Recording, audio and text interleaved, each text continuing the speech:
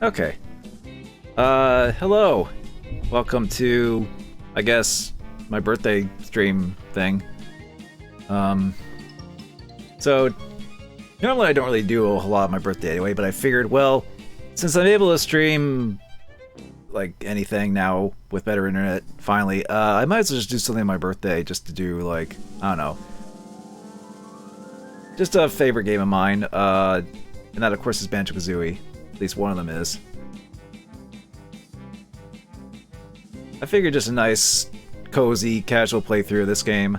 I have 100%ed this game before, as you can see the milestones here. This is the Rare Replay version, of course, which is still, I guess, the Xbox Live version. So this is not the version that was recently released on Switch. That is the N64 version through the online expansion thing, which I don't have personally because it's like I have to pay an extra $40 Canadian for that, and I'm just like, do I want to pay an extra $40 a year just for N64 games on there?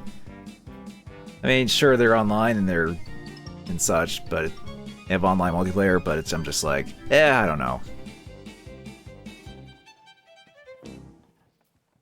And I don't have Animal Crossing, so the extra DLC stuff isn't really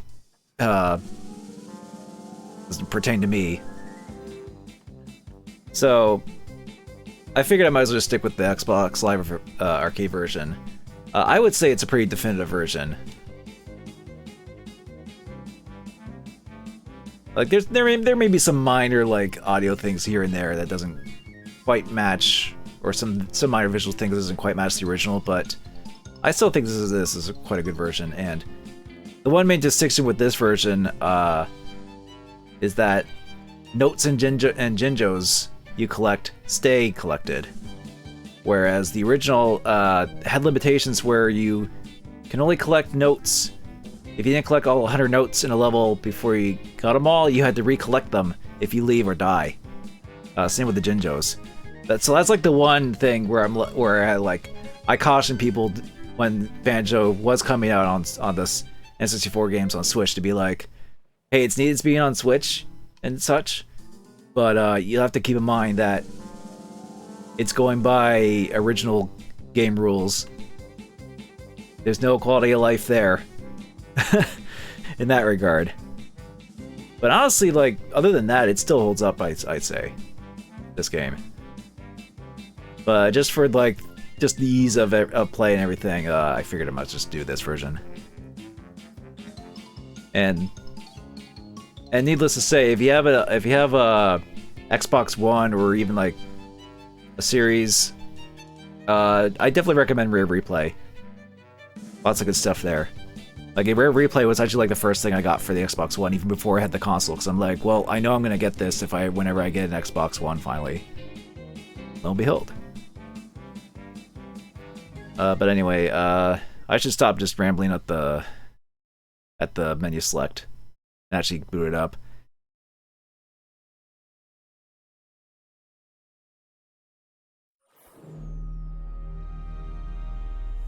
Yeah, what's funny is that for the stuff that's like for the 360 and Xbox Live Arcade games on Rare Replay, it basically like emulates the 360 stuff on your Xbox One.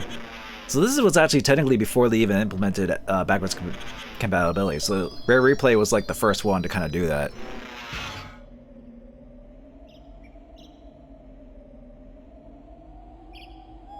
But here's the iconic intro where a bug dies and suddenly there's a bear and a bird.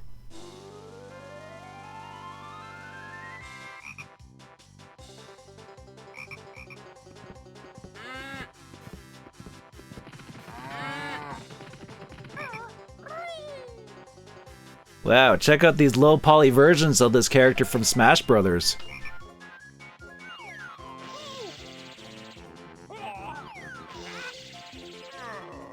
Yeah, the xylophone there says Microsoft instead of Nintendo. I guess if you were to play the Switch version, it would have the Nintendo thing on there. So, you know, there are differences between the two, obviously. It's just that if I were to, you know, play this game nowadays, I still probably prefer the Xbox Live Arcade version. Unless maybe I want to do like, I don't know, an original game challenge run or something. But even then, it's like I've 100%ed this game before. You know, a few times. So I don't mind. I mean, I wouldn't mind that so much because it's like I sort of know where everything is, where to find it. But there's just a couple last levels would be a pain because you can die in those levels pretty easily, and then you have to recollect everything, and that would get kind of tedious if I wanted to go for 100% in the original. Anyway, oops, come on. There we go.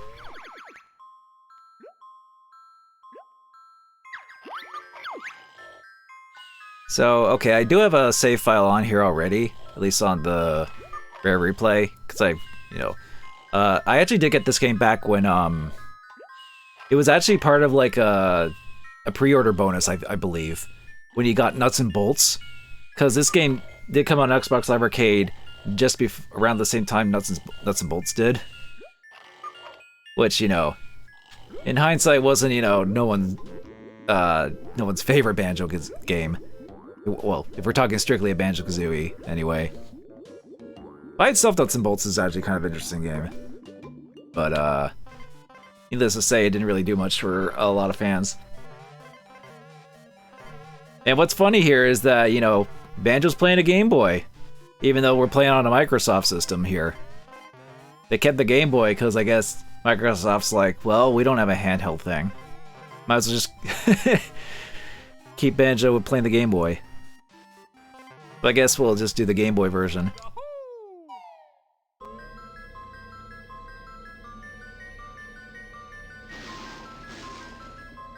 So I've had this game since around the time it came out. So, you know, this is I picked this as like a nice, I guess, cozy, nostalgic choice as well.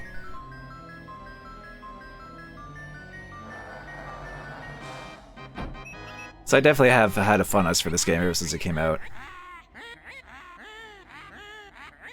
Bluty, why no Switch version? Well, cause I don't want to pay an extra $40 a year. And also, you can't collect all notes. Well, I mean, let me rephrase that. If you die without collecting all notes, you have to redo all the notes. And Jinjo's Xbox superior that way. I don't know why I'm talking like this. Save states? Oh, I guess that's true. I guess Nintendo Online does have the save state stuff. I guess there's that. Like, if you wanted to use those for Rusty Bucket Bay, Click Clock Wood, I wouldn't blame people.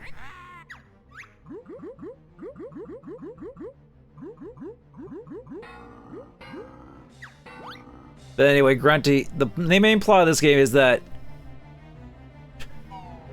I think that pause is exclusive to this version, so there are a few little quirks with this version, obviously. But yeah, the plot is that Grunty's like, I'm pretty, and then her cauldron's like, nope, Tootie is. And she's like, oh, okay, well, I guess I'll take Tootie and have Klungo, my lab assistant, make a machine to suck her beauty out, because that's just how it works.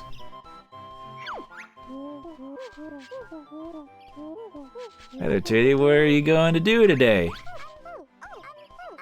My big lazy brother wakes up. We're going on an adventure.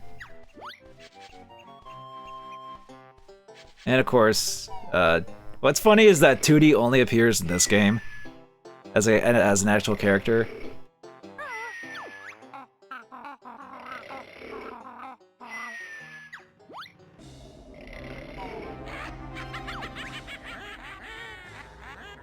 I always find it funny that, like, you know, Grunty's lair is just, like, right there, next to their house. It's like, Grunty's practically their neighbor, so I'm surprised this didn't happen sooner.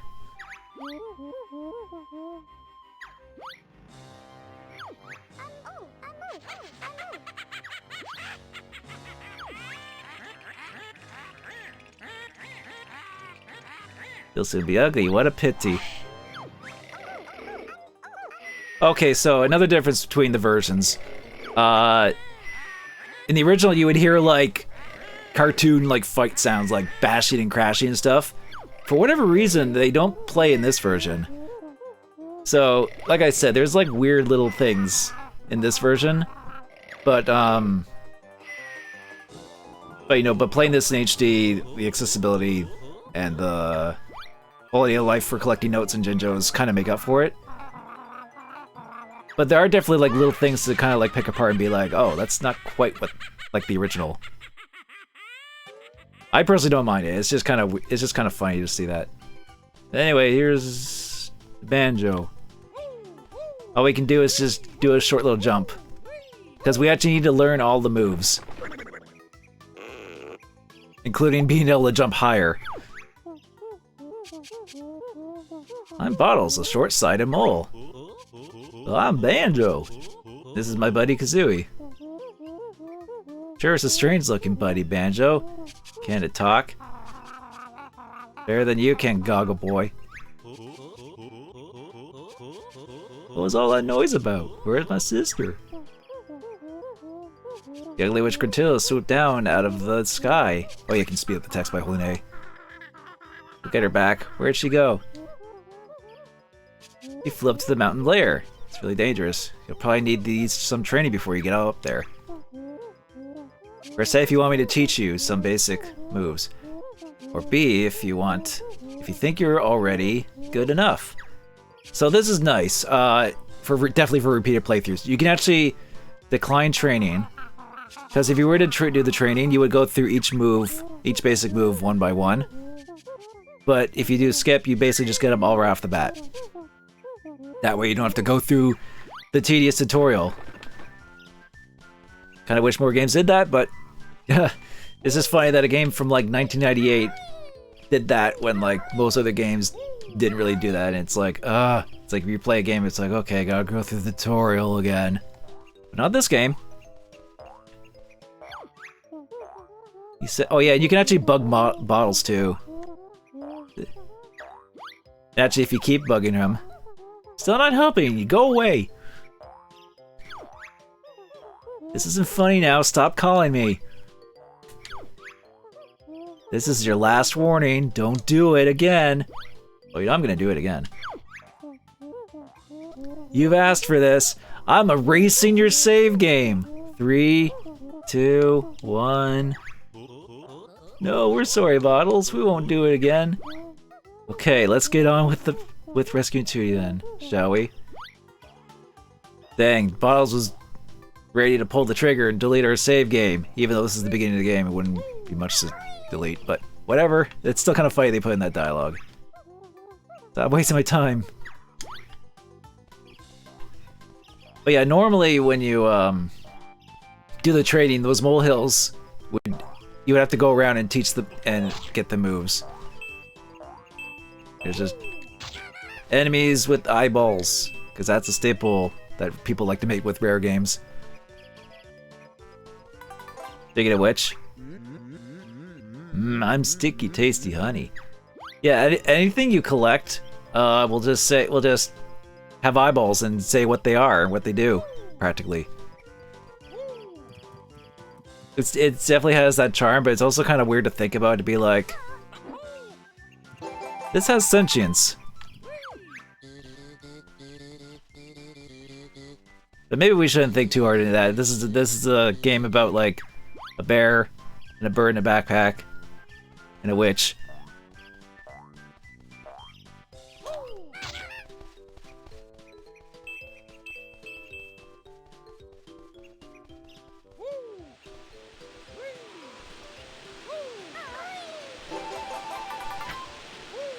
But anyway, Spiral Mountain is just kind of like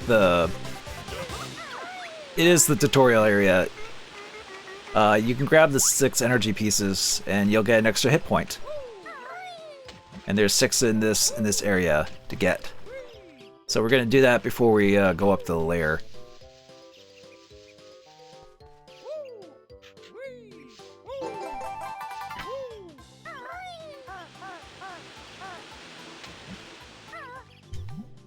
And then there's a swimming here. Now the swimming here is a little bit kind of weird in this one. Look at these 2D fish. So you kind of have like a slow, like, swimming here with this. And then you have this, which moves you faster. Now, people have had issues with the swimming controls before. I personally don't, probably because I don't have an issue, but one tip I can give you is that if you hold down the R button, you'll be able to turn faster. Like this. See, this is without and this is with the R button. That way you can have better precision of where you want to go.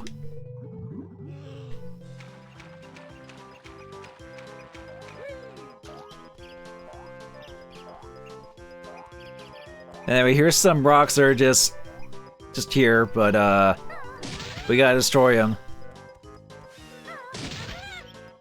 I wouldn't question the moral implications here, whether or not they have sentience, and whether or not this is murder, but we need that extra honeycomb piece.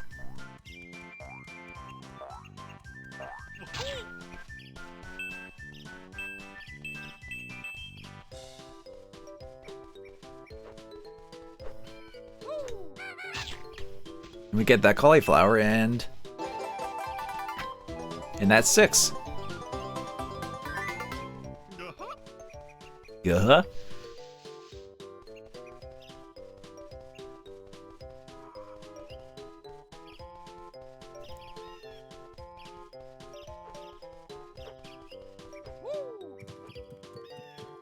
Oh yeah, so when you get... So there are honeycomb, extra honeycomb pieces to get in the levels, but there's only 2 in each level. It's like Spiral Mountain's the only one where you can actually find 6 in one area. Because afterwards, they're kind of spread out. So are you ready to tackle the witch now? We sure are. Show us the way, Bottle Boy. Cross the bridge to enter Gruntilla's lair. Look out for me inside. Good luck. Yeah, so Bottles is primarily just the guy that teaches you the moves, and then the levels you need to find them in order to get new moves too, because there'll be more moves. There's more moves to get.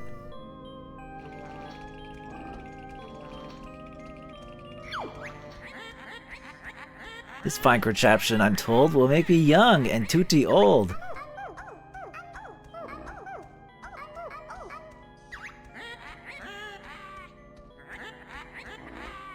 There's many dangers in my lair. Push that switch, but this isn't the Switch. This is the Xbox. I know it just came on the Switch, but this.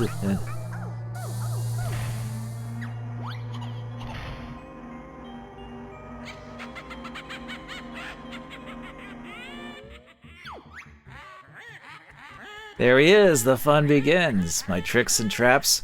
We'll see who wins. So yeah, the hub world of Grunty's lair is quite labyrinthian, I meant to say. But there's 10 jiggies to get in this as well as in the worlds. But this is kind of introduced you, hey, here's a jiggy. You collect it. And then if you try to go up here, well, you can't, it's too steep. So all you can do is just go over here.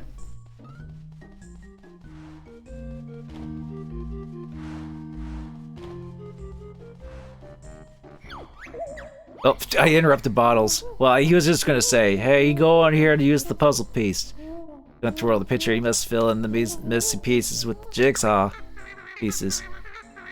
We got the first jigsaw piece, Goggle Boy.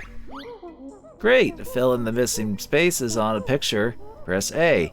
If you don't want to use any, press B to leave. I mean, I don't know why they give you the option to leave. That's what you need to do. Complete. Picture's complete and door to Mumble's Mountain is open. That was such an easy fit, the others may just test your wit. Well, maybe if you didn't leave a jiggy, like, just right out in the open on this, like, platform up here. Actually, I'll go in first person. Oh, it's Y. Oh, that's inverted. Oh, whatever. You don't really need to look in this version anyway. Yeah, if you didn't just leave a Jiggy up there, we would just be stuck and we wouldn't be able to rescue Tootie. So I don't know how that got there or who placed it there, but yeah.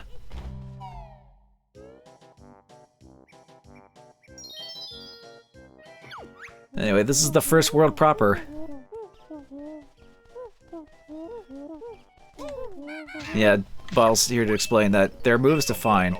This is where you get all sorts of stuff to get. There's Mumbo tokens, you need them to get the Mumbo. And then there's these little fellows. Yippee! Apparently they enslaved them. Or Grunties enslaved these guys. There's 5 in each world. You get all 5, you get a Jiggy. And then there's music notes, which you use to unlock doors in Grunty's lair.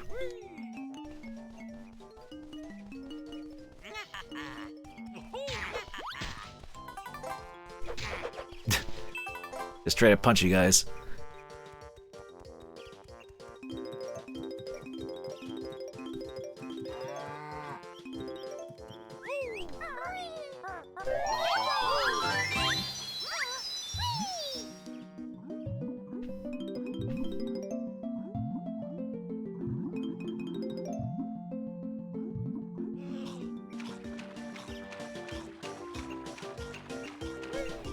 Okay.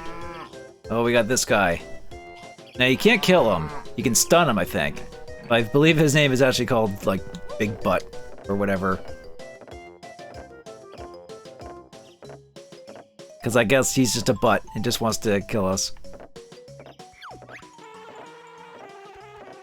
Leave my honeycombs alone. Yeah, so if you need honey, well, you can break these. We're actually gonna leave this guy alone because we don't need it. We need the full health. So you're good. You can stay. Oh. Monkey.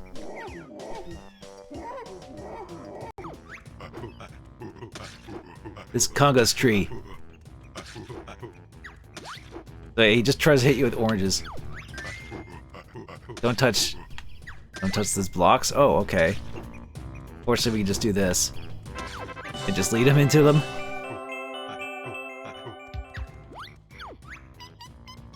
You must search for 10 of us in each world. We'll help you progress through the witch's lair. Yeah, because you need them to unlock more worlds.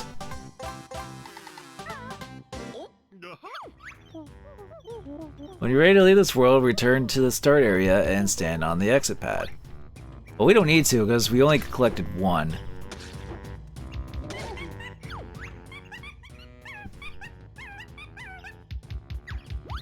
Quite a demanding little monkey, but sure, we'll give him his orange.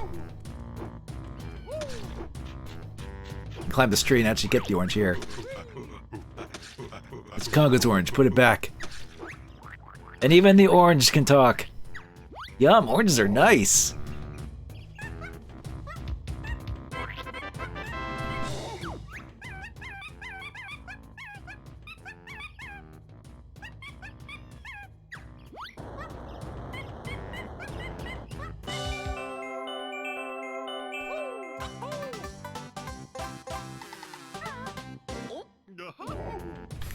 I always find it funny that Kazooie just like, I guess, eats the Jiggies. I mean, I don't know. I guess I don't know where else they'd be able to put them. But I always imagine like when they're at the puzzle blocks, or where they're at the jigsaw puzzles to put in the pieces to unlock worlds. I imagine it's just Kazooie like regurgitating them, just. It's like, if Kazooie gulps them down, how are they gonna get him back out? I would probably prefer to be regurgitated other than, you know. But anyway, probably should be talking about. But then again, we're gonna learn about shooting eggs, which is kind of the same thing.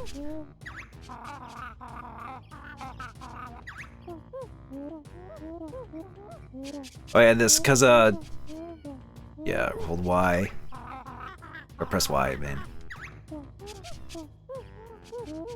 And you can shoot them out from behind.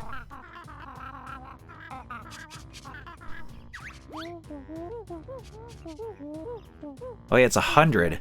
I think they upped that from 50. from the original, which 50 was still a decent number. Exciting, huh? Ha ha ha. Here's 50 to practice with. Okay.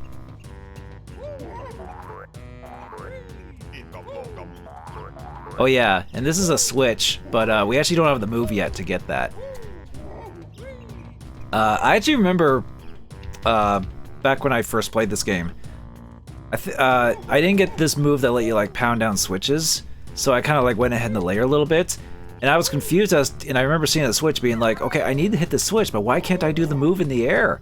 You know, because you jump and then you press Z to ground pound. I'm like, I even saw in the manual and stuff, I'm like, why can't I do that?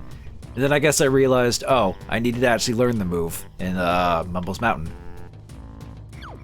So I guess I must have missed it or something.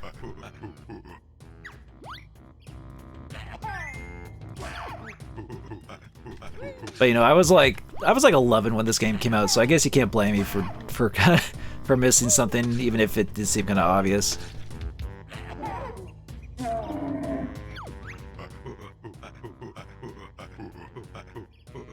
Give prize to bear.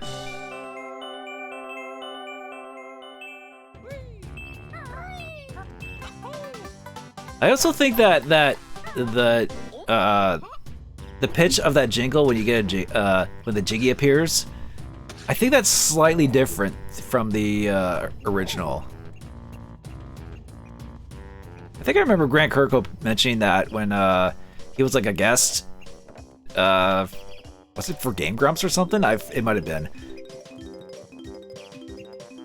Because Grant Kirkhope was, of course, the audio guy. He did the music and such.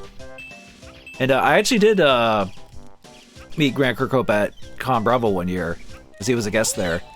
And I actually brought my N64 cartridges of Banjo-Kazooie and Tooie for him to sign.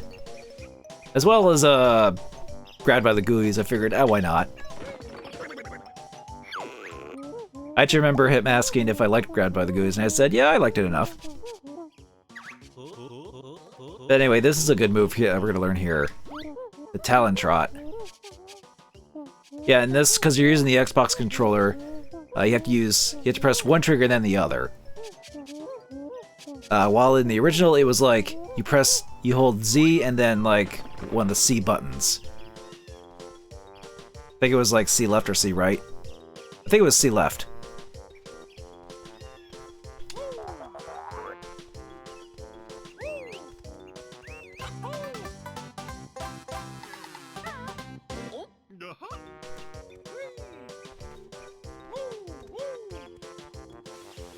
So yeah, that's too steep, but you can do this.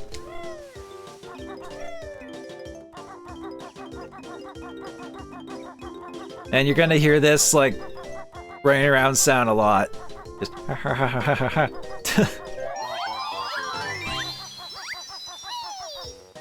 because you get around faster, too, with this, so...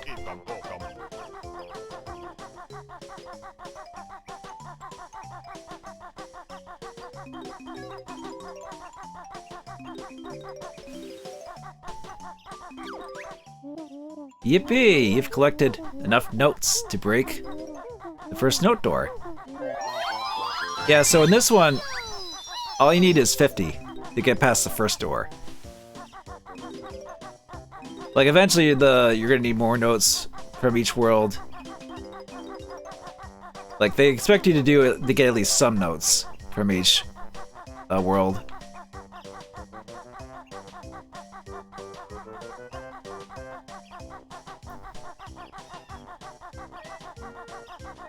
Now, you don't need to get 100% to beat this game, but I think you still need, like, a good chunk of, like, notes and jiggies to at least get to the final area. And then if you manage to collect all the notes and jiggies, it's like, I think if you get up to, like, if you basically, like, 99% collect all of them, you can get, like, a bonus to help deal with the boss fight easier. Which, considering how much of a boss fight the game is, or this game has with Grunty. Like, it's a long boss fight, so it's something you would probably definitely want to get for sure. Anyway, you can't get up higher from there.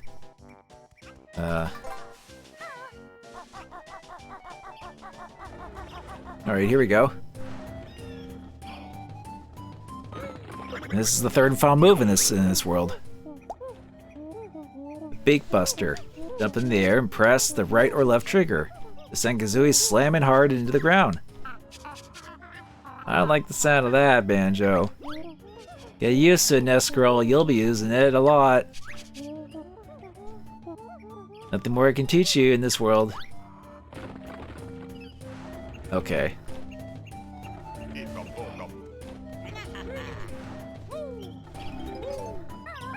So naturally, let's just destroy some housing with it. As soon as we learn it, causes destruction.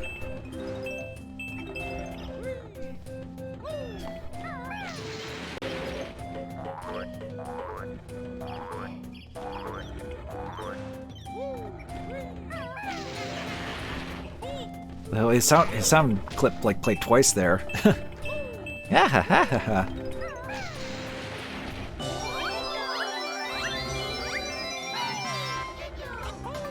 That's all the Jinjos.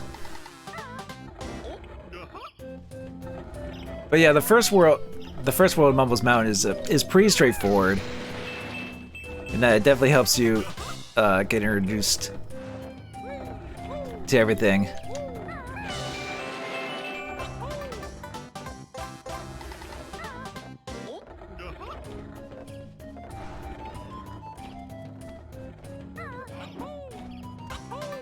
Now later on, like the rate of collecting stuff will probably go down. Because the first, like definitely the first world, like all the Jiggies are kind of like jam-packed. Mumbo's totem pole, feed us with nice blue stones. Yes, everything just conveniently wants eggs, thankfully. Oh, yeah, and with this, you actually want to get on top of here, so you can get this. It's something you wouldn't have known unless you, like, look up or something. Or see that was there.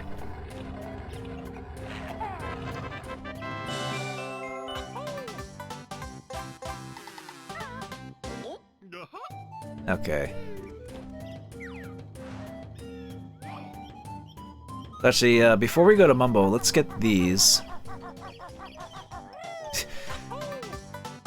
We're just getting all the Jiggies. There's only one left in this now.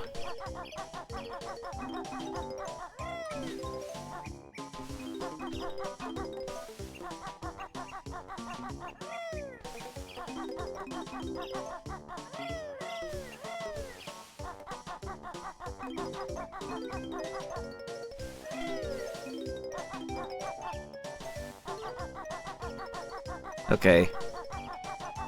And let's go back to that switch we saw earlier. Oh, watch out. I'll get hit by him.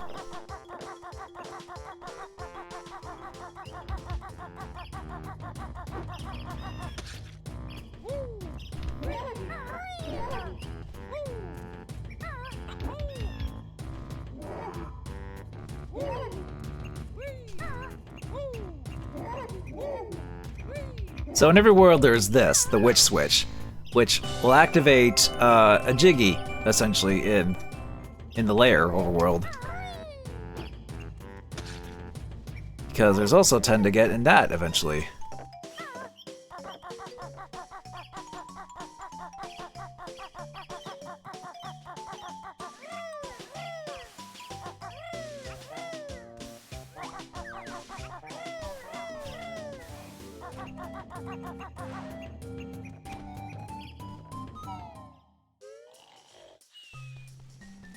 Alright, hi Mumbo. Me Mumbo, best shaman in all game. He's also the only shaman in this game. Watch it, Hut Boy. Mumbo's magic totems hid by witch. Find tokens and Mumbo will help you. Banjo has plenty of tokens.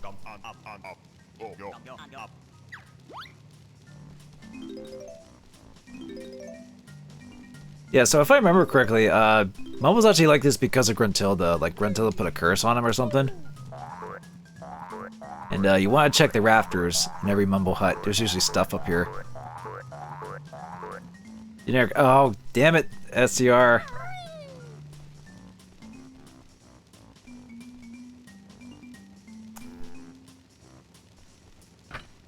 So anyway, here's this character Mumbo Jumbo. More like this game is a bunch of Mumbo Jumbo.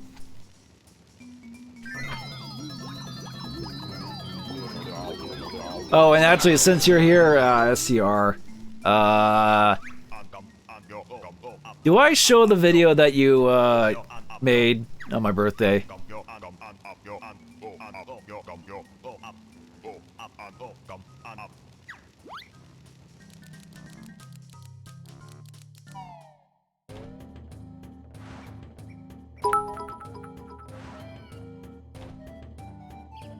What?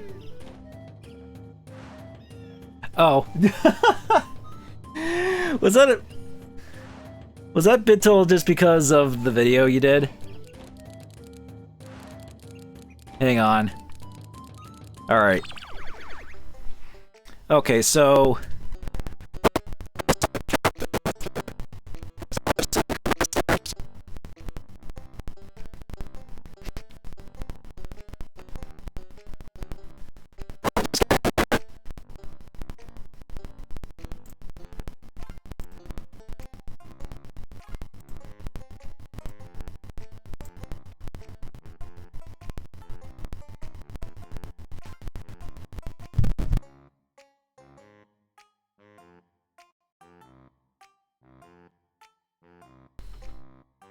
is my audio okay now?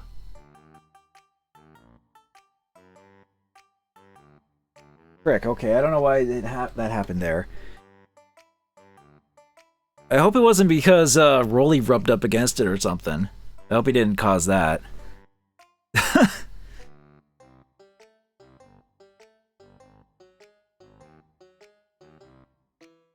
don't know if it's like the cable or what still. At least I caught it early.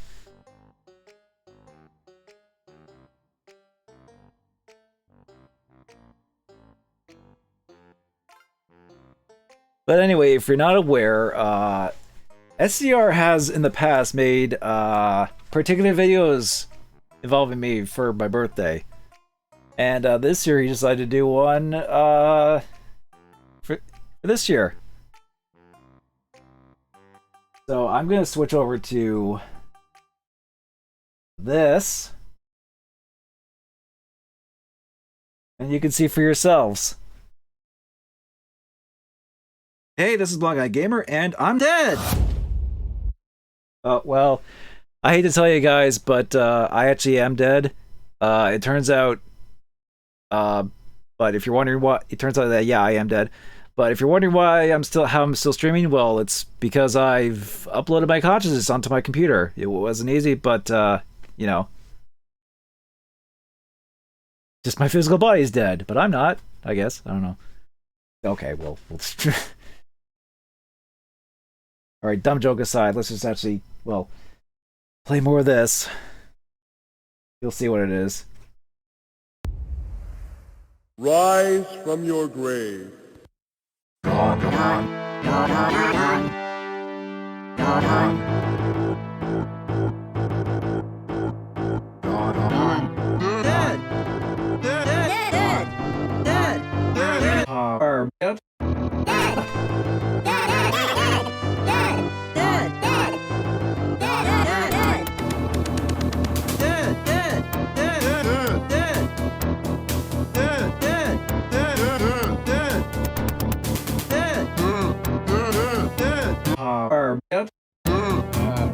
What was the sound? What was the sound clips you used for the power up? That sounds so.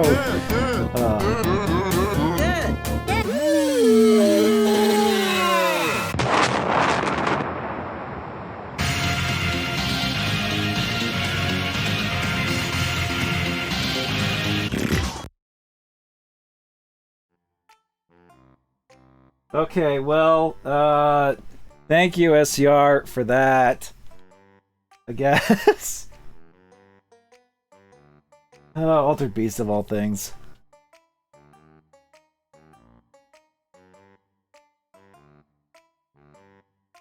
You know, I actually did play through Altered Beast on like, it was like on the Sega PS3. It was like on the Sega, what do you call it? The Sonic Collection. What was it called again? It's like,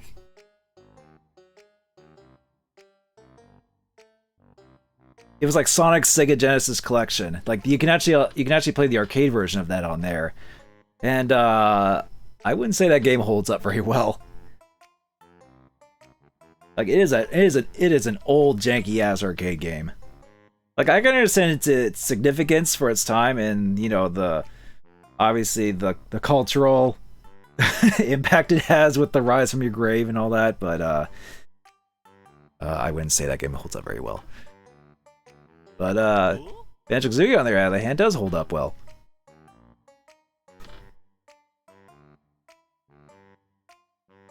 Also, one thing about this version is kind of a bit. You'll definitely see the difference between this and the original version now that it's on Switch. The portraits were kind of redone to be more. They're more like polygonal CG looking as opposed to like the kind of like the sprite hand drawn look that they went for. I guess it's more obvious that they would be sprites on Switch. But here, I guess, to update them, they made them more, I guess, CG looking. But you reminds me very of like how it like of how well it's done. Oh, you took Po from Popular, from Blondeguygamer, and Up. Oh, so you just went Po, Up. Frick. Oh. Even in 2022, like YouTube poops out videos is still around. That's just what you had to do for sentence mixing back then. Or I guess still do if you still do want to do videos like that. Anyway, now we're a little termite. Oh yeah, the transformations, like Banjo's voice gets pitched up, so he just goes woo, wee, woo, wee.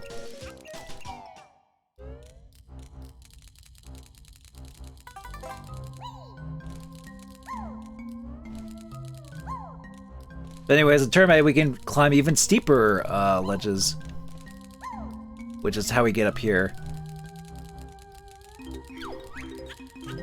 Now these guys don't directly attack you, but they will be like, hey, I want those shorts, I want that backpack. You can like run into them and get hurt though. We now have 100 notes in the world.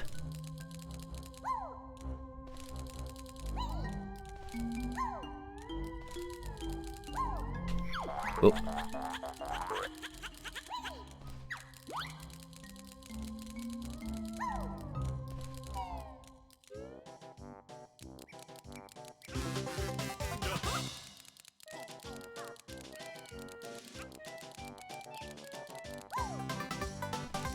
Alright, that's all of them. Now they jump off the mountain. Luckily there's no fall damage when you're transformed. And then there's that. So that is everything in this world. If we go to totals, we can see that we have all 100 notes, all 10 jiggies, and 2 of the honeycomb pieces. And we actually have all the mumbo tokens too. Now this game does actually give you more mumbo tokens than you need. So as long as you just, you know, kind of just get them as you find them, you should be good there. But I don't think technically I've gotten all mumbo tokens. Not that you need to. That's like the one collectible where you don't need to collect all of them. Just as long as you like have most of them. Oh yeah. And she's just saying, hey, if you open the world, enemies from that can appear, like this termite. Like how they talk to you too when you're a termite. But anyway, if you try to leave... oops, I almost forgot. Main reason why we left as the termite is we can get up here, get this. So we already have like 12 jiggies. But if we try to leave this as a termite, the game says the magic's too weak. But conveniently we want to go here so we can get back and get on our way.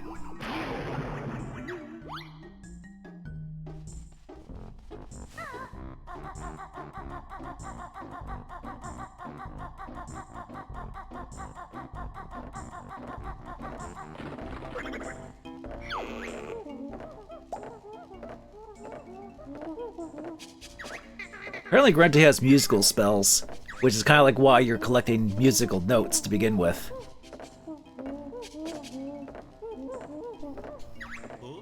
It just seems kind of funny because he's not really that musically, doesn't seem that musically proficient. But then again, she does rhyme, so I guess she'd be good lyrically, maybe.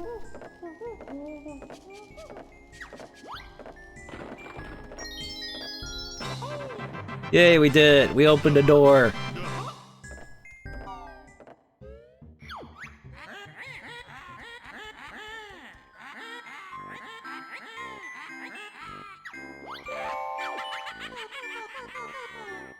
Hello there, young ones. I'm Brentilda. Brentilda's nicer sister. So yeah, they definitely kind of went with the whole, like, good witch, bad witch from, like, Wizard of Oz here. So the deal with her is that she knows all of Grunty's secrets. And she'll tell you 3 of them every time you find her. And these trivia facts actually do come up later, at least during this one, like near the end of the game, basically. And they're randomized between like 3 different answers, so you can't just like rely on the answers from like a previous game sort of thing. But they kind of expect you to be like, oh hey, this is what she tells you in this game, so write it down for like later type of thing.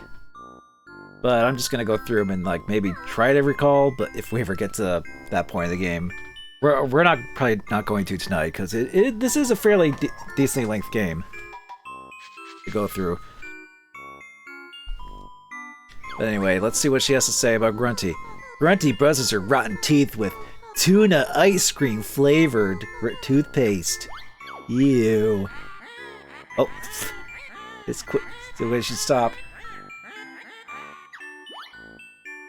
For a second, I thought Grunty was like intervening, be like, "What's wrong with using that toothpaste?"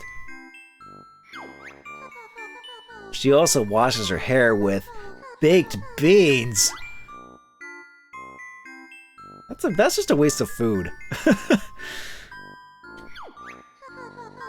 And she gets her clothes from the trash can. The trash. Trash man. Alright. So we can unlock, here's the next one we can unlock. Which we only need 2 of. They were very lenient early on.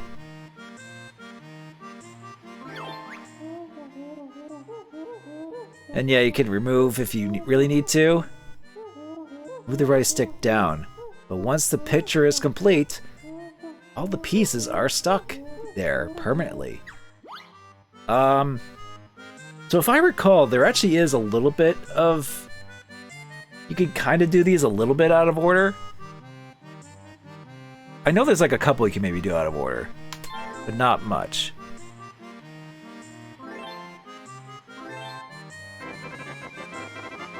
Like, it is still mostly linear in how you, like, unlock worlds and puzzles with the puzzle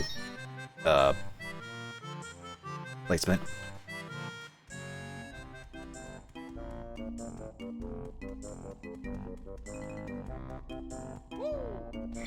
Anyway, this is a thing we can't learn yet. Because there's a shock jump disc. We need to find bottle in order to use it. Rawr. Grant Kirkhope just going rawr. Anyway, here's a cauldron. A magic cauldron. Find 2 the same color to create a shortcut. Yeah, we use those to get around the layer faster eventually. There's a token behind there too. So many things.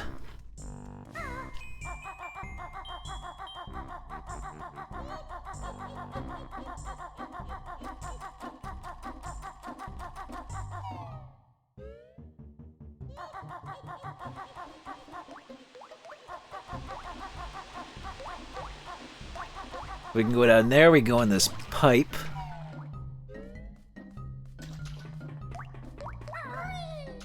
Oh, hello. Okay, so this is a different color, so this is for a different shortcut. You know, look at this. Lucky you, I'm a vulnerability feather. Bottles will tell you more. That's not till the third world, by the way, but you can find a golden feather there pretty early.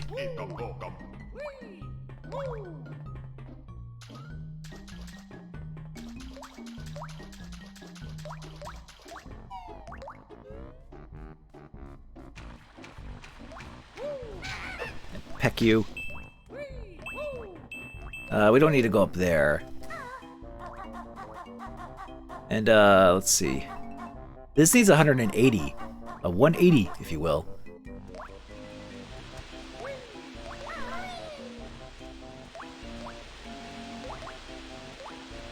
We might as well go in here, just check it out. Although we don't need to go in here until way later in the game. But this is sort of just give you a little preview of what's to come, like way later. But yeah, there's no. So there's another puzzle here for Click Clock Wood. That's like the last world of the game, actually. But there's no pedestal here. Your next world is the hardest yet, and you will fail on that, I'll bet. Treasure Trove Cove is not that hard. Don't kid yourself, Grunty. The only thing you have to worry about that is the shark. Alright, what do you got, Brintilda? Ugly Grunty's nickname was Jelly Belly at which school? I also know that freshly burst boils is her favorite smell. Ugh. Okay. Sure. And the old hag's favorite color is dung brown. Ew, gross. I forget if there's anything else around here, like maybe like a feather, or golden feather or something.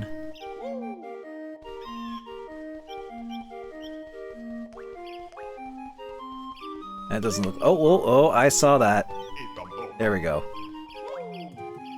I said I don't usually collect all moment tokens, but here I am getting the ones that are just kind of like pretty hidden.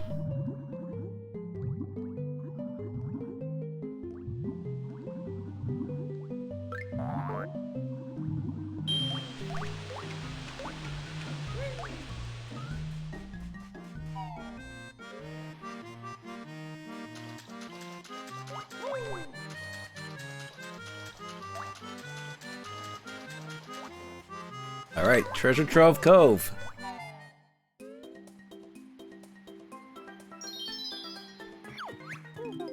Ahoy there! This be Treasure Trove Cove. There be 2 moves for ye to find. Bottles is trying to, I guess, fit in with the world. Hey, there's Jinjo down there. Let's go down and get him. Oh, there's a shark.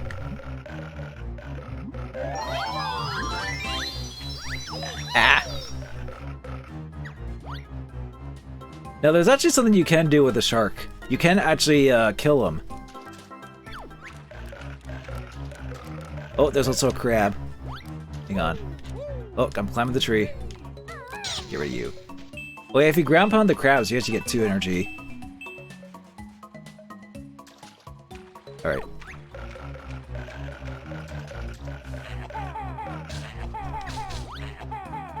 Ah, he disappeared. Oh, you can kill him, at least temporarily. Oh. Poop on you. There you go. I pooped an egg in your face and you died. But yeah, that gets rid of Snacker. That's the name of the truck, I just remembered. That gets rid of him temporarily. But he does show up again later.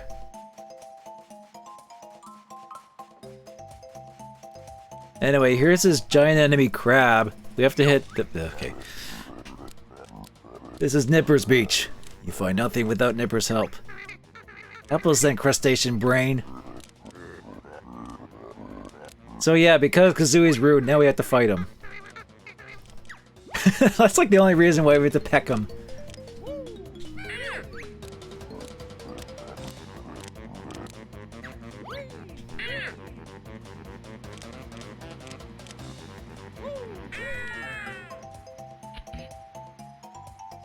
Yeah, we just peck his eyes 3 times, and then he just kind of implodes on himself, because you do go into the shell, and then you just get, like, some notes and stuff, but then he's nowhere to be found inside the shell.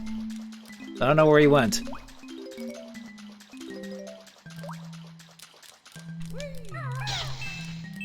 Ah!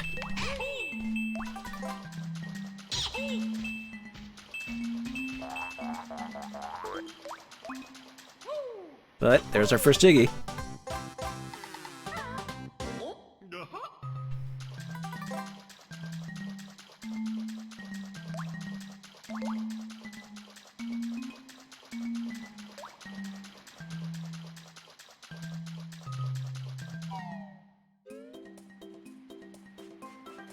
Is there something behind the shell? Oh yeah, there is.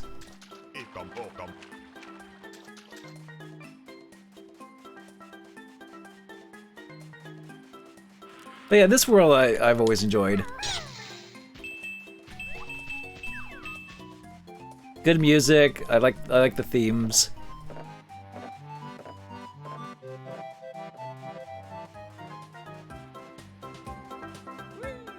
And even the shark snacker is not too annoying.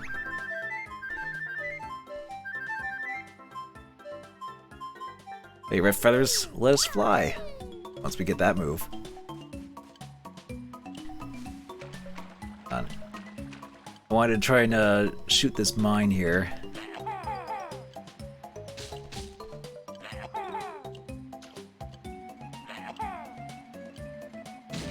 There we go.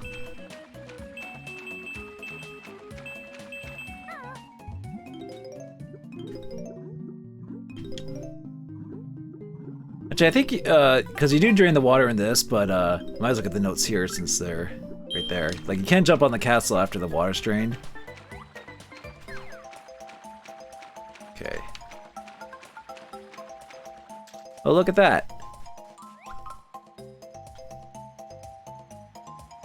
I think that's supposed to say Shark Bait Island. Something like that. But, this actually is something you unlock with the cheat code in the original. Because that's the stop and swap stuff. In the Xbox Live Arcade version, I believe if you have... I think it's if you have a save data for Nuts and Bolts or something like that, or I forget if it's unlocked by default. But you can do there and get in there and collect the eggs and such. And then unlock stuff in Nuts and Bolts. Which, you know, it's not like, I guess, the best reward, but at least I still think it's neat that they did something with it at the very least. Because, you know, they re-released this and it's just like, oh, they actually bring it back and actually let you unlock content in Nuts and Bolts.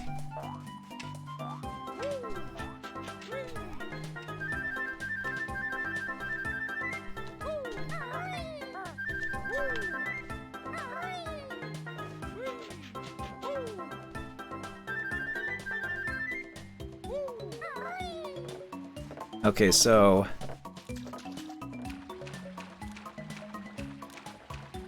yeah.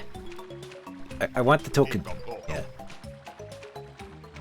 Oh, he's back. Yeah, he doesn't stay. I don't think he stays dead for super long.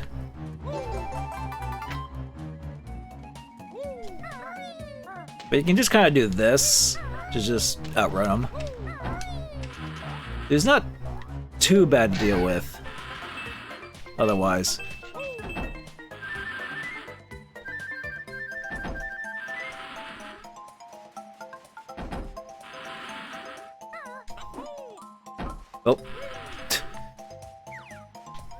Wanted to get in there, not on top of that. There we go.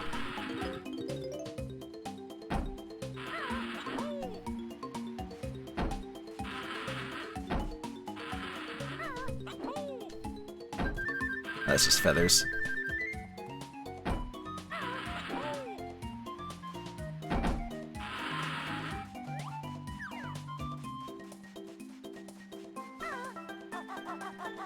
Let's get around faster. Oh, watch out for the clams. Because if they do bite you, they actually make you drop items, and they actually try to eat them.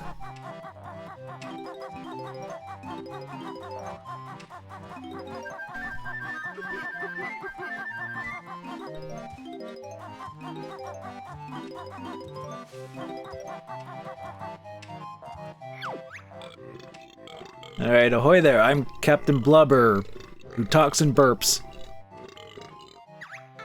Actually, is there a way to slow down? Oh yeah, there is. We can slow down his Get a good listen to the sound bites they use for that. But yeah, he's a hippo that can't swim. Go figure.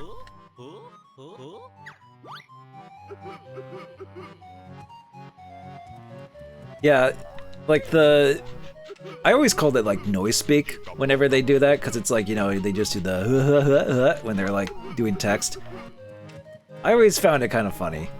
And I never found it annoying. I know there's people that probably find it annoying, at least even especially back then when the game first came out. It's like, oh, this is so annoying. But trust me, it's not as bad as like the GBA Banjo-Kazooie game, Grunty's Revenge. That only had like, I guess because of sound limitations, it was just like they just went huh ha huh huh huh ha huh huh, like just that. It was very like, that was pretty jarring. But here I think they did a good job to be like, okay, what's it there? I think they did a good job to match up the text with the noises. To kind of give you that like, that faux sense of like them, as if that's their voice type of thing while you're reading.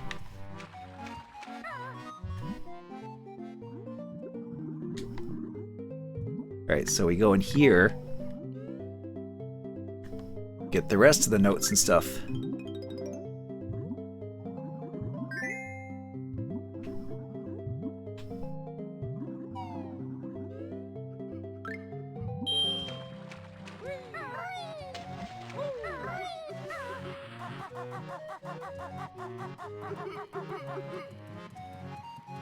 Alright, oh, it has to be in a specific spot he wants this gold. Where do you want this gold? Come on. Huh? There you go, it has to be right in front of it like that. A treasure! Thank you, me hearties! Take this reward. I'm off to spend, spend, spend! Don't invest it into crypto, whatever you do. Oh crap, too late.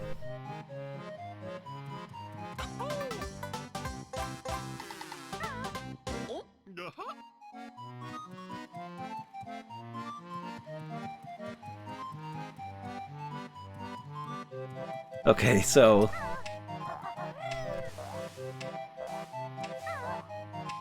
actually I should get yeah, there's a lot to get in this game. So I always just kind of just picked a path and just kind of just always just go forward. Like I could see this being a bit overwhelming to be like, oh, where do I go? There's so much stuff to get. Or that feeling of like, oh, this is taking forever to get stuff. Cause my one friend Zero Master, who have I done stuff with him before on his channel for like his Let's Play stuff, like power plays, and I still edit for him too, by the way, for stuff on there. But years ago, I pitched him Banjo-Kazooie for a thing for us to just kind of play through together. With him at the helm, and me just sort of like guiding and helping him along the way. We did struggle a bit, to say the least, because Zero is not too familiar with these types of 3D platformer, collectathon type of games. But I do know one of the main things of contention was just the fact that it was taking him a while to like comb through the entirety of all the levels to get everything. Because after Momo's Mountain, these worlds they eventually get more extensive.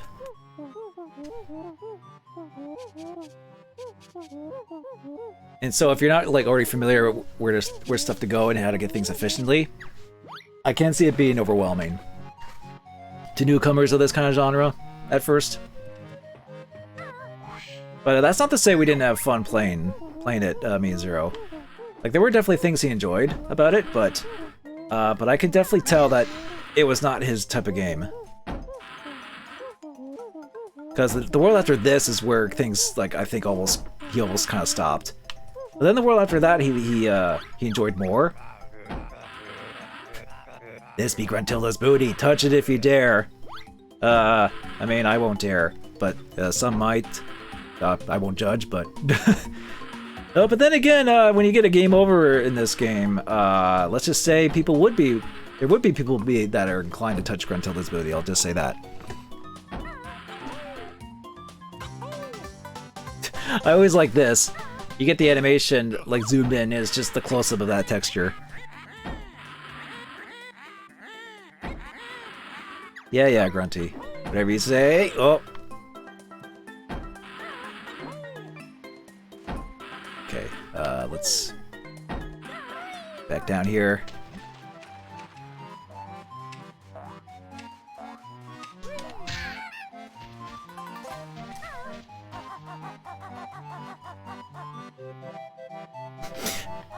The pig emote? Where's that from again? ABS. Oink.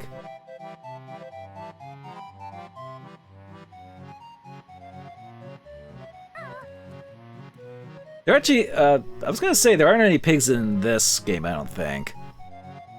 But there is actually a crispy bacon in Banjo-Tooie. I kid you not.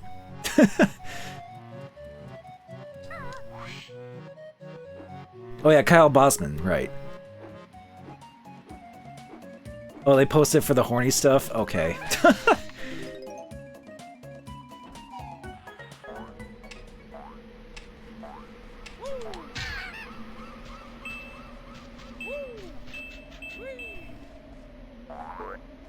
Anyway, now we're up on the highest point of the game. Or, not the game, well, this level, I have to say. Ah! No! My eggs and feathers! Yeah, that's what I was saying earlier. With those clam enemies, they hit you and then they make you drop stuff. It's like the only enemy in the series that does that. Funnily enough. Oh. I should probably go back down and learn a certain move before I go up here. I'm doing things slightly out of order than what I usually do. Huh. I guess this is just what happens when I kind of go on autopilot, and it's just like, I'll just go here. Oh, right. I guess I'll go up here, yeah. That's probably what I should do next. Oh, come on. Here we go. This is what I wanted to do. You'll reach new shocks with my shock jump pad. How does Kazooie do it? My legs are tired. Banjo, you get run around by Kazooie like most of the time in this game after you learn Talent Trot anyway. Or at least most people do. In fact, Kazooie does most of the heavy lifting in this game anyway. But anyway, the shock pad. You hold down A and you jump high. That's all there is to it. You can also hold A and then move to jump off the pads like this. Like you could do this, and then this to get up to the next pad. You get these notes. Or you can do this, where you can jump down and then you'll have enough height to get back up on the next one.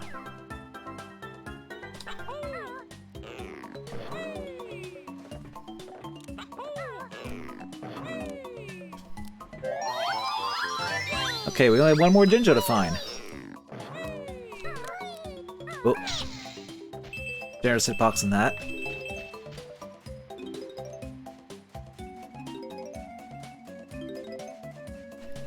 Wait, we need to go in there after. See what's in there.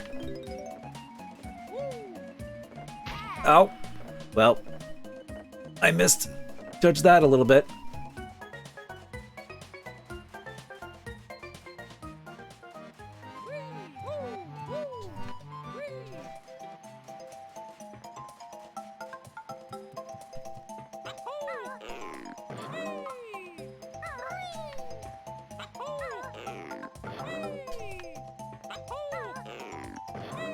Okay, let's just get back up here this way.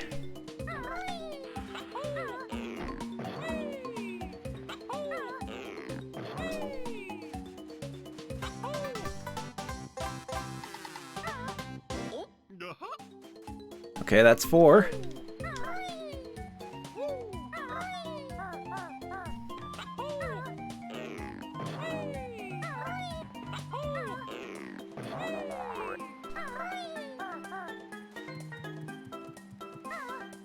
Okay, might as well get the notes and stuff along these little walkways.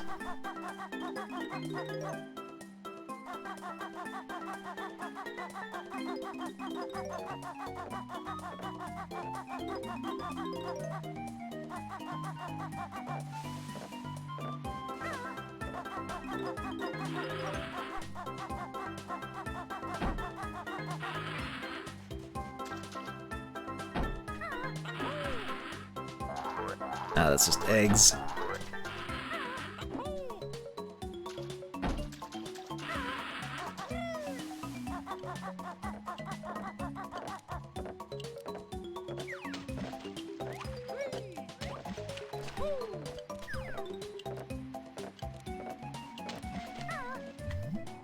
Oh.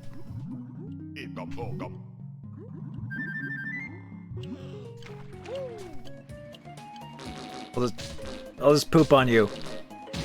There we go.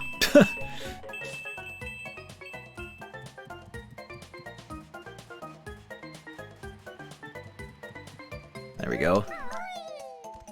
Oh yeah, what's also nice about this version is that it increases the draw distance, so you can like see notes. So you can like see notes and stuff farther away.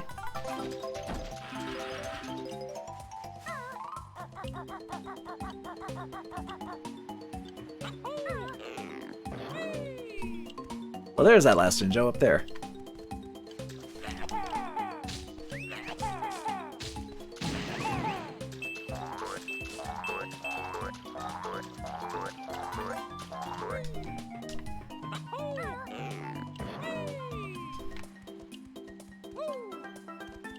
Alright, let's get our last Jinjo friend here.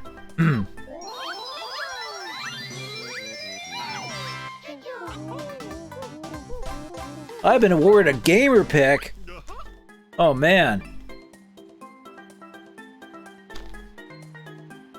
Remember gamer picks on Xbox that you can on Xbox Live? Remember Alf? He's back in gamer pick form.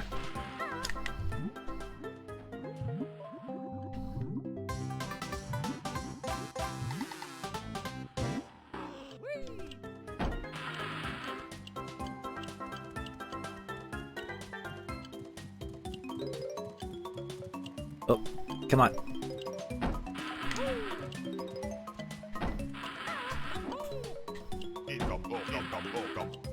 Dumbo the Mumbo.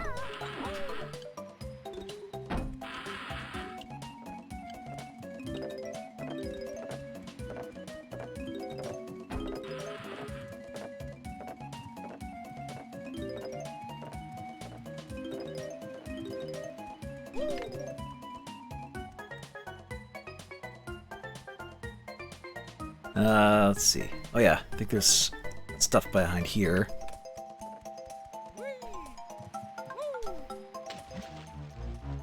Oh, can't get me.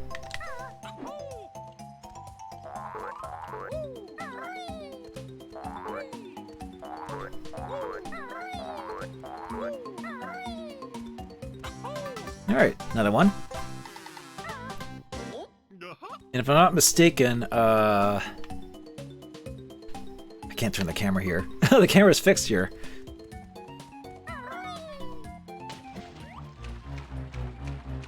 I think I am mistaken. Uh-oh. No. I know there's another honeycomb piece around somewhere. Well, there it is.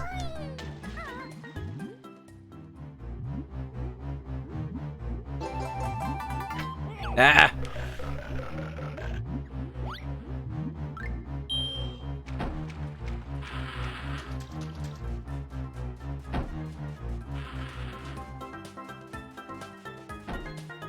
Alright.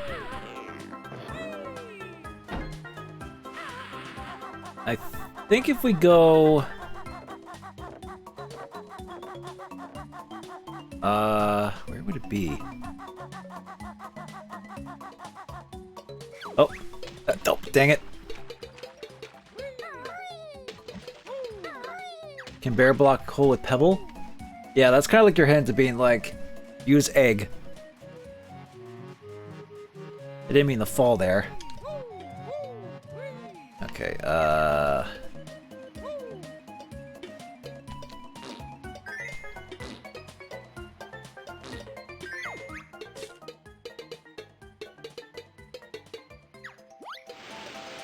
and he just does that. Oh yeah, what's funny is if you drain the water before you destroy that mine, the mine will just blow up on the top of that sandcastle. It's always funny to see that.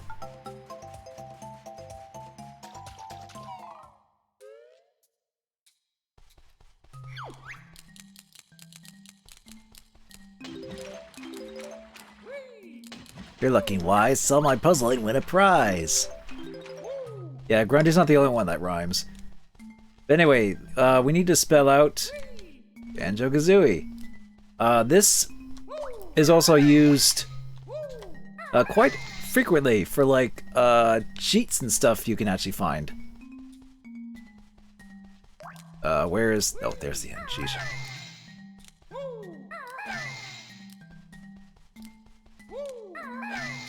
So if we wanted to do like that kind of stuff, you'll be visiting this sandcastle quite a bit.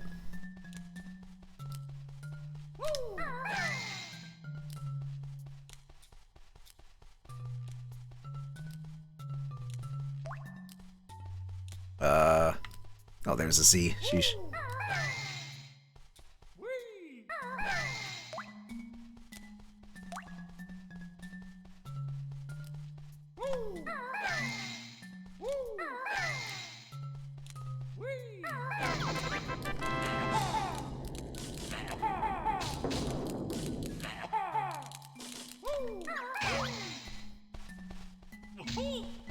Oh, that roll kind of had weird iframes there.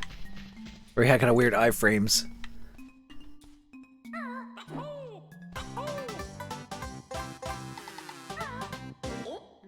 Alright, just 2 more to find.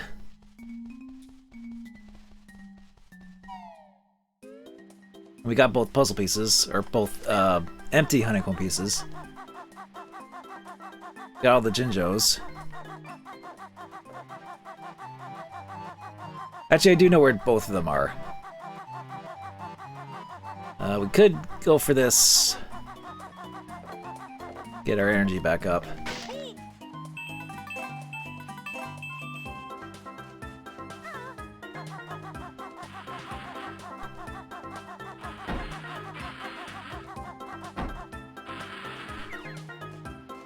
I did get what was in there, I believe. Yeah, I think I did. Yeah, it's up here. We haven't been up here yet.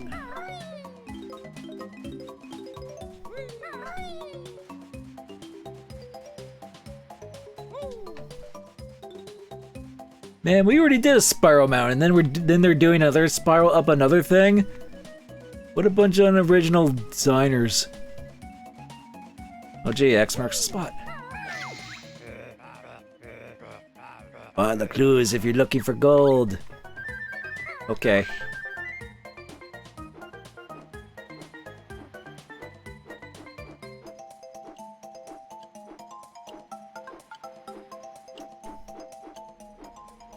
Yeah, now we have a treasure hunt. We just have to hit all the X's.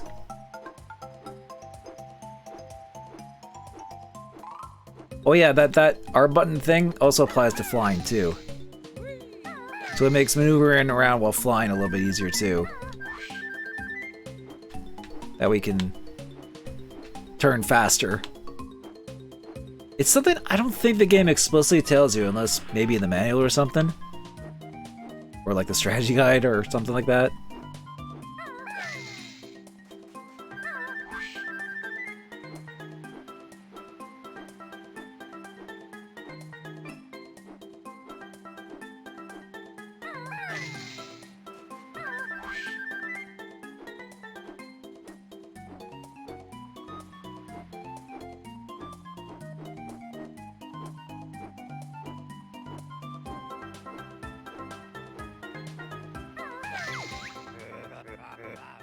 Ah, you'll never find me now. Oh no!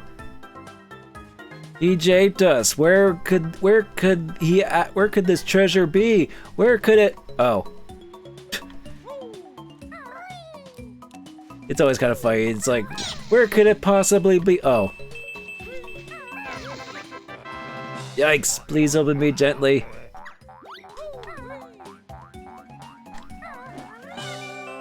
Do that, I guess. I wouldn't say that's gentle, but it opened you. That's the important thing.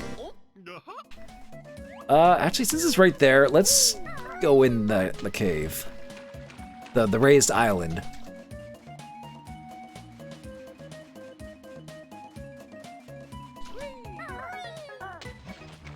Oh great.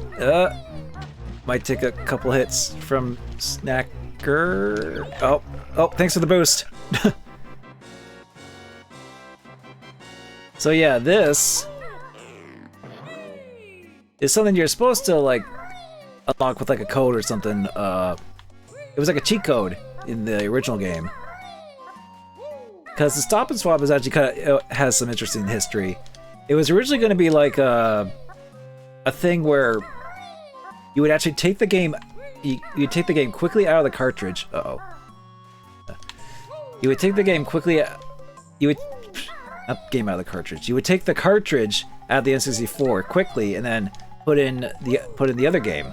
Like you would take Kazooie out and then quickly put in Tooie to swap the games out. And then what was supposed to happen is that the internal RAM in the N64 would have kept that data for like a few seconds. That way you're able to do it.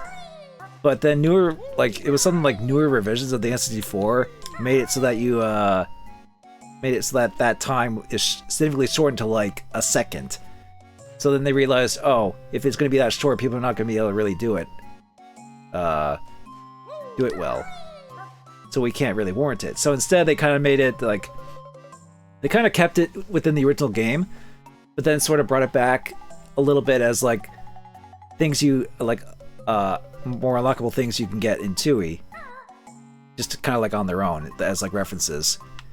But then the Xbox Live Arcade versions, they made it so it's like they're actual like things you can get if you have like save data for nuts and bolts or whatever. Now, the only downside to this is actually, yeah, that's what I thought. So, I've already collected the first one in the first game file. Once you collect them, they kind of like stay collected on your save data across all your games. So, but otherwise, you would have collected like a pink egg here. And actually, I think if you go to review totals,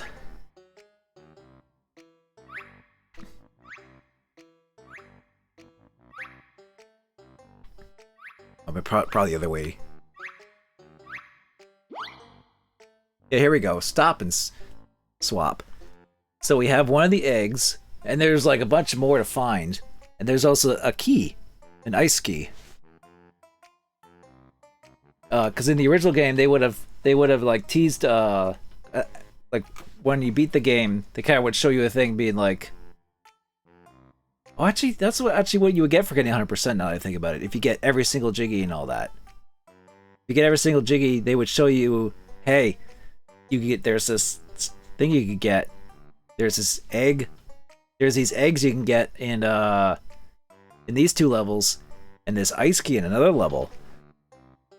But they never really did anything with them other than You can get them with cheat codes in this game from the original. But otherwise, they just kind of tease you those, and it's like, oh. But then when 2 came out, they brought them back as like collectibles you can get, basically. That kind of like unlock stuff without the need to like actually swap cartridges. Because like I said, they realized, oh, we can't do it anymore with the revised technology. Because that's just how technology be. It's just funny that like a weird little like, it is kind of neat like that they had an idea like that though. It's a creative use of like, oh, we found out that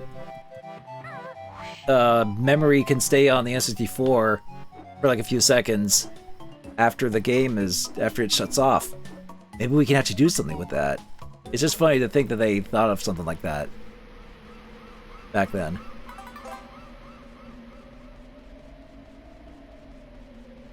But anyway, now that we have the jump pad, we can actually get back up proper. Although I think that just gives you a shortcut up there, but I think we need to shut the jump pad up at the top anyway. Alright.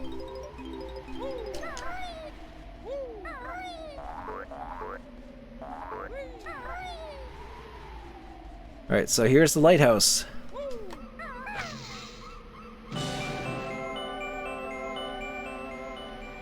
And that gives us Jiggy right outside the world. Alright, let's just make ourselves home. The Mumbo token greets us and we just collect them.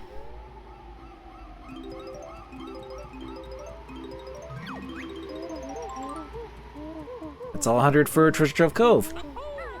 And up here is the last Jiggy, right at the very top. I guess that's fitting.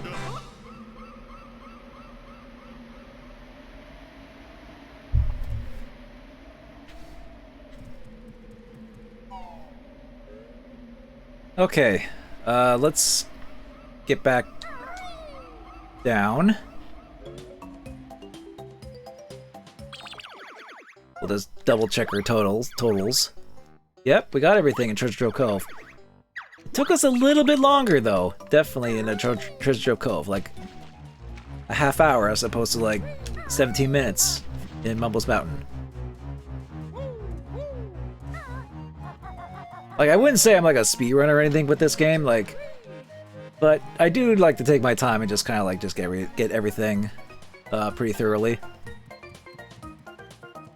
Like, I know there's like, I think there are probably definitely 100% speedruns of this game. But I'm not aiming to do the whole game in one stream or anything. Like, I definitely want to do at least like the first few worlds.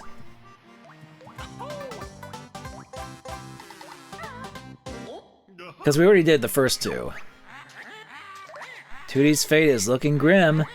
It's because her brother's dim. Hey.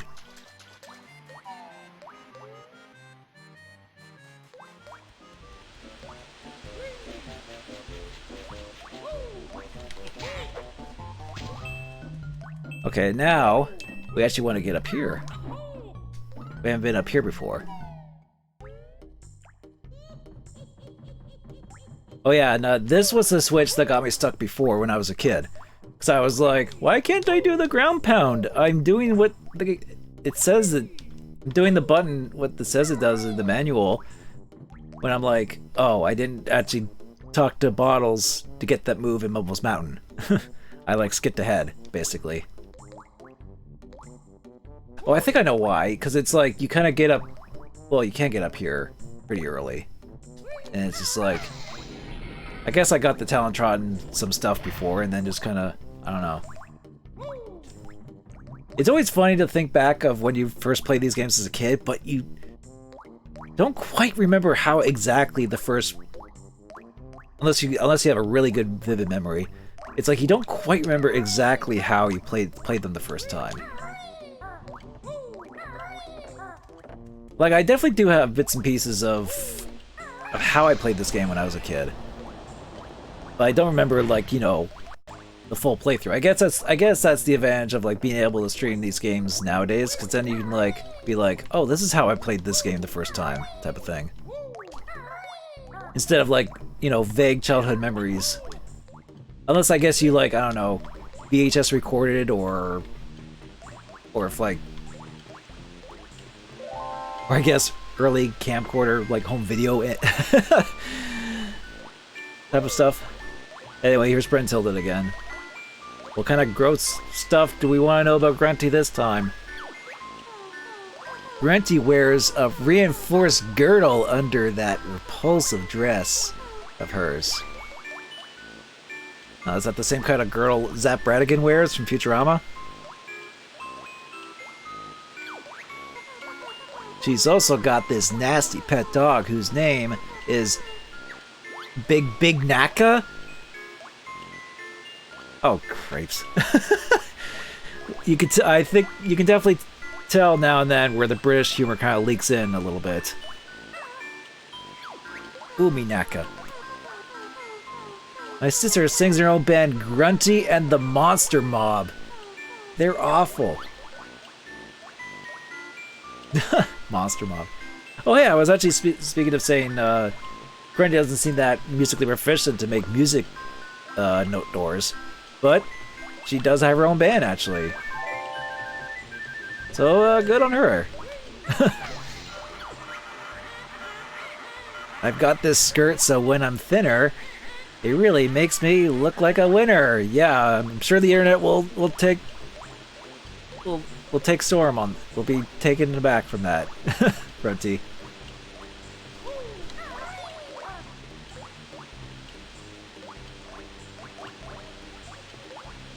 Oh yeah, that's actually how you get to the fourth world puzzle.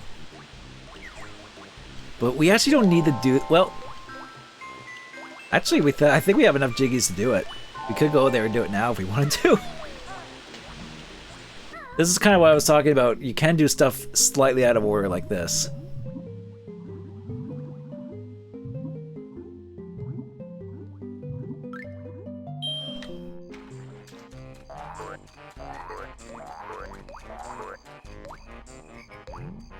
Anyway, Bubble Gloop Swamp.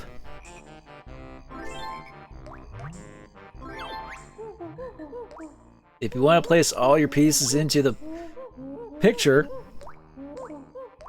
Yeah, I was actually trying to press right trigger, but the game doesn't let you do that until you get to a puzzle piece or get to a puzzle picture that where you put in more than 2 jiggies. And then it's like, oh, if you want to just put them all at once, not one by one, here you go.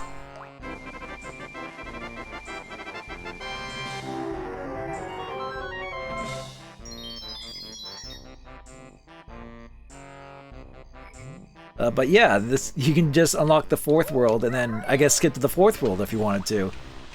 But of course, if you want to do 100%, you want to go through every world regardless.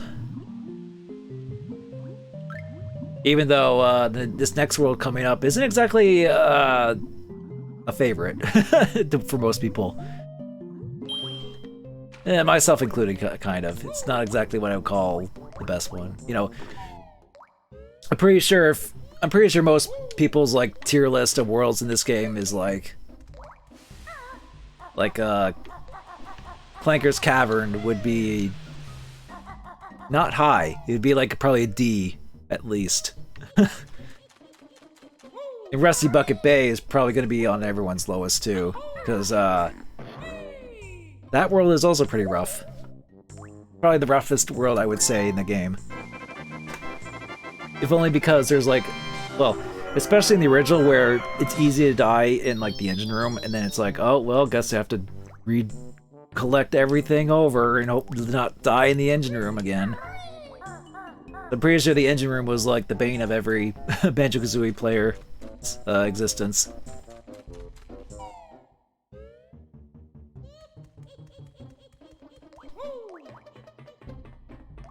Actually, you know what? I'm gonna lock this door now just to save a little bit of time. Because you can actually unlock this door because it's only 180 there. So I guess you could skip Clanker's Cavern if you wanted to. But most people play this game for 100% completion anyway, so it's just like, just do them in order. It's fine. But yeah, Clanker's Cavern is definitely kind of like a bit of a roadblock for a lot of people in this game. Because it's like, yeah, just the one new move, but it's hidden well. But yeah, this is kind of like, this is kind of like the world where like it really tests you on how well you can swim. If you can't swim well in this game, then you're probably going to be stuck in this world type of thing. It doesn't also help that this world is like, it's a pretty like nasty, like kind of like sewer-y kind of level too. Very grungy. And you have these things. You definitely want to like, okay. You definitely want to like attack those right away, because if you walk right in front of them, you get chomped and you get thrown off. But they do at least give you a warning, like that growl. But still, it's like the first time you counter them, you're probably gonna end up getting hit by them. And it's just like, oh.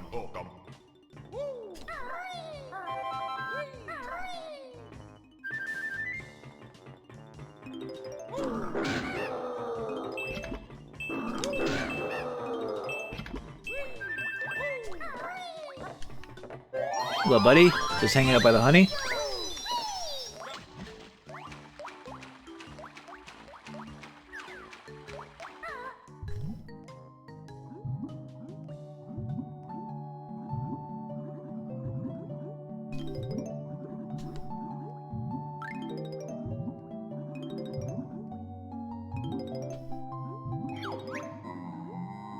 Bzz, I am Clanker, which is garbage grinder. Clanker not like dirty water, want fresh air. So yeah, I guess Grunty just keeps this just to eat garbage. This giant mechanical fish thing.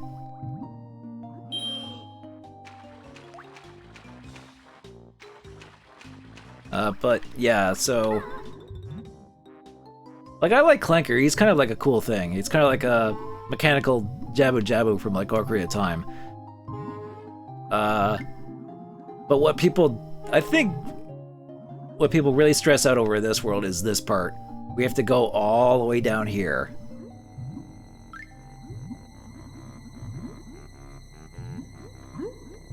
But fortunately, you got this buddy here. It gives you air. Hi, I'm Gloop. Grab my bubbles if you are low on air. Thanks, Gloop.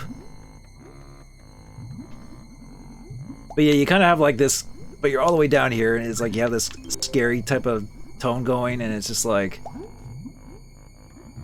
you gotta watch your air. You're trying to collect the notes, and the Jinjo and all that, and it's like it can be stressful, especially on the original where you're like, you know, if you die in this level, you have to go back down here and collect the notes and the Jinjo again.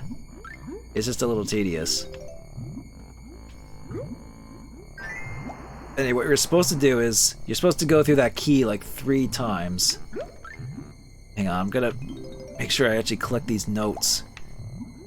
Then I'll grab some Gloop air. Alright.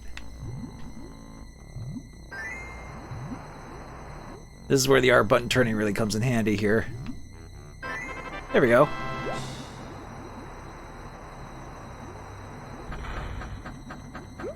And then we raise Clanker.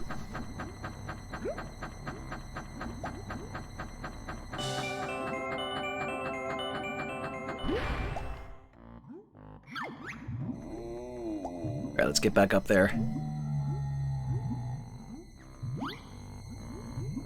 Oh yeah, so one thing I actually did find out from when I played this game with Zero all those years ago is that if you don't collect the Jiggy off of Clanker when you raise him, and if you die before you collect it, even on the Xbox Live version, you have to re-raise Clanker. It's just one of those, I guess, just old design things that were set, kind of like set in stone. Anyway, there it is. You don't have to worry about raising Clanker anymore. Yeah, because then you get this dialogue. Clanker's teeth hurt right now. Eat too much gyro. Help Clanker. Oop.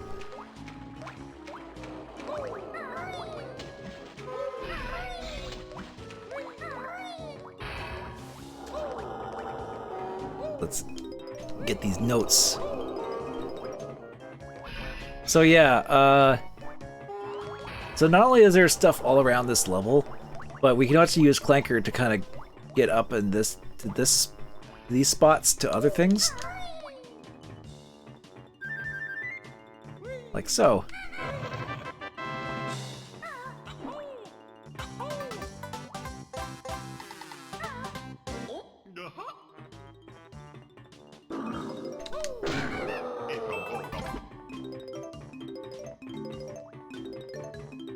All right.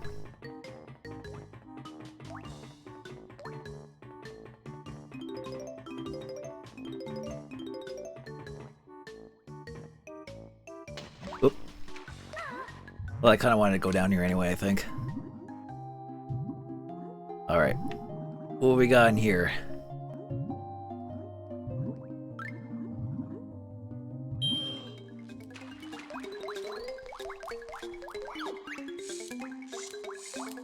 Snippet mutants, we are we. Jigsaw is ours. Fight us, you must.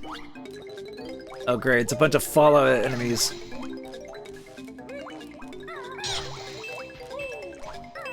Okay, but that was kind of weird. They got stuck there a little bit.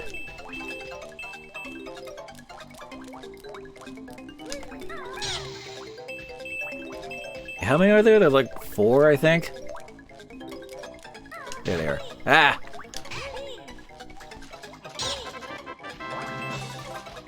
You're not too bad as long as they don't all swarm you.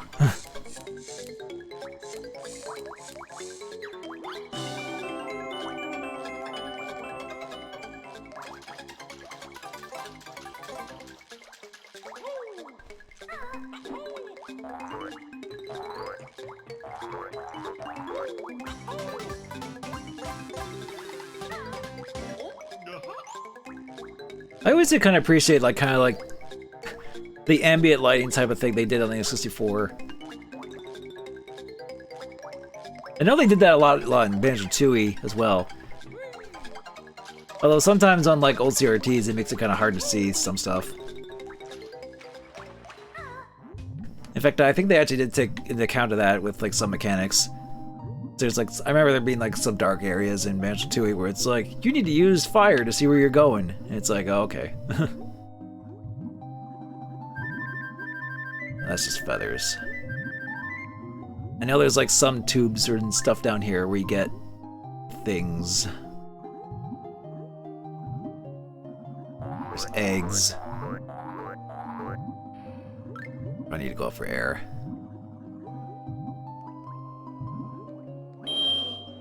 Yeah, I mean, this level is not too bad. Like, I mean, granted, if you're like used to how it's swimming, as long as you're careful to not like, you know, drown, then even on the original, this isn't too bad. But this is speaking from someone who's played this game a lot and grew up with it, so I guess I'm just kind of just used to it. But I still wouldn't say this is like, you know, a favorite world of mine.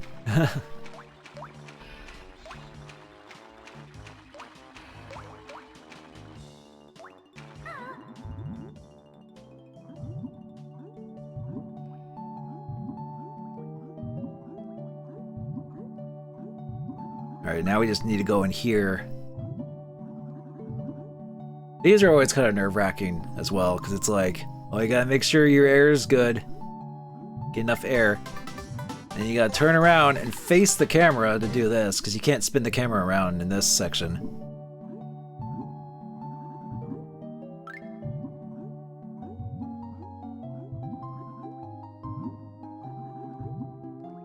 Oh yeah, the swimming. Oh yeah, the swimming is inverted too.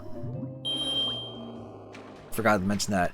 Weirdly enough, it's like, you know, I usually don't prefer inverted controls, but I guess it's because I'm just so used to Banjo-Kazooie, I don't mind a Banjo-Kazooie. I think that's also true with flying as well.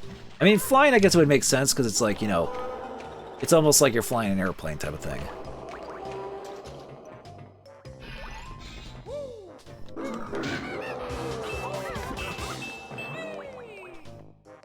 Where do we go? Oh yeah, there's a pole there. I hear a Jinjo.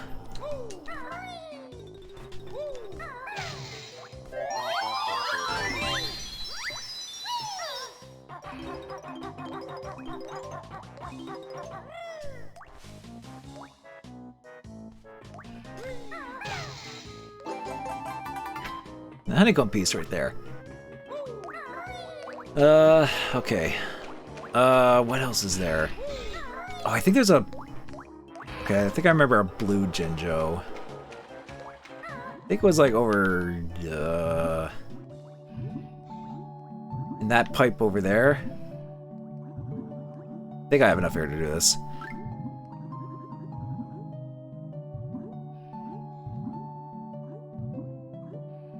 There he is.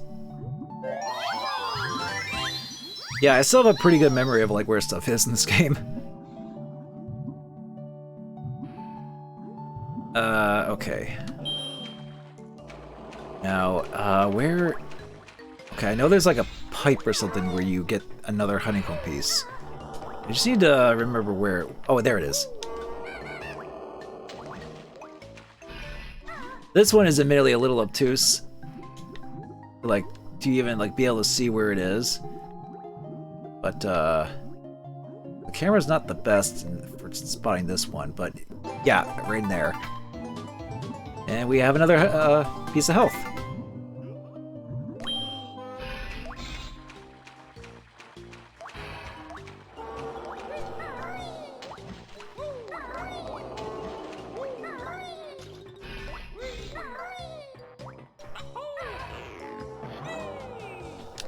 Is there anything up here? Oh, there is. Grab this.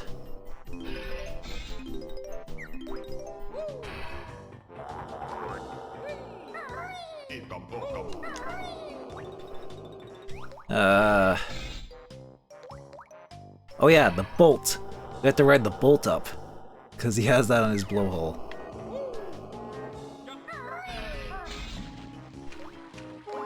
But yeah, he also has like gills and he breathes air. It's weird. He's like a weird kind of weird hybrid mechanical biological fish thing.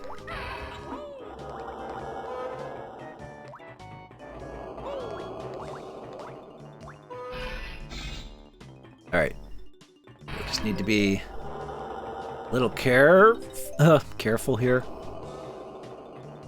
because it is kind of easy to slip off.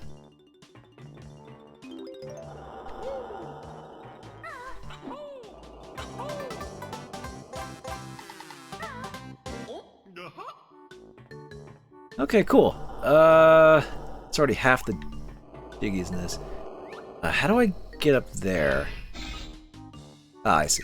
Okay. Like I said, the draw distance is a lot better in this version, so you can actually see items from far away and such.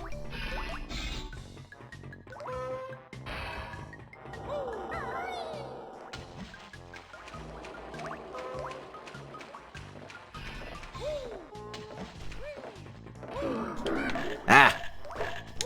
No bitey.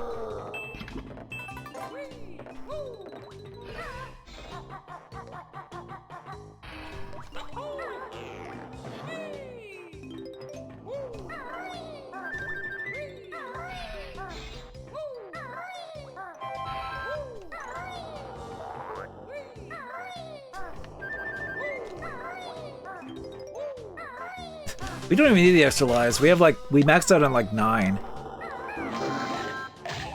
Ow!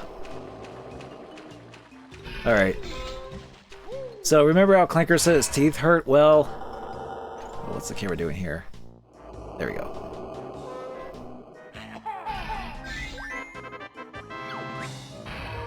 Who would think this side gone? Clanker swallowed. Reward. So yeah, Clanker needs a dental plan. So we need to shoot his gold teeth, because they're causing him pain.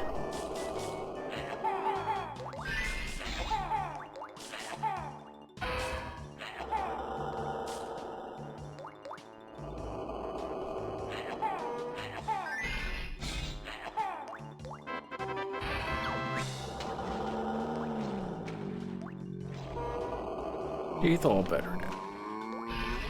Thank you, Bear. Hey, don't discredit Kazooie. She's the one that actually shot the eggs. We can actually swim into the tooth gap here. Collect a Mumbo token on this side, and on the other side is a better reward. I actually do like how Clinker's eyes track you too. I'm gonna make him cross-eyed here.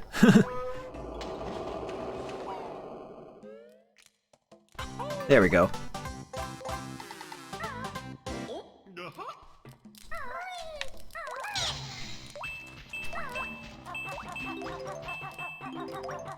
So there's actually several ways to get into Clanker. There's the teeth. There's the actually the blowhole we saw earlier. There's the gills you can actually enter too. Okay, we need to actually get all these. We're getting a little beat up here.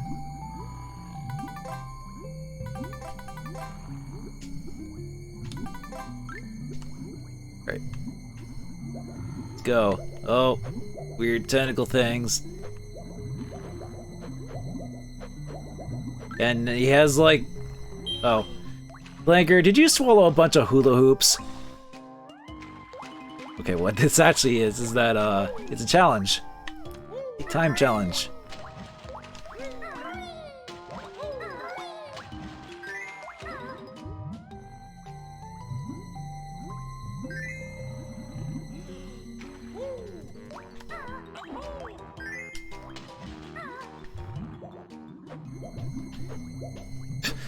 That tentacle always has a tendency to hit me. It's quite annoying.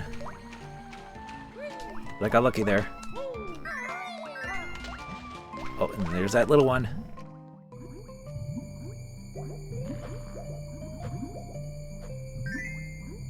There we go. And that gave Clanker acid reflex and raised his stomach acids. But it gave us a jiggy.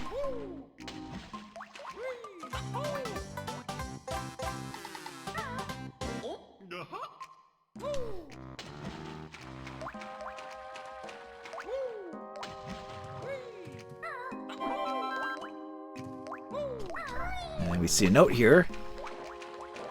And this is actually one of the sides for the gills. And I think all the way down there. Yep. Oh, this poor Jinjo with this tentacle. I'm not gonna question what happened here.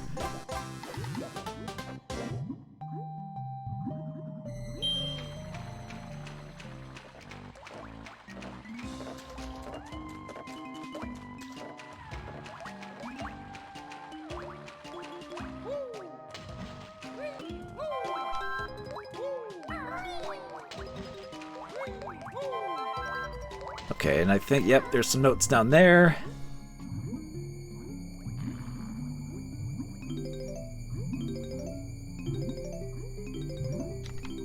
Oh. Oh, dang it. Well, fortunately we can get back in like this, like that.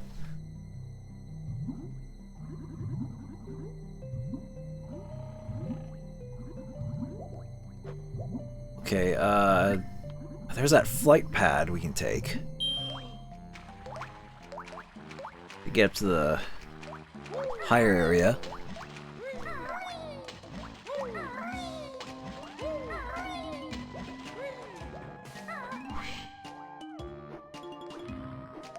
Oh.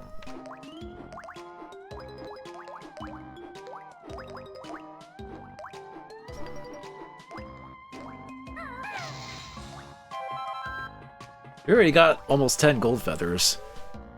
Because, the next thing here is we actually use the gold feathers for. Wings as a shield against the bad guys.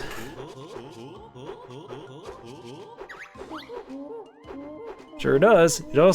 It's also your side B move in Smash. But in this we have 10 gold feathers as opposed to 5.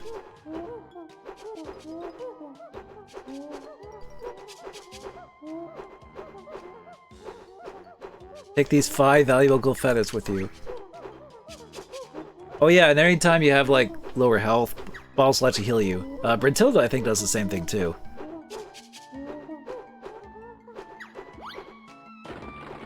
So, yeah, with this one you actually have to use the trigger and then the right stick, right? Yeah. Now, if you actually time it well enough, I think you can actually get past those. You can actually just kind of just run through them without getting hurt.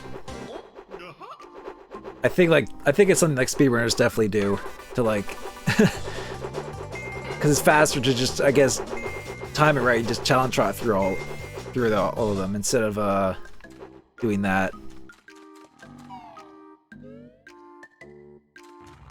Okay, and actually I think we want to exit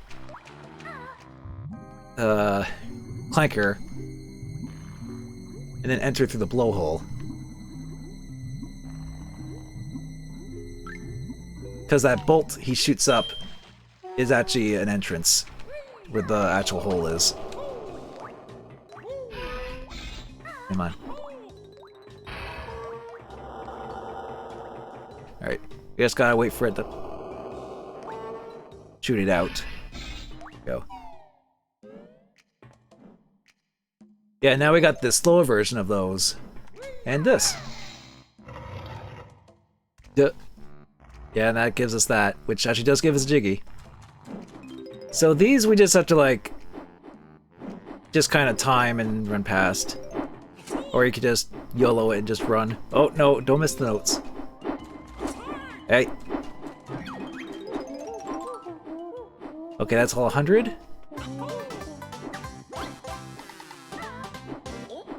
And that's all 10.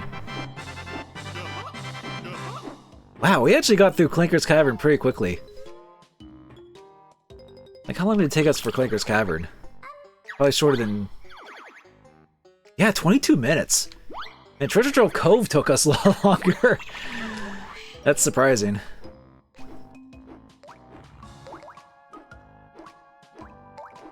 But anyway, let's get out of here.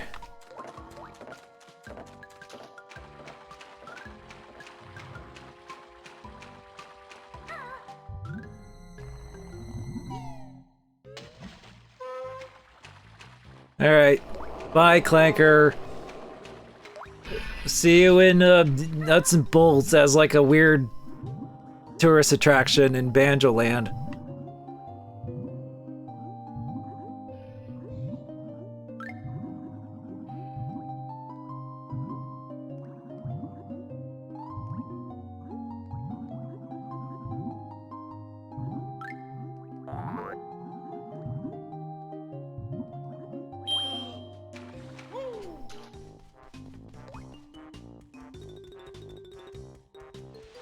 Oh, right, we have to like climb up there.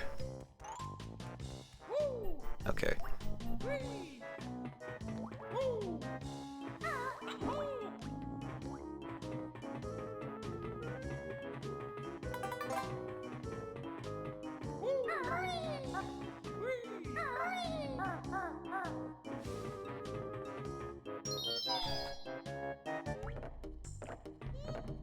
Okay, that's that. On to the next one.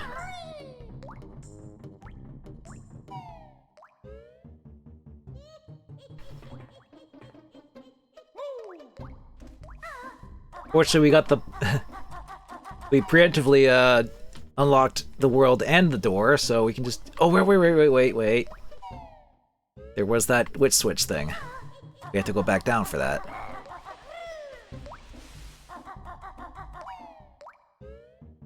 I almost jumped the gun. Went ahead. But yeah, this you just gotta... beak bash these. And Tui's a big old lump. I've just the frock to hide her rump.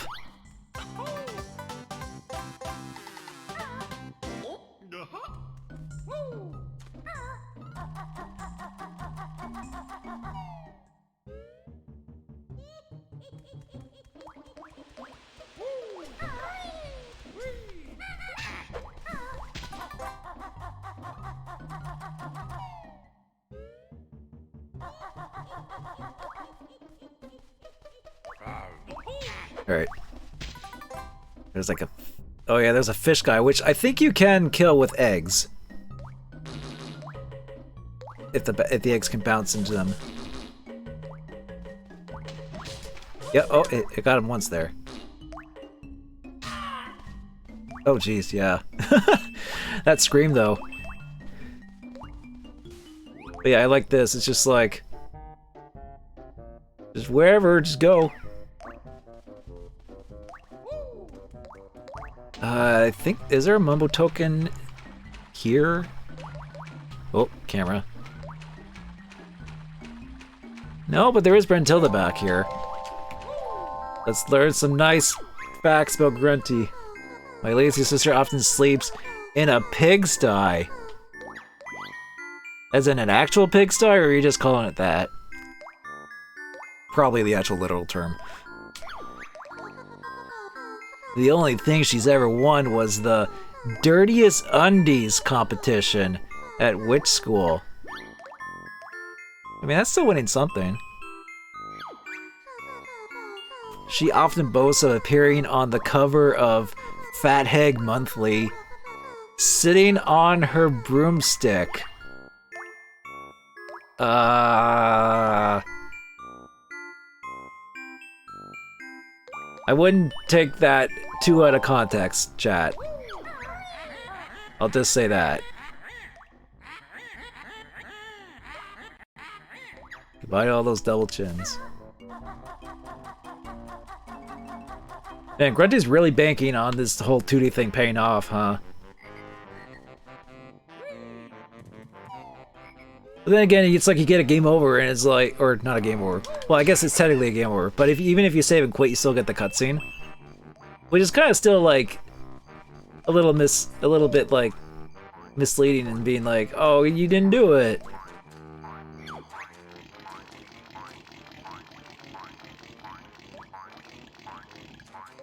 Yeah, so we got boots.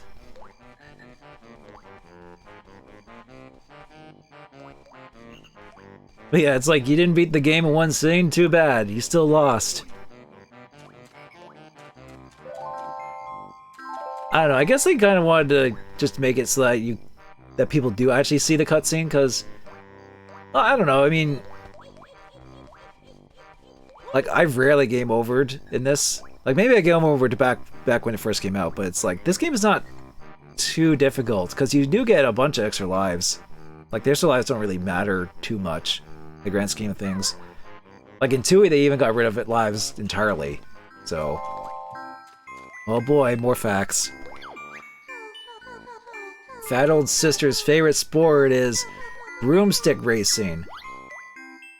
No, that's legitimate for a witch, I'd say. It's like, kind of like it's like a, well, I was gonna say Quidditch, but that's like an actual, like, sport in Harry Potter. That people actually do, like, as well. But yeah, broomstick racing's a thing. Why not? Or it can be for witches. Although she's dim, she attended Fat Hag High. Damn.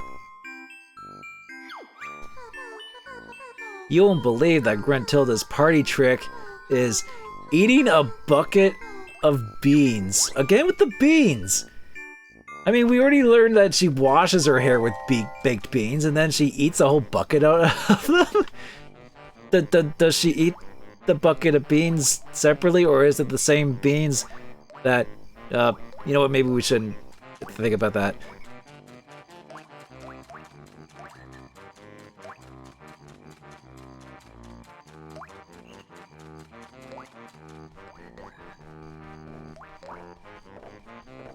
Yeah, that's just honey. Alright, Bubble Gloop Swamp.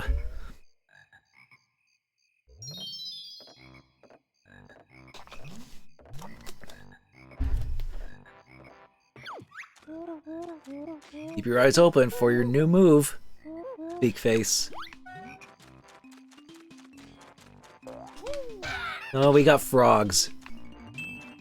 Fortune, the move is right here. It's like, where could this move be? Oh. These are the wading boots. Chicken Legs wears them so you can safely wade through the dangerous areas like the swamp for a limited time. Okay, Kazooie. Let's go grab Bear. Great, now you know all the swamp moves. Yeah, oh yeah. It's like after Treasure Trove Cove, like the moves kind of like slow down. It's like one per world. And then like by the 6th world, that's it. You like after that, like Bottles is just not around anymore. It's like, well, I taught you everything. You still got like 3 more worlds to go, but bye. Anyway, there's these things. In doubt, just shoot an egg in its mouth. Yummy, Croctus like that.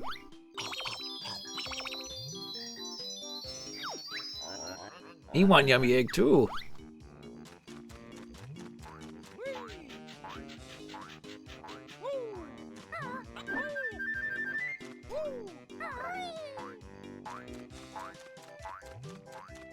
Okay.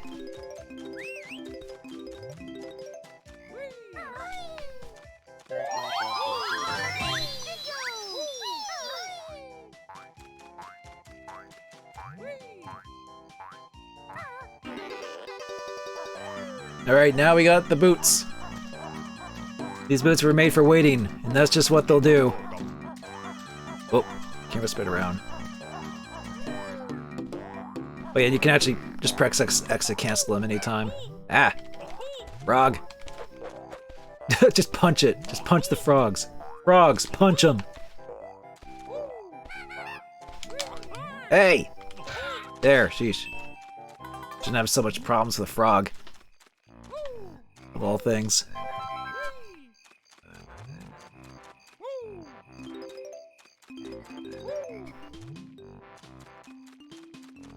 Okay, there's a switch here, but I'm gonna go this way first.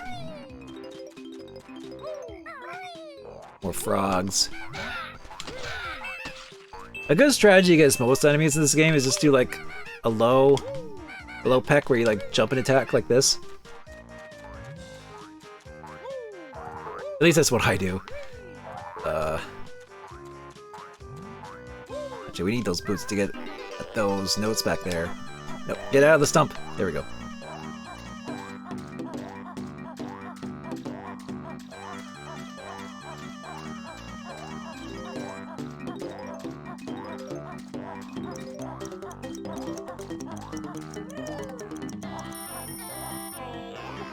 Oh! Oh! Saw you up there. Well, we don't need the extra life, honestly. We just need to break open this giant Fabergé egg and all its layers. That gives us a puzzle piece, of course.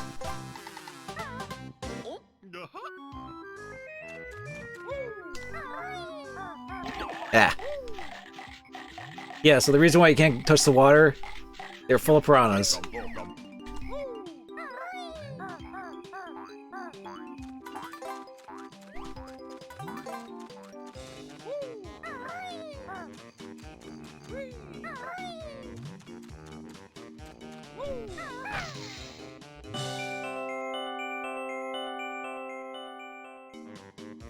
Oh yeah, and then now we're on a time limit for this, so... Ooh. I also want to try and get the notes and stuff along the way.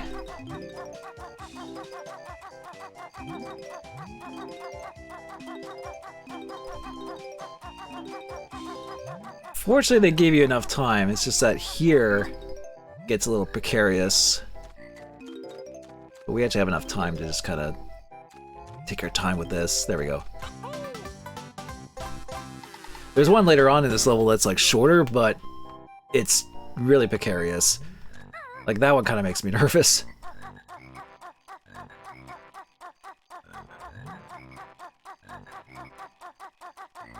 Alright, didn't forget you.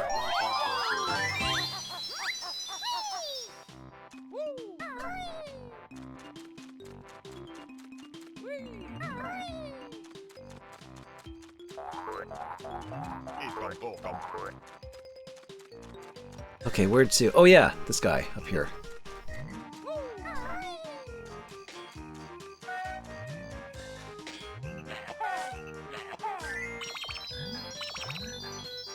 Oh yeah, one thing I also learned from the from playing this with Zero Master is that if you don't get all those if you don't feed the eggs to all the guys, but before you like die or leave the level, you have to redo them all, essentially. Again, that's just part of like just how it was back then. Because of limitations, I suppose. It's down here again, I suppose. Oh! An ugly, hairy trespasser. He's after our gold, but he'll never beat us all. Yeah, about that. Just peck you all. Or I can just do this.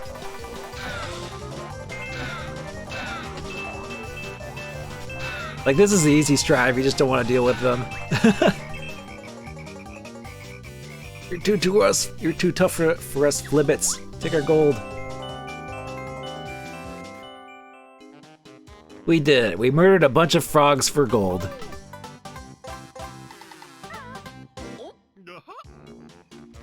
Okay. Do we want to go up there, or...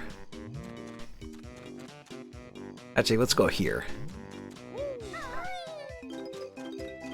Now, there is stuff underneath this, but we can't get them. At least not right now. I'll just say that.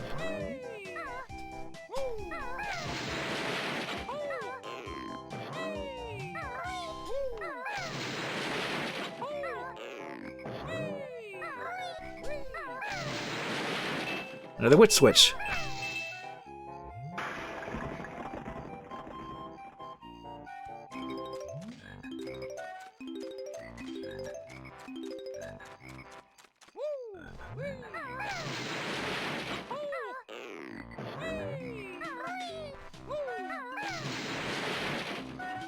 Okay, I wonder if we get time from back here. There we go.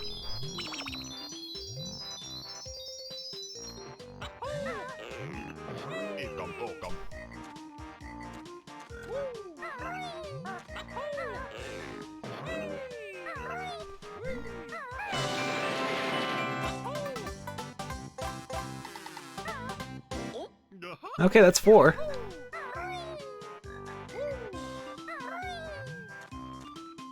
Oh, camera. Okay. Didn't quite like that. Yeah, let's just go. Oh.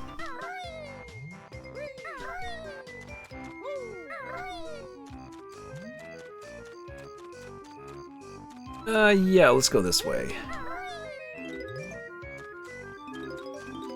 Actually, wait, no. Trying to remember where that Croctus guy went. I think it was this way, actually.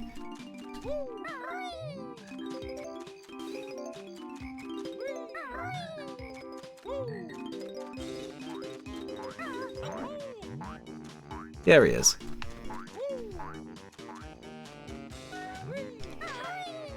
Oh, hey, look, it's the bug from the intro that got squished by the Rare logo. Buzz Bomb, I believe that's what those enemies are called.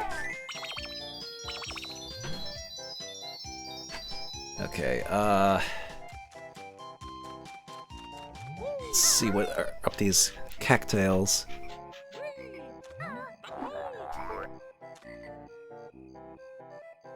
Gold feathers. Think we can reach that from here? Yep. Definitely want to restock after dealing with the frogs with those. Ah, Blue Jinjo.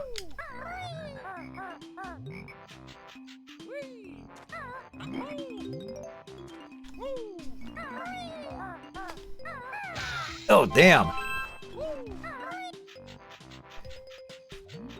Tactical strike from above. That frog. Ow! And then I just fall and hurt myself. Good old fall damage.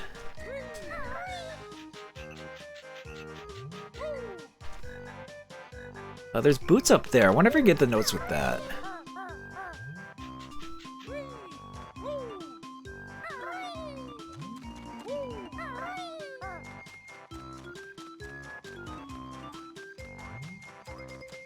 So yeah, this gator head thing is peculiar, but if you notice, we can enter his nose. There's little holes on his nose, but we can't enter it through that. But there is a way later on.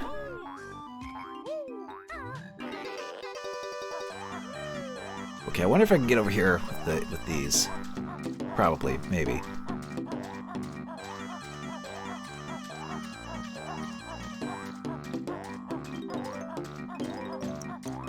Oh, gonna be kind of close, but I think... Oh, yeah. There we go.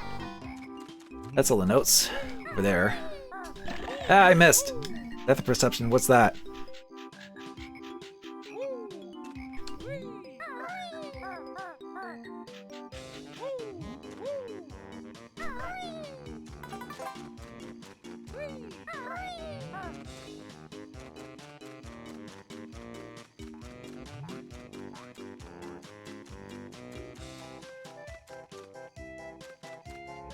I think I want to go back to that turtle, because that's where the... I believe the last egg-feeding guy is. We also have this guy. Oh, my feet are so numb and cold. Well, don't worry. I have a solution for you to get them warm. May hurt a little. That is a good scream. The oh! I think Zero like asked Grant Kirkle on Twitter where it came from, but I think he replied that he didn't know or remembered. It could just be like just a stock scream or whatever, because Rare did use a lot of stock sound effects. Oops.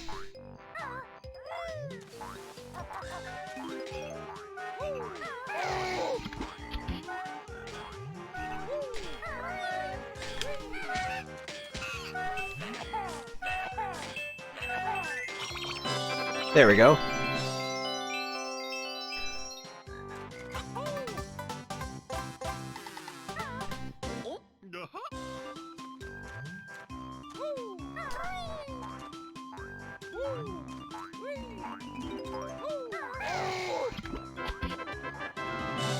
And that just makes him cough up a thing.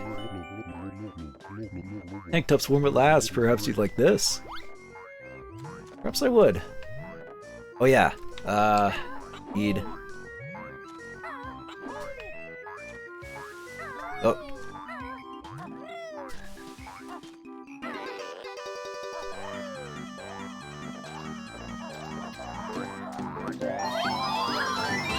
Alright, just one more Jinjo.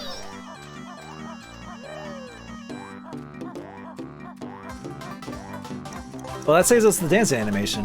Huh. Speedrun tech right there, kind of. Yeah, because the Banjo-Tooie, you don't do the whole, like, dance number when you get it, every time you get a Jiggy, normally.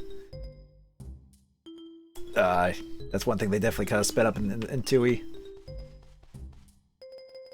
Oh, hello. I'm not gonna question how you all live inside a giant turtle like this, but, well, then again, it's like... I don't know.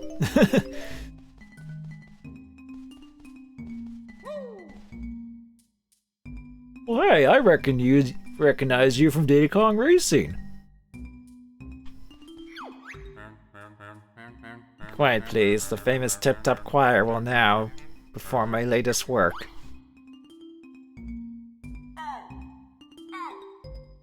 Purple, magenta, blue. Bit short, isn't it, Shellboy? We'll see. Copy what you just heard for lesson 1. So yeah, this is a memorization. Oh no, I didn't want to talk to you already. I didn't want to talk to you again. I wanted to get up to your post tool. Do I have to do this after? No, damn it! Well, at least I won't forget what these 3 are.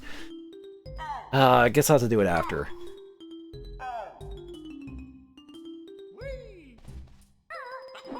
Okay, there. That's what I wanted to do in the first place. Oh, so we gotta bash these boys. Now my short-term memory isn't the best, so we'll see how this goes. Not too bad. Try lesson 2. Alright, let's see. Red, blue, cyan, magenta, red. Okay, that's pretty straightforward.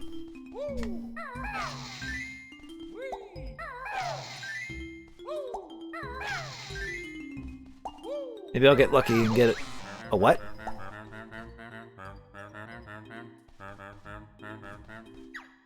Oh, it was magenta.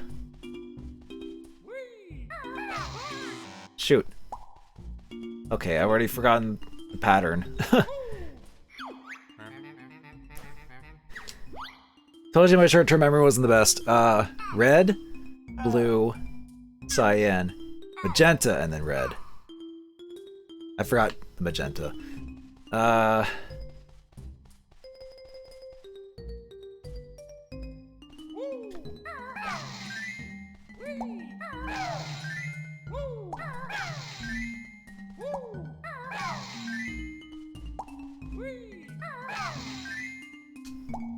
Okay. Ah, splendid. Just need one more lesson. Purple, red, cyan, blue, purple, red, cyan.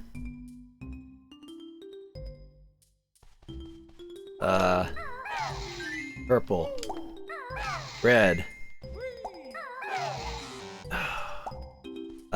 cyan.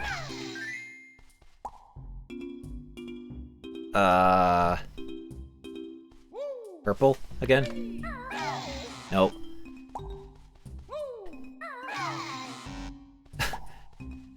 Crap. Is it red again? Well, I'm gonna die.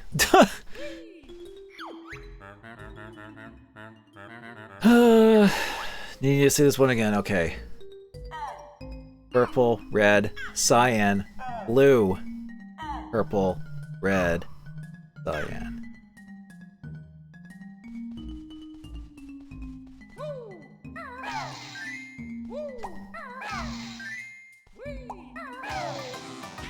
Oh, it was cyan, wasn't it? What's wrong, Banjo? Is it too tough? Let me know when you've had enough. Of course, the one death I would get would be just to be short-term memory. I didn't even lose the count from lives. I guess I have so many extra lives that I have over 9. Cripes. Fortunately, the only bad thing about doing that, the Xbox Live version, is enemies respawn, but that's about it. Enemies, I guess, items respawn too, at least the basic ones. Oh,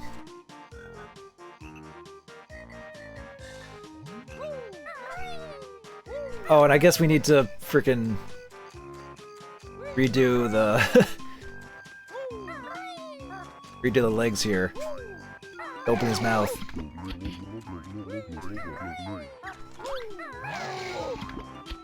But yeah, all the notes are collected and all the Jinjos are collected so far. And that's why I prefer this version over the original.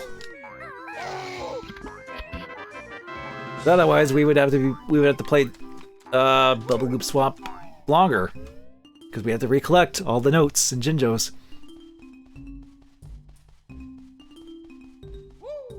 Okay. Oh, did it actually keep where we were? Oh, it did. Okay. Purple, cyan, blue, magenta, red, purple, magenta. Okay, so it kind of went in a...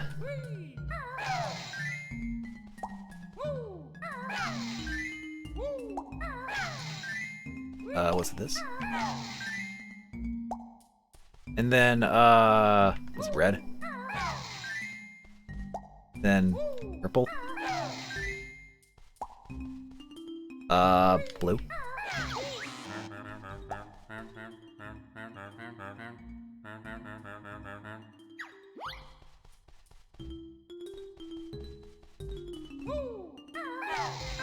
There we go. What throws me off is that, when you get it wrong, I sometimes think, oh, you need to restart the whole thing over. But no, it's like you just need to hit the correct one that came after the last one. So it's not like you don't start over, you just gotta pick the correct one. So you do get a little bit of, like, you can do a little bit of trial and error there, but of course you gotta be careful, otherwise you might, you know, just die like I do. But, sorry, there's nothing more I can teach you.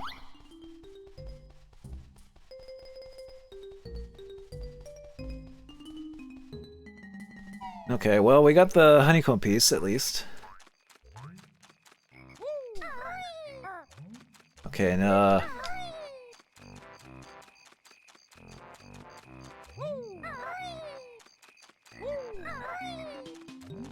actually, we're getting close to getting this done. Getting, this world done, at least.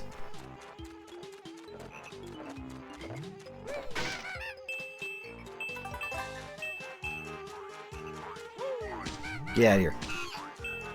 Okay, now we got this place. A little bit of a maze. Well, it's not really a maze, it's just kind of like, well, it's just kind of like a place just kind of like traverse with the boots.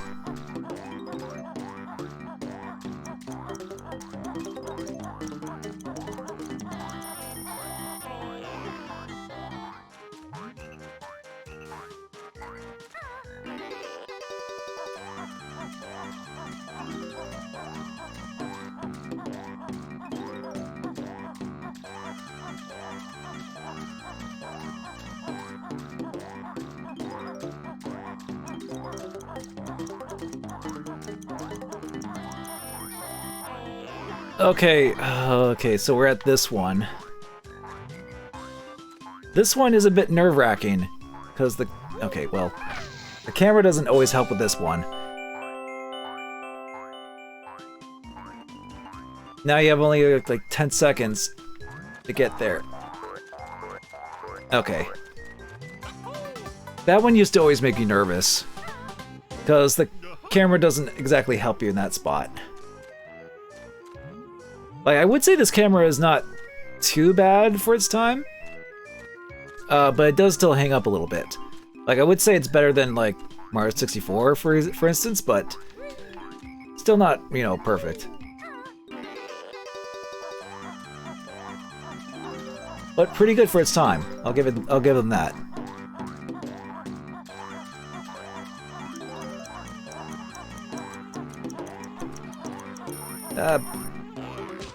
Dang it, I was trying to take off my boots.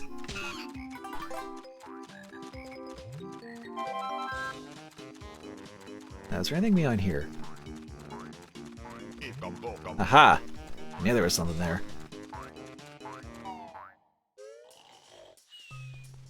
So yeah, we only need 10 for this next one, but we have like over 20. Oh, come on. Look at that. Don't mind me, Mumble, just collecting your empty honeycomb piece.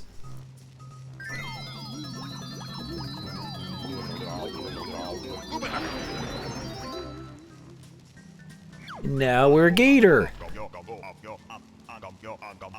Need new boots, only kidding. We're a little gator.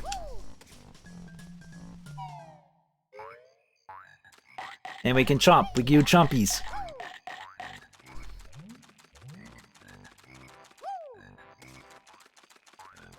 So, as the alligator, we can actually go around in the water without getting hurt. So now we can go to that one area where there was a bunch of stuff underneath all those platforms. That's how you get them. We use the gator.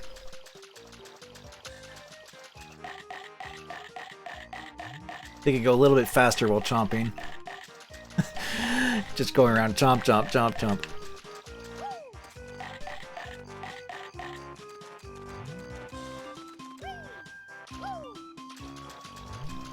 There is also a minigame we can play with the gator too, which, well, we'll see how that goes. We'll see how Streamerluck's gonna favor with me there.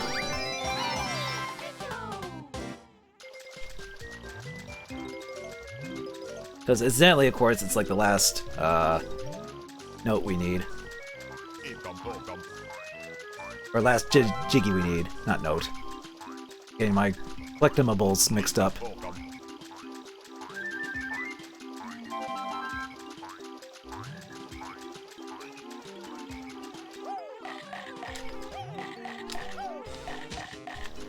Yeah, mid-air chomp. Okay, perfect. We just need 6 more notes in the last jiggy. And then we can move on to what is, well, I think a lot of people's, a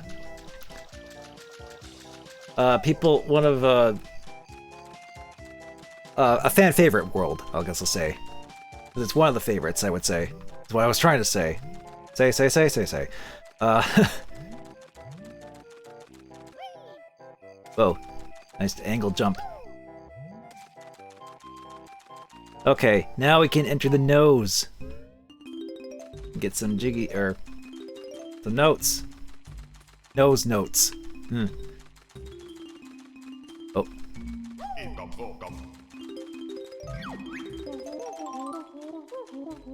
You found all 100 notes in this world. Well done.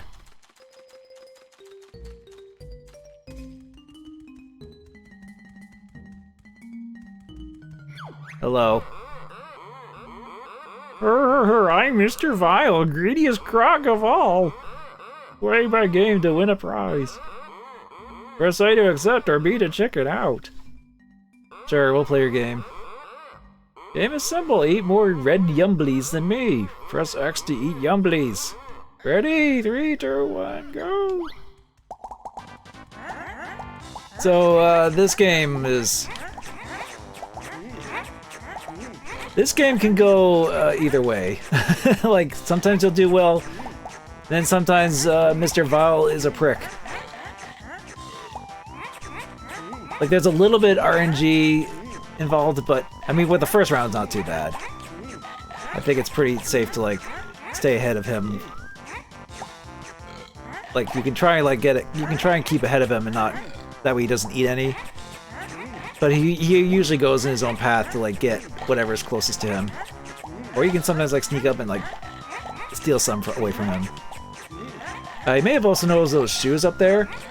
That's actually that's actually something you unlock in a later world. So, if you are having trouble with this one, in particular, you always can come back later and do it that way. Because then it'll be easier since you have those shoes. I'll just say that.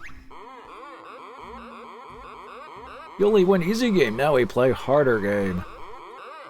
Eat reds, avoid yellow grumblies. They not ripe. So yeah, we want to get the red ones, but not the yellow ones. The yellow ones will make us, like, cough up and like, cost a few seconds of time.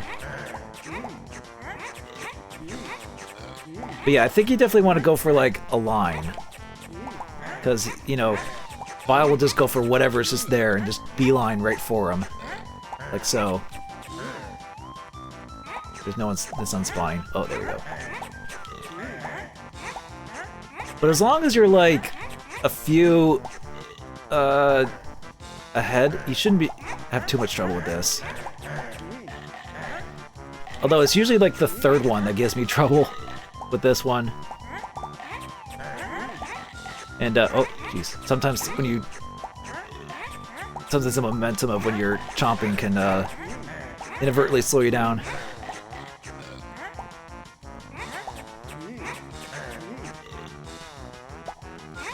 Okay, there we go.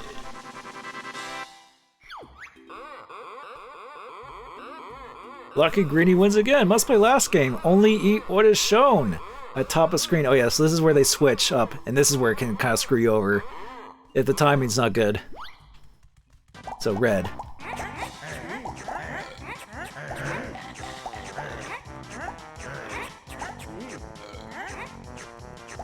Now these guys.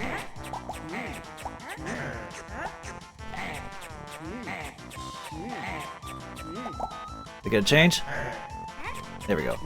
Sometimes I, like, anticipate the change Even though that might cost me a little bit of time.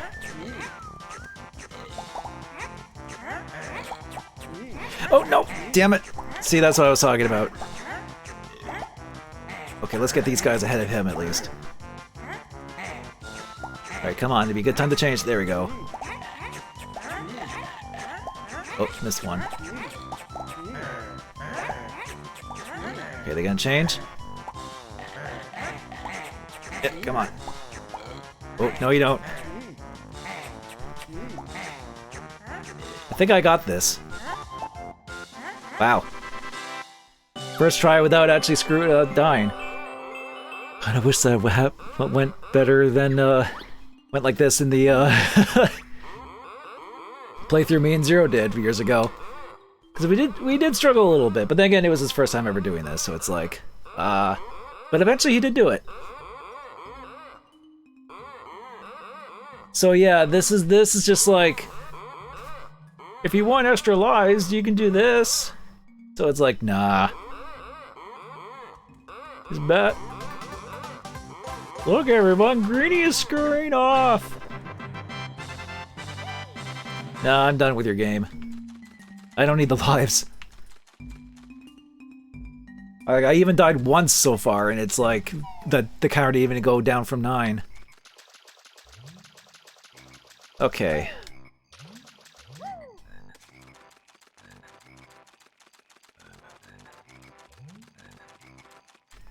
So, that I believe is everything in Bubble Gloop Swamp. Yep.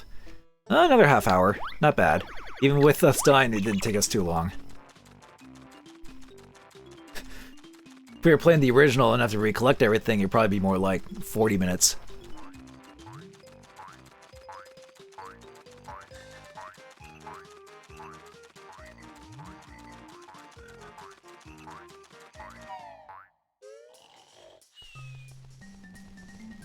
Alright, Mumbo, change you back. Oh, I don't want to bite you. I want to transform. As tempting as it would be to bite Mumbo. Actually, I think I see something shiny behind your chair. Oh, you had a token right behind in your chair. Did you forget about it? It's like, just drop it behind your chair and like, oh, that was there the whole time.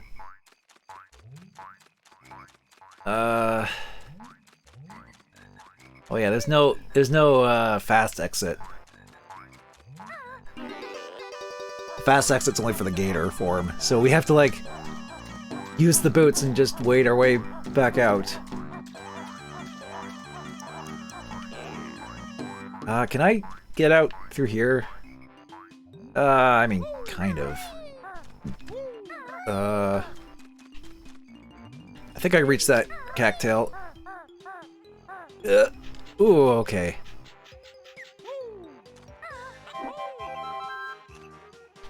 Alright, let's get back to the exit.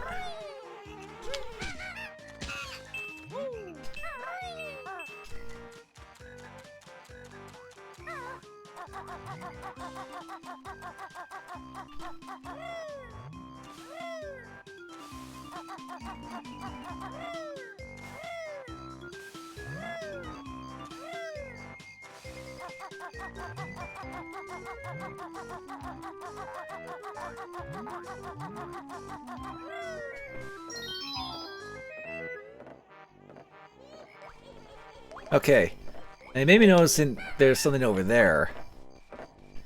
We need the boots for that.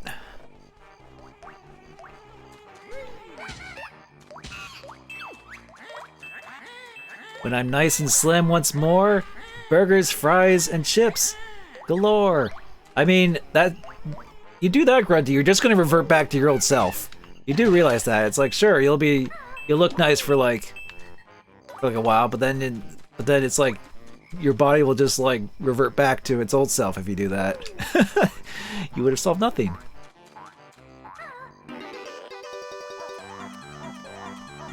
You know, it's like when you die, you have to stay committed, you know? You can't just be like, oh, I lost the weight, now I can eat again.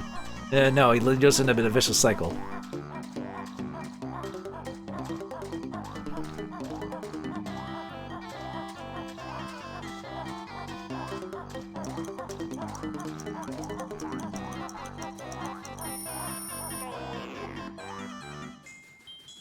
Alright, now we have this. Freeze Easy Peak. I would definitely say this is probably one of my favorite worlds in this game.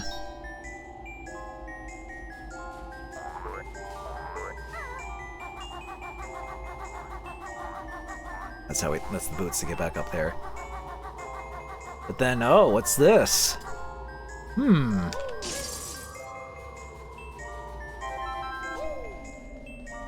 We can't quite fit in there. But I know something that can.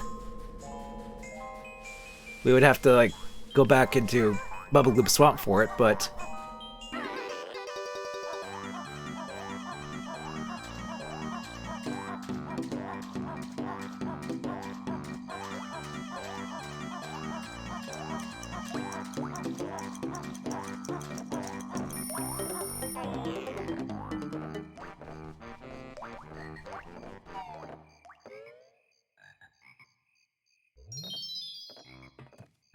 Yeah, there's actually not too much backtracking in this one, at least compared to Tooie, because in this it's more like you maybe have to like go back and do a transformation or something in for the overworld, or we saw the shoes in the minigame there. If you want to come, if you're struggling with that and you want to do that and make it easier to get.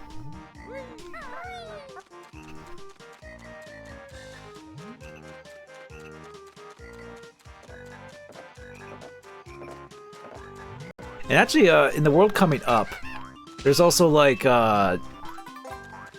those shoes are also used for something that you need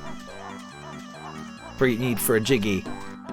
And that, in the next world. But,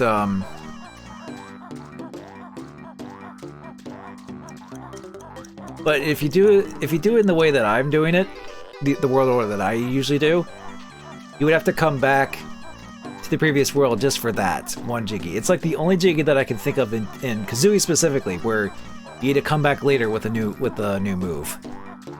While in Tooie, they do that in pretty much every world, where there's always at least one Jiggy where it's like, oh, you need to come back later with an ability you get later on, type of thing.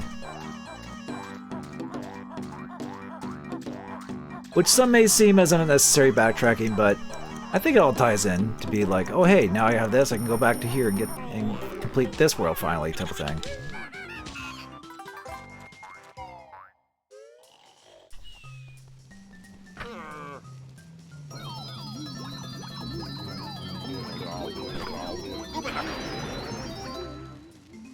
Although it was kind of weird to see that kind of thing in Grunty's Revenge. To be like, oh, you actually get a later transformation to backtrack to this one area to get a Jiggy, and that was it.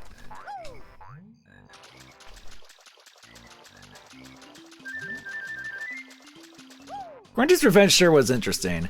There are definitely things I liked from that. Like, I liked the aspect of, like, being able to select transformations for each world. That was actually kind of a neat thing. But it did kind of boil down to being like, well, okay, you just need to, like, there's maybe like 1 or 2 Jiggies for the other transformations type of thing. They were kind of spread across a little thin in that sense. It was still kind of neat though. Are you getting jiggy with it? Hi, Tiger. Yeah, I'm getting jiggy with it. We have like, we have like 43 Jiggies, I think. I think that's pretty high Jiggy. Also, we're Gator. Kazooie.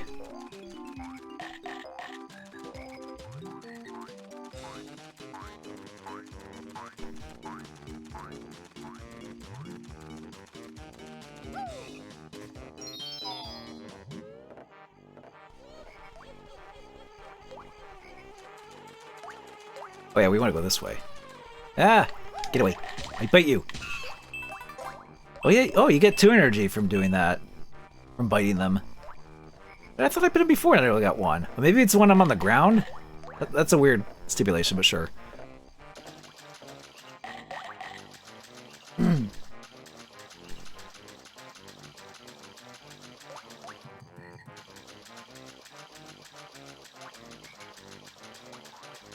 Now, you would think going to this area as a cold-blooded animal would be a bad idea, but we actually need to get up here. We want to find something.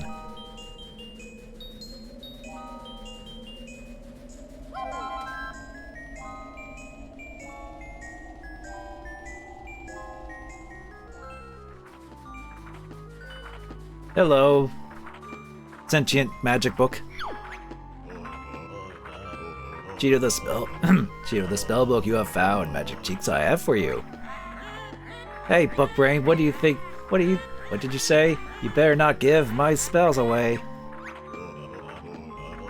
Which lost book? Finders, Bear, and Bird are. Spell book theirs. We sure do, Bag Lady. Come on, book guy, give us the spells. Only one spell Cheeto can tell. Enter the code Blue Eggs on Sandcastle floor in Treasure Cove. Cove World. Help it will. Hidden in layer other spellbooks are. Them you should find. So yeah, these give you like little codes to increase your item capacity. Blue eggs is what gives you more eggs to carry, which in this is like 200 in this version specifically, which is already kind of ridiculous. Like 100 is usually enough to get you by in this game.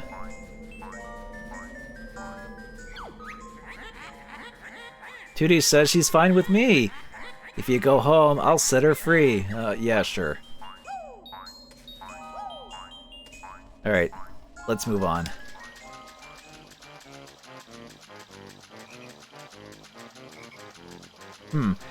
You know what I could maybe try and do? This is something I never thought of maybe doing. Maybe I'll do the desert level first, and then freeze Easy Peak.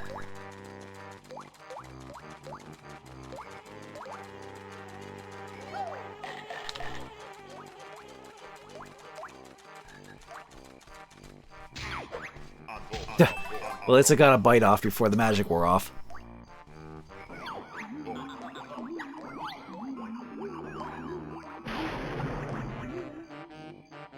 Okay.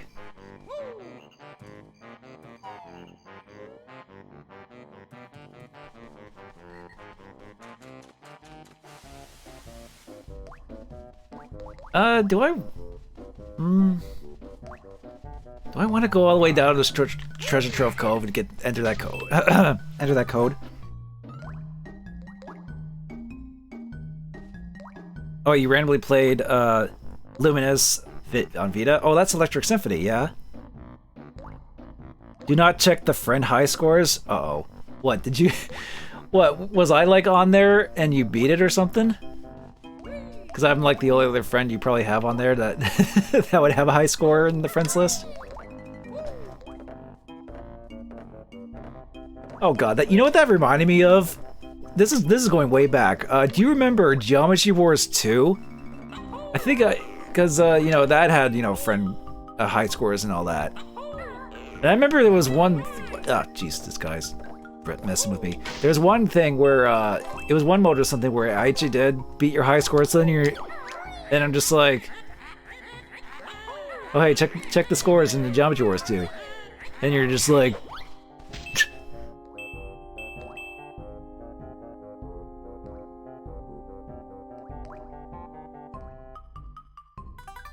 And then you just kind of just went ahead and just beat it.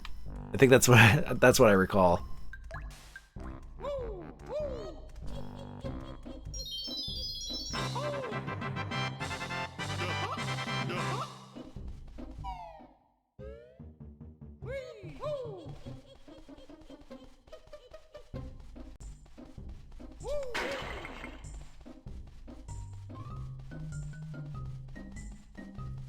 And I haven't probably not played Geometry Wars 2 in like 10 years.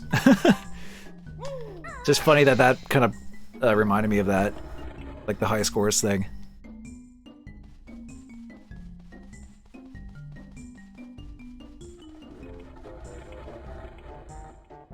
You don't know how to feel about Luminous this time? I mean, I dug it enough. I dug the music selection enough.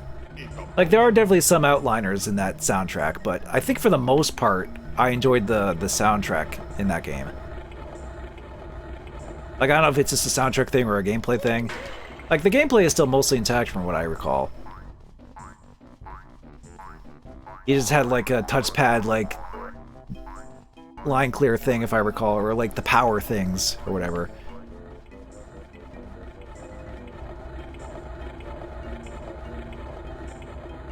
Try it with headphones. Strained with the visual overload. I mean, maybe a little bit, yeah. I mean, it is a Q Entertainment game. But then again, they did go on to do a, like, Tetris effect, so...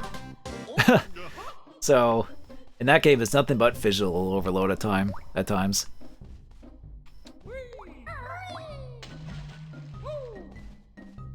Smashing the back of the Vita for power-ups was kind of annoying. I mean, yeah. That's really only if you want to, like, build the meter faster. It does gradually fill up on its own. So, you know, you don't have to, unless you really wanted to, like, consistently get the power-ups. But yeah, the tapping thing. I mean, it was a launch title for the Vita, so they wanted to incorporate, you know, the both touchpad stuff. But yeah, I get you.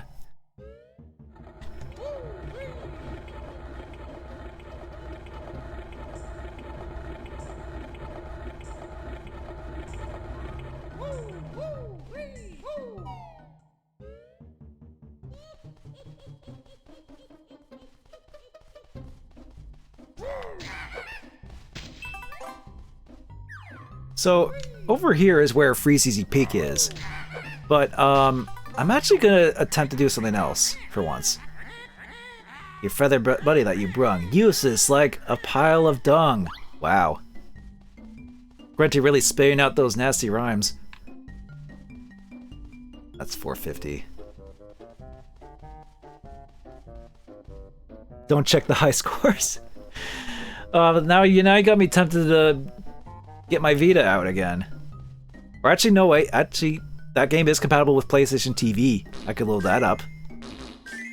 Like, not on stream, obviously. Like, I can't stream that game because of the copyright music. But I'll probably just boot it up after this and be like, oh, okay.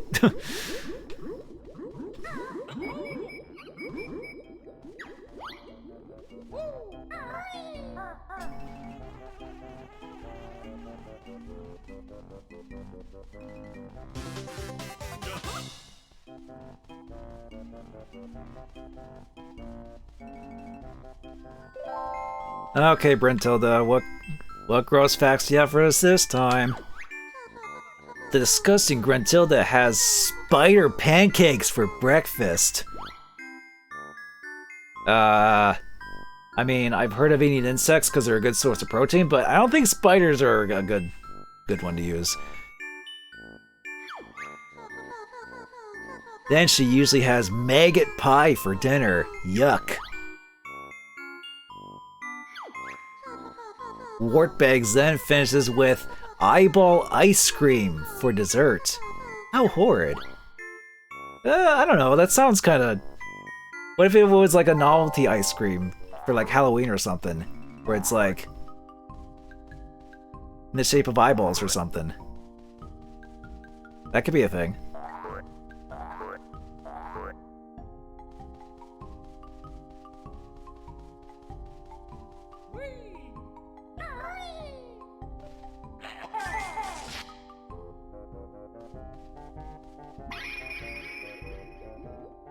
Hey look, a shortcut. Actually, we could take the shortcut to get to the Treasure Trove Cove faster. Oh yeah, and then later on, we can cut her... The beehives now have bees! They actually have bees! And the bees will attack once you try and get their honey.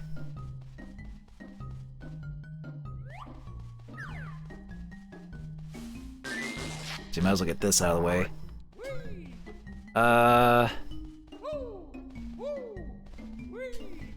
We can unlock this door. Dr. Bees!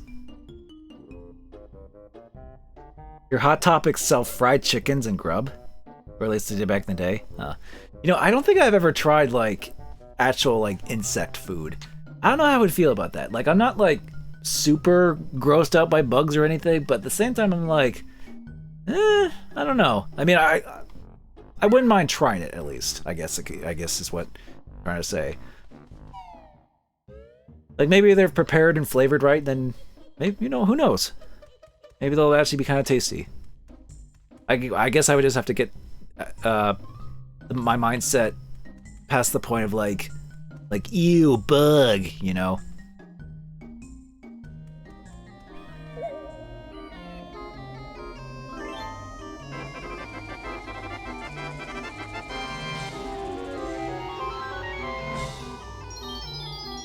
Gobi's Valley.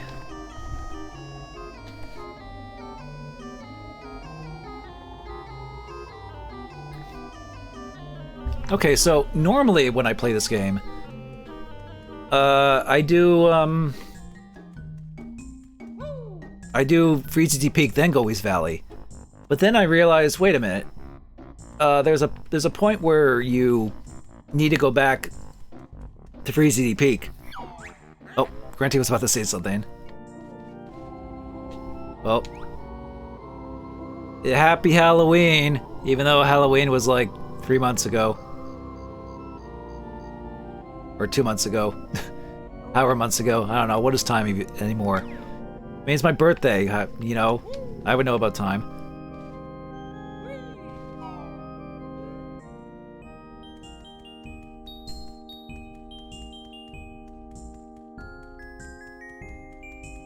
So yeah, actually, you know what? We unlocked that shortcut. I'm gonna go down to, the Gobi's, down back to the Treasure Trove Cove.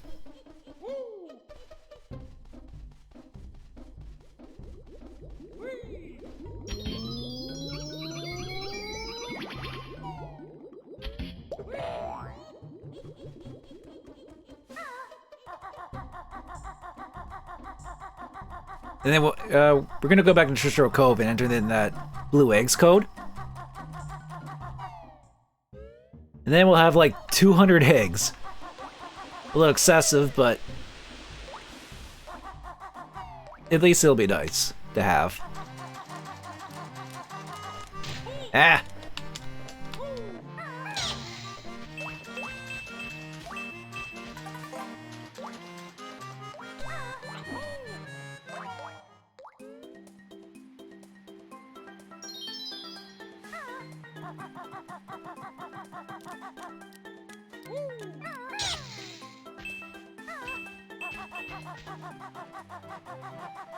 Now the only thing about like doing this code is that every time you need to like redrain the pool, because you know events reset in this game.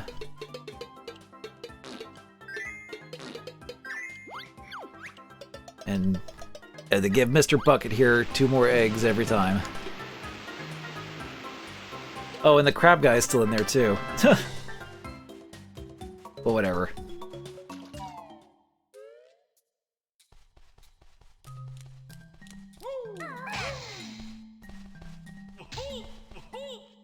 Did the same thing as I did last time. I thought the roll would fish him off.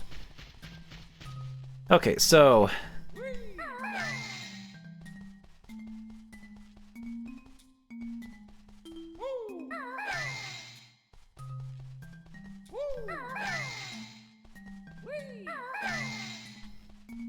does it have to be the same E, or can it be a different one? Oh, no.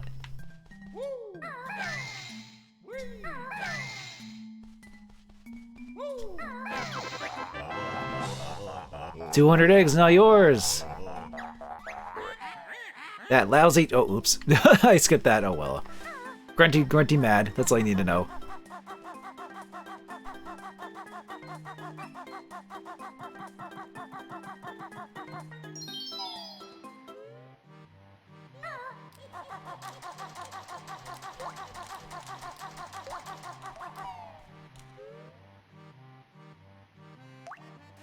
Actually, hang on. Did I ever get the Jiggy that was like...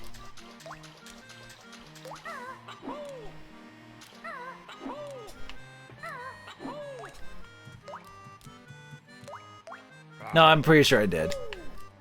I thought I like brain farted earlier, like not get the Jiggy up there. That was shot out of the cannon. Many tricks are up my sleeve. To save yourself, you'd better leave.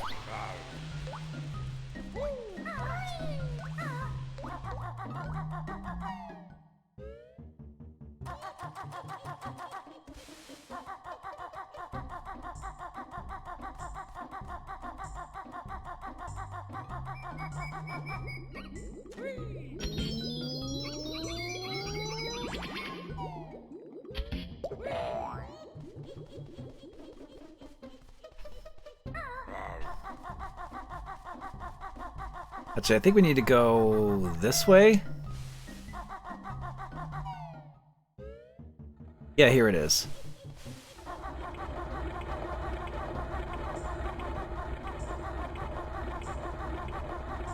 Actually, we need the boots to get across the sand, because there's sand eels in the sand, which is their excuse of being like, oh, don't go in this sand.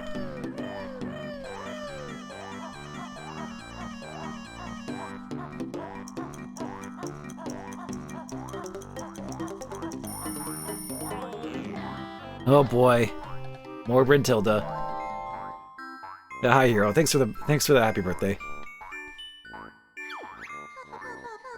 Grunty's best friend at witch school was the awful, sweaty Betty.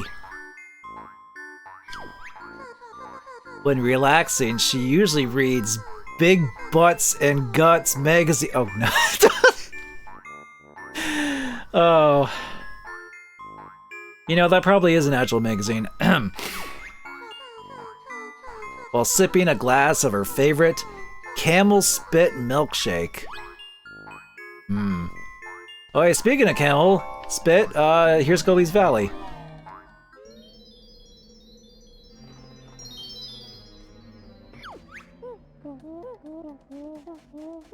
And one move in here.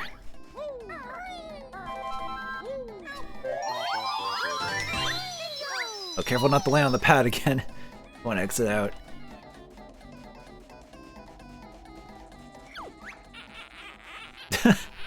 The squeaky shoes talk.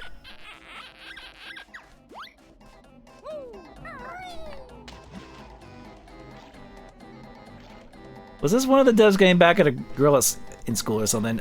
Probably not. It's just them making fun of like a Gruntilda being like, let's just do the gross out humor for her, because that was very prevalent in the 90s. Anyway, time for one of the most quoted. Okay, time for one of the most quoted Kazooie quotes in this game. Trunker wants rain, gasp. I'm shriveling up. How's your nuts, bark breath? Kazooie. Will eggs and feathers help? No, cough. Need water. Help. Now, Rare has been known to be very intentional with some of their jokes. I'm pretty sure that was one of them.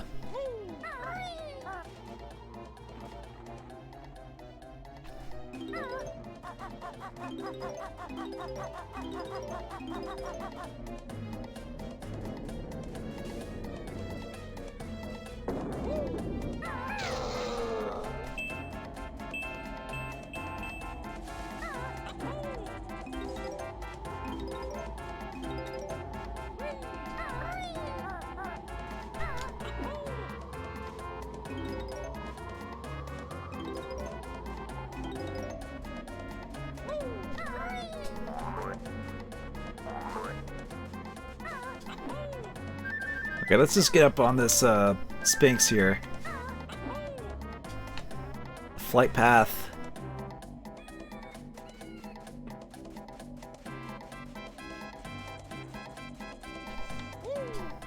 Oh, it blinks. It's alive. Oh, careful.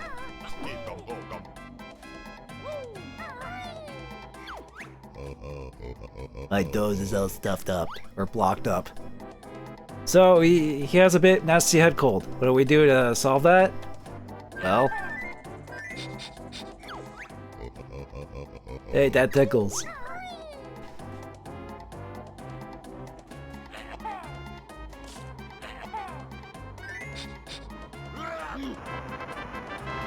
Yeah, just shoot nose, or shoot nose. Just shoot eggs up the nose to make them sneeze. That'll clear up that.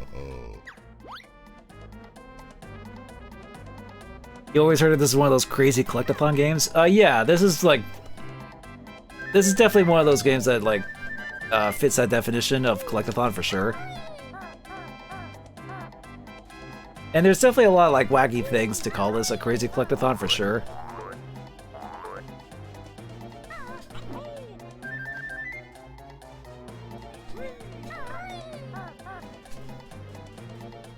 But that's what makes it memorable, at least for me. We want to go in the four corners here.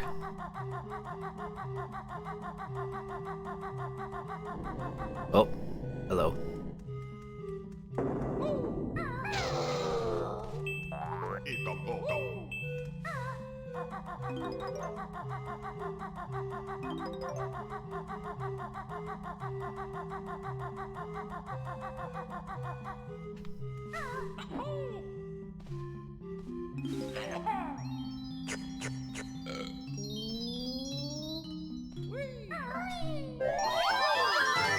Oh, yeah.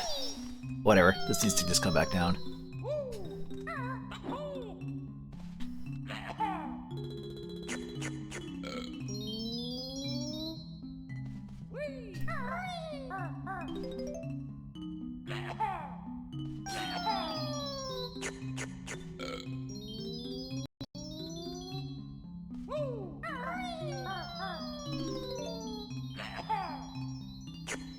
Good thing we have all 200 of those eggs.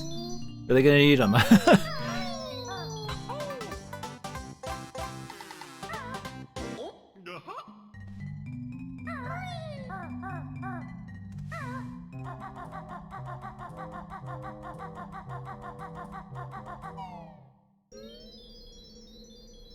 Alright, what else is there? Whoop.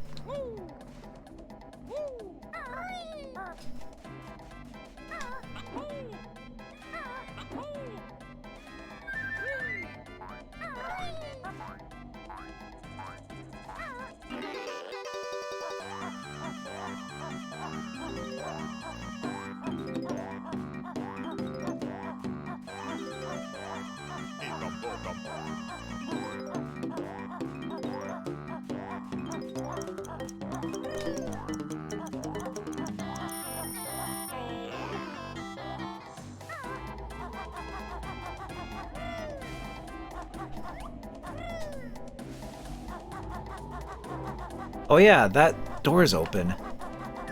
Could maybe go, oh yeah. Only we sand eels can survive in there. Yeah, this is how they say why you can't go in this particular sand. What's up there? You need to get in there.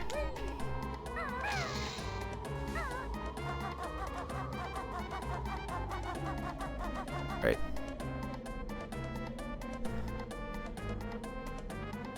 Alright, we'll just wait for the magic carpet public transport here.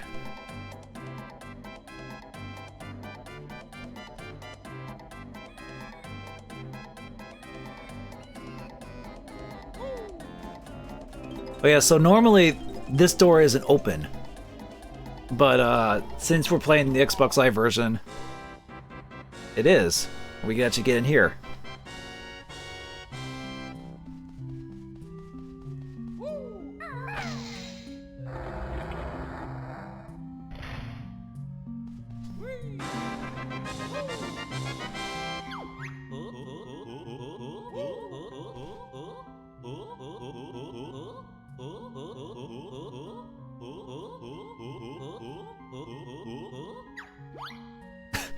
Well, we can, Banjo. In nuts and bolts, but still, we can.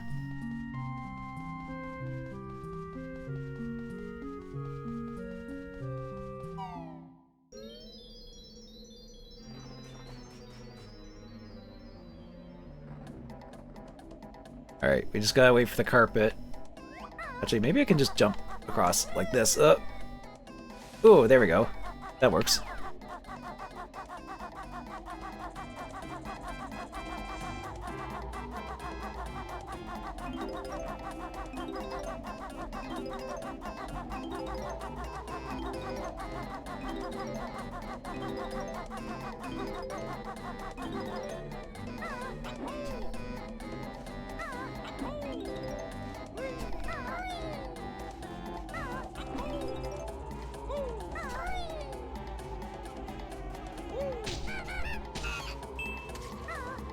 Oh geez, that almost slid off there. Oh, interesting texture line there. Wonder if that's there in the original N64 version. Probably. You probably just see it clearer in this. Maybe on Switch you can see it. I don't know. Depends on how HD the Switch version is. In terms of its emulation, anyway.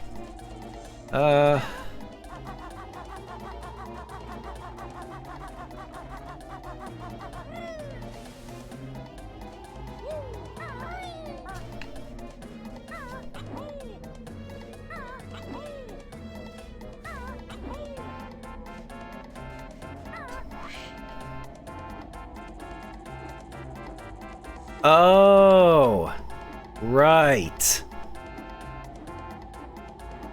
Huh. I guess they do want... okay. That's the trade-off. I see. So that bullseye target is something for a move that we usually learn in Freeze Easy Peak. I thought I'd be clever and be like, I'll do Gobi's Valley first, then we can get the shoes. Well, thanks for the heal bottles. I forgot about the Beak Buster move while you're flying, because you learned that in Freeze Easy Peak. So I can't actually go into this temple, or in this pyramid.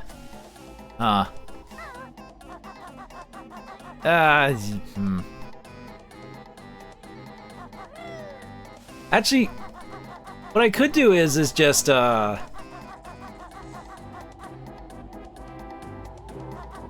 I could just go to Freeze Easy Peak and then just be like, just with those shoes and just move on or whatever. Move on to Freeze Easy Peak with those.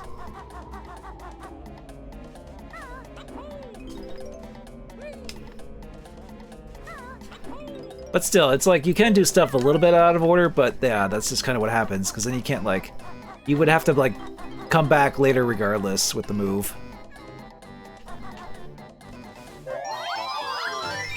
But fortunately in this version, like, notes and stuff stay collected, so it's like, not too bad in that sense. But there's always a first time for kind of experimenting and figuring out how it all works. You have no idea what any of those words you just said. Okay, well, fair enough for someone who I guess never played Banjo-Kazooie. I might as well just say, oh, you just get the glooby glop and do the hoopa doop, and then you get the shoopa dop. Yeah, I guess I might as well just be speaking Simlish or something. Like, I'm trying to keep it vague. I'm trying to keep it in terms of anyone watching this would understand if they never played Banjo-Kazooie, but it does. But then I kind of revert back to just the usual terminology as if I have, since I have played this a lot. But yeah, what I was trying to say is that you learn moves in each world, and there's certain moves you need to do to get the stuff you need to collect. But the move that I needed was in a previous world, and I thought, oh, maybe if I skip ahead to this world, learn the move here, that way I don't have to backtrack. But it turns out I'm gonna have to backtrack back to this world anyway with the move that I was originally gonna try and, like, you know, that I originally skipped over anyway. It's just one of those things where it's like you're gonna need either move for all the stuff anyway if you want to get everything, type of thing.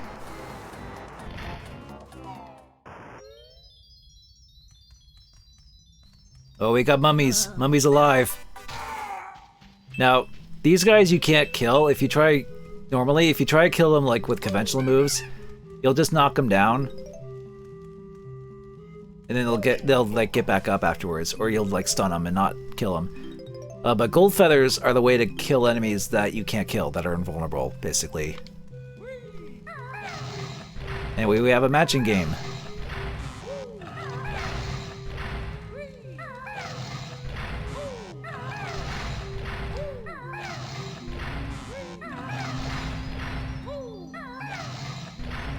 Can I find a single match? Where was that Kazooie face? Was it here? No, that's a Jinjo face. It's eggs. Oh, Mumbo. Mumbo's like... Oh, that's Feather. That's Banjo. There's Banjo.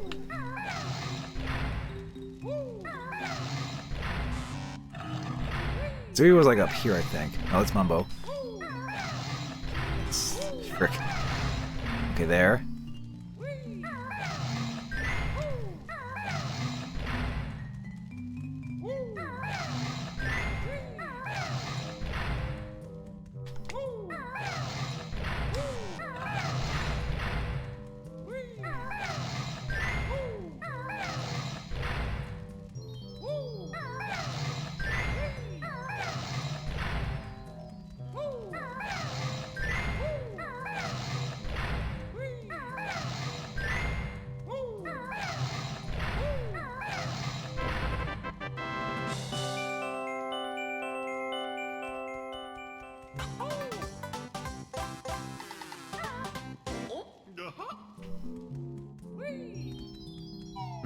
Actually, what I might do is, this might be kind of dumb, but I might just go to Freezy Peak, learn the move, and then come back here. As ass backwards as that sounds, I kind of want to get, you know, it's like once I start this, it's like, kind of want to finish this, you know. I could just do that. That way we have all the moves just available, and then we can just go as we please.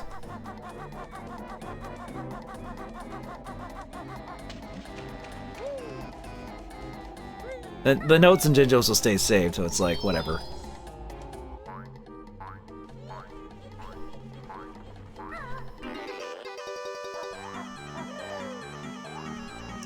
Watch out for the scarab.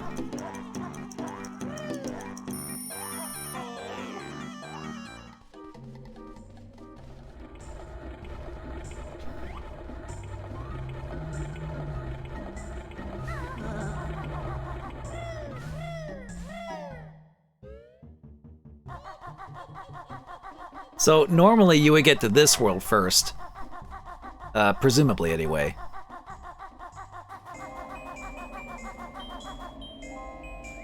And look at that.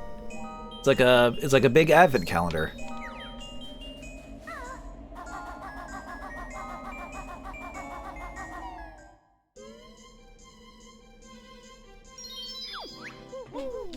Peak's got another move waiting for you. Find it. Alright. This is the Cridmas level. Merry Cridmas, even though it was a month ago. Merry Christmas, here's some sad children. Wah, where's our presents? Our dad Boggy said he was fetching them. He's been gone ages. Wah. Don't worry, kids. I'm sure he's being a caring and supportive father that would not do something so irresponsible and abandon you and... oh. I'm sure he's fine.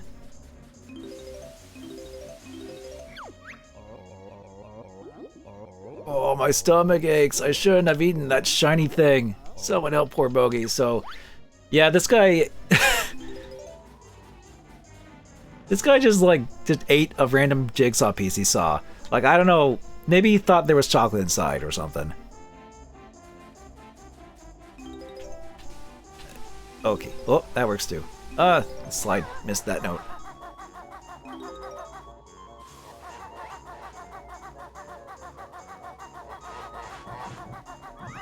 Okay, so I'm just gonna beeline for the move. and then go back to Gobi's Valley. Ow! Frickin' snow... Oh, the snowmen here are jerks. Because they throw snowballs. I like how I, like, slid away because of the snow. Anyway, Beak Bomb attack. Flying, press X to launch Kazooie at it like a missile. Choose your targets carefully, though, as it costs a red feather each time you use it. You know, so like accidentally bash into like things and get hurt that way too. Well played, Banjo. You now have learned all the moves in the game. That would have gotten you an achievement, I believe. Which I already have all of them, because I've already 100%ed this a few times, to say the least.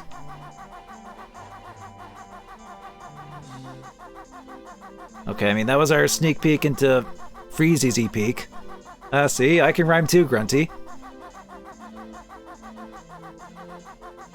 But we're actually going to go back to Gobi's Valley. Because now we can complete that.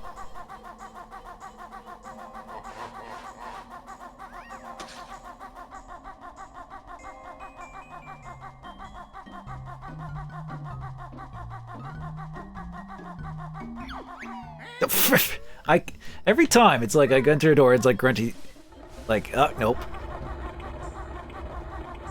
The mummies.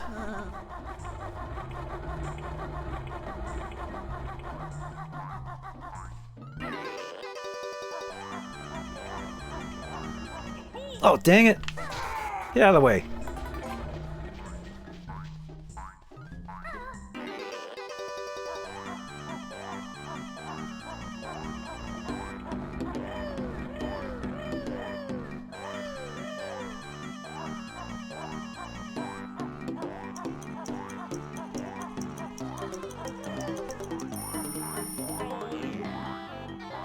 Okay.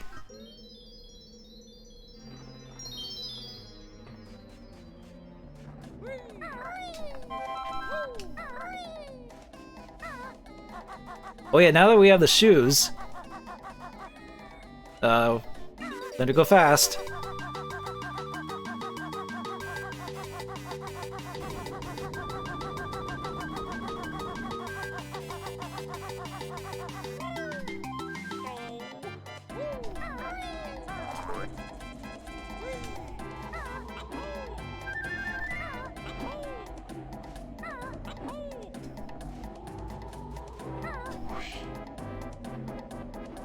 Okay, so we want to hit that bullseye there.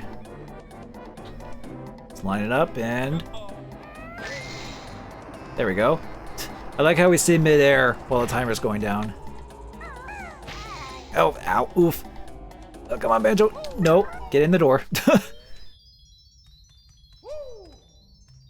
Oh. Tiger, if you're there. Let's see if he shows up. I think I have to put an egg there. Hello, my friend. I am Ruby. Can I be of some help now? We're looking for treasure, pipe boy.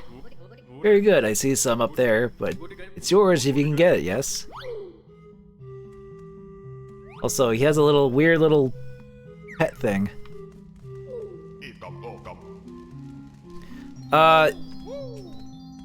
The reason why I called you Tiger is, pay attention to the basket. It's a snack.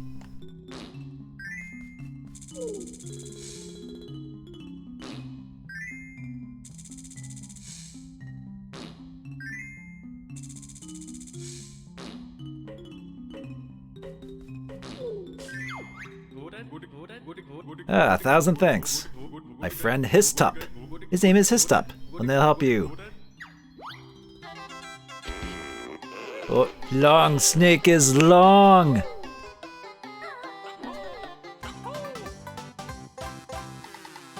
Fart reverb Kazooie mod? What? Can I boop snoot? Boop snoot. Oh. Well, there you go, Tiger. There's your noodle. There's actually a snake in Banjo-Tooie that now that I remember, although That one's not as nice. I'll just say that.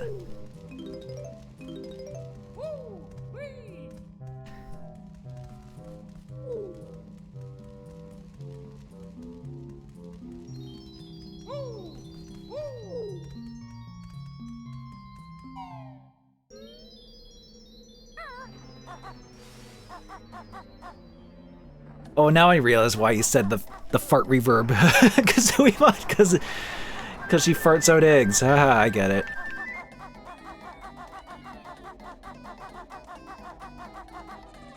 I mean, you probably could mod the N64 version, probably. I mean, people have done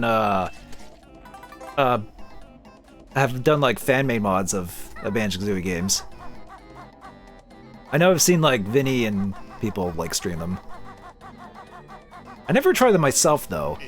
I probably wouldn't mind at least playing them myself, maybe. I don't know, I'll see.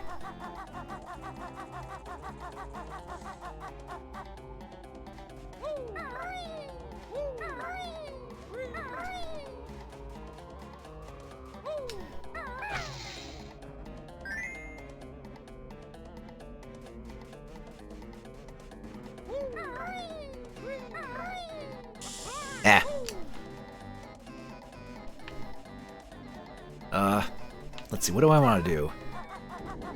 Oh, and...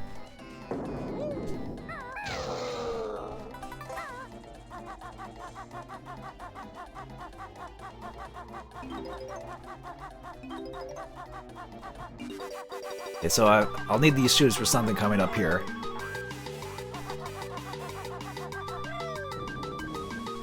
Yoink!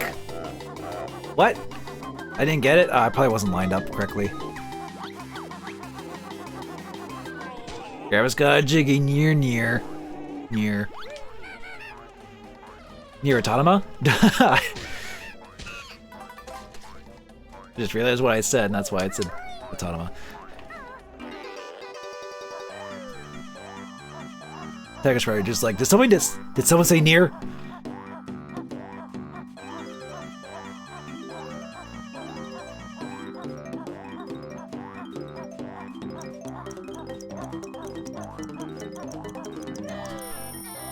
So yeah, we need the speed shoes to grab this from Naba over here.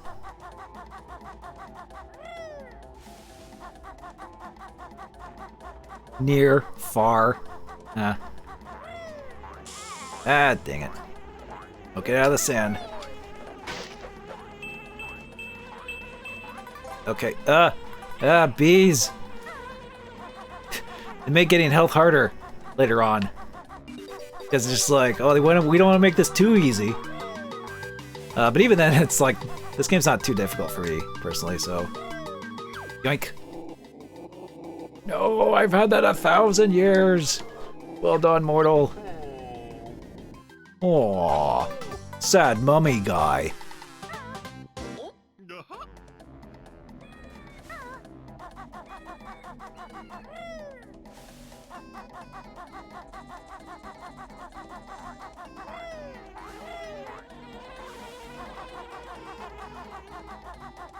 I should fly up and get that if I can. Try to remember what would be the best way to get it there. Yeah. Oh.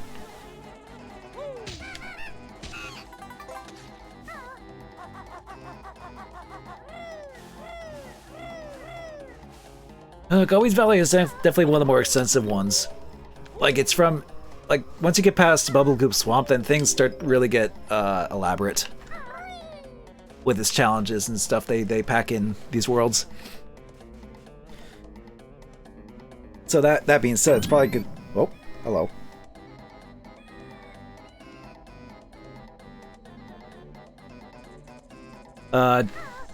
Dr. Despair 2000, thank you for the follow. Sorry, that caught me off guard a little. Used to suddenly hearing Rocket Adventure sounds while playing Banjo-Kazooie. But thank you for the follow. Oh, that'd probably be why. 0 is rating, from the looks of it. Oh, fair enough. It's just that The alert hasn't come up yet, or has he? Or is he in the process of raiding? Who the fuck are you? Oh, he hosted. Okay, well, first time we get to see that alert. So thank you, Zero, for the host. At least I assume that was Zero that was hosting me there.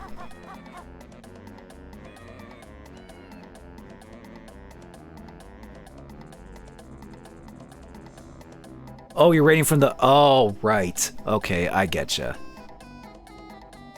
Yes, Tiger, you did hear that. I have that as my host alert. And Zero was the first one that did that. But thank you for the host, Zero, and welcome everyone to just playing Banjo-Kazooie on my birthday, because I felt like doing that. You know, it's funny, Zero, that you rated, because I did mention you a few times since, you know, since we played this for your power plays like years ago. I know we never did finish it, but I just brought it up because it was just like, I remember this happening and stuff like that when we played from someone who attempted to play this for the first time, type of thing.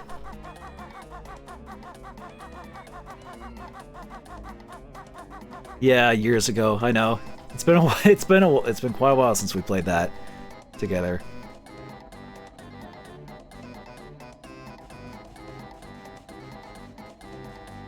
Okay. Just need to figure out where the carpet's going.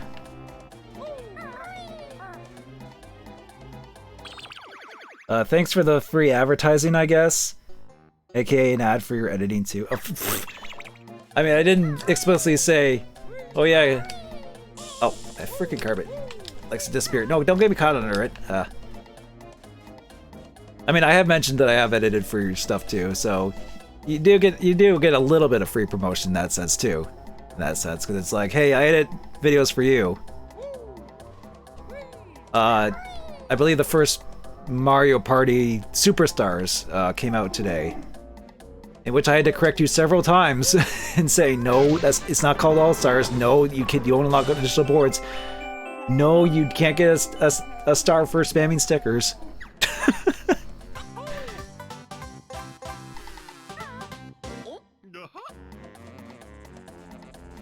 But I mean, I still enjoy doing the editing regardless. So it's, but don't take that as a as a too snarky of a remark.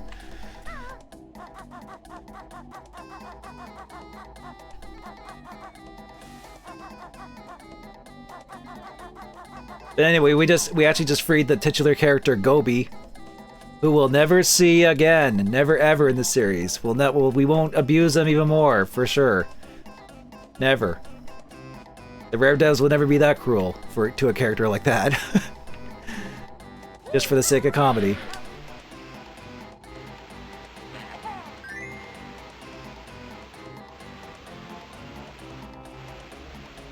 To be fair, you were told that you could get a bonus star for spamming stickers.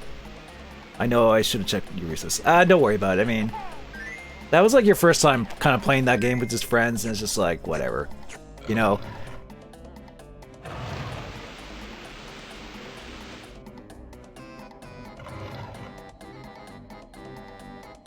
Like, that's just kind of like the downside when you play a game blind, and it's sort of like, you kind of hear word-of-mouth stuff. Or like, word-of-mouth stuff is like the only thing you kind of have going into it when you first play something.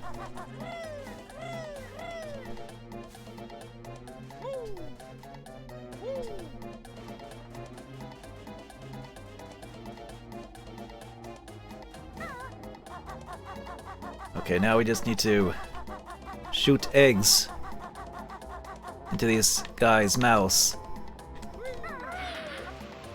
Because everything is eggs and stuff in this game.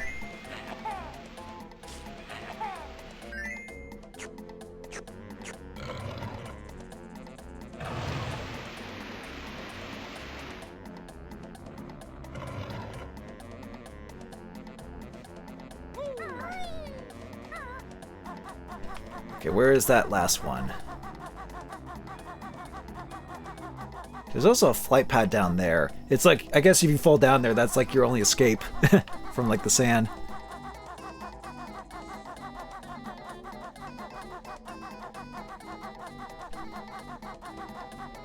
There you are. Oh, geez.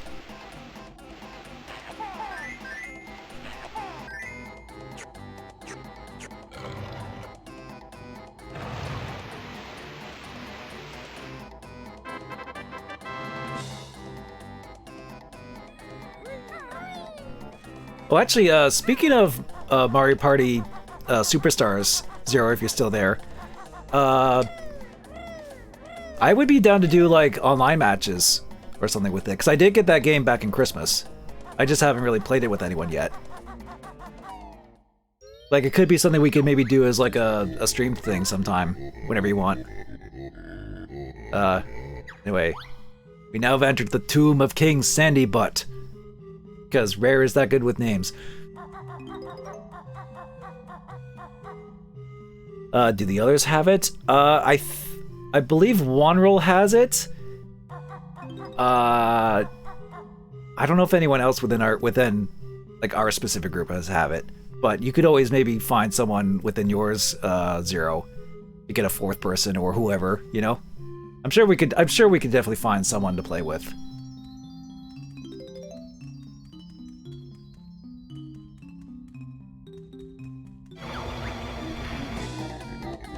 Chose not to heed their warning, perhaps. Prepare to run. Oh no.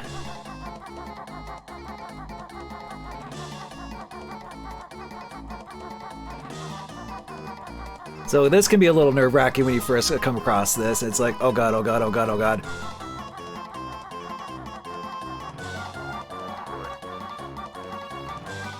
But it's not terrible. You just need to kind of find your way through this. Watch out for the big mummy. The sped up music doesn't help either for this part, that's for sure. Oh, there's a switch.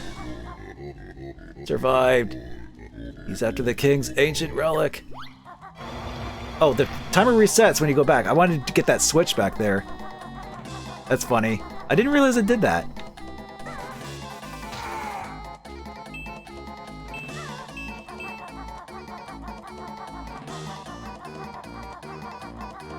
Okay, get this. That gives us another Jiggy in the overworld. Now we just need to get back there. I forget if there's anything else in the maze. I think it's just that switch.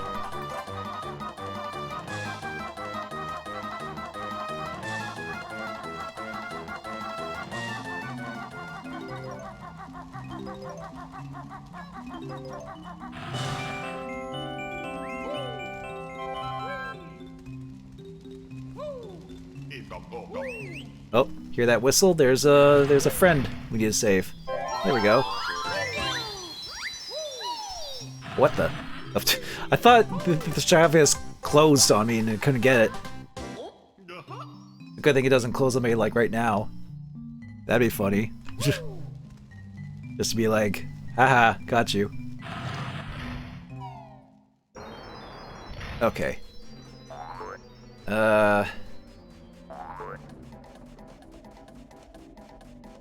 Where else?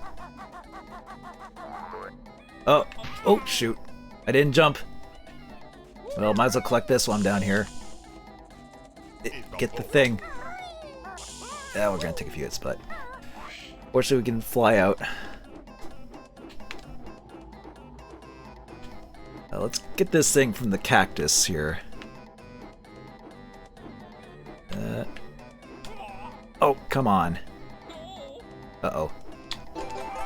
Oh god. I almost died getting that. Is there any other honey around? Might have already oh, there's a honey thing over there. Okay.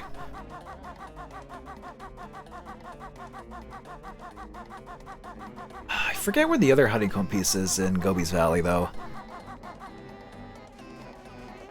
Okay, I need to be quick.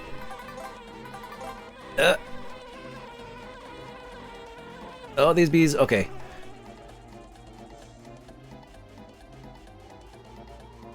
Okay, we didn't get our bottoms bit or stung.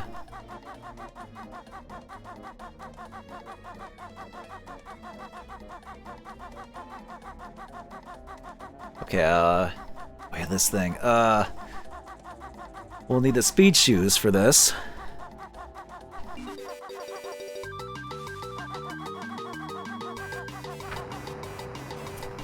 I think that sucks about this is that they make you waste time by watching the opening animation. Then you have to go all the way up this thing in like 20 seconds. Of course, I want to collect the notes along the way, but I'm not gonna have enough time to get up there with them.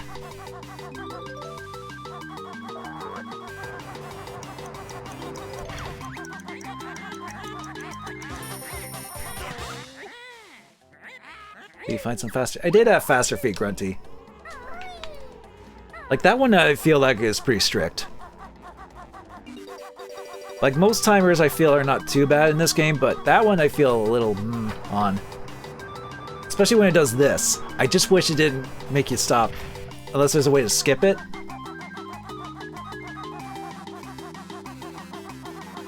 But I don't think there is, not that I know of.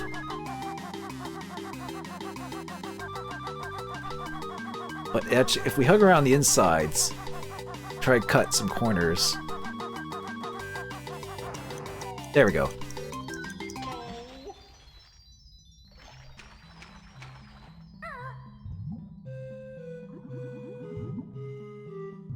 Uh-oh.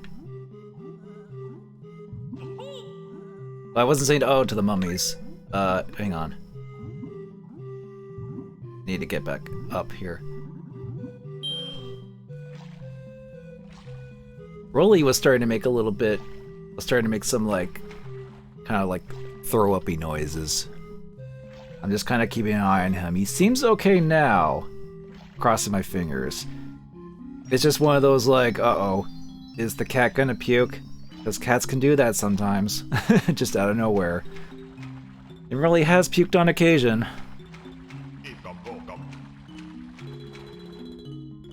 So if you see me like abruptly like BRB, it's because I have to deal with a cat and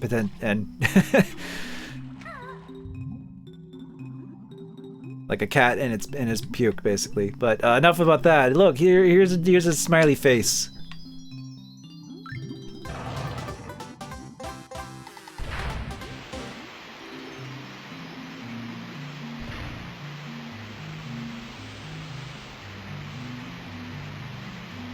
Anyway, that actually filled up the water outside the one pyramid, so it made that area a little easier.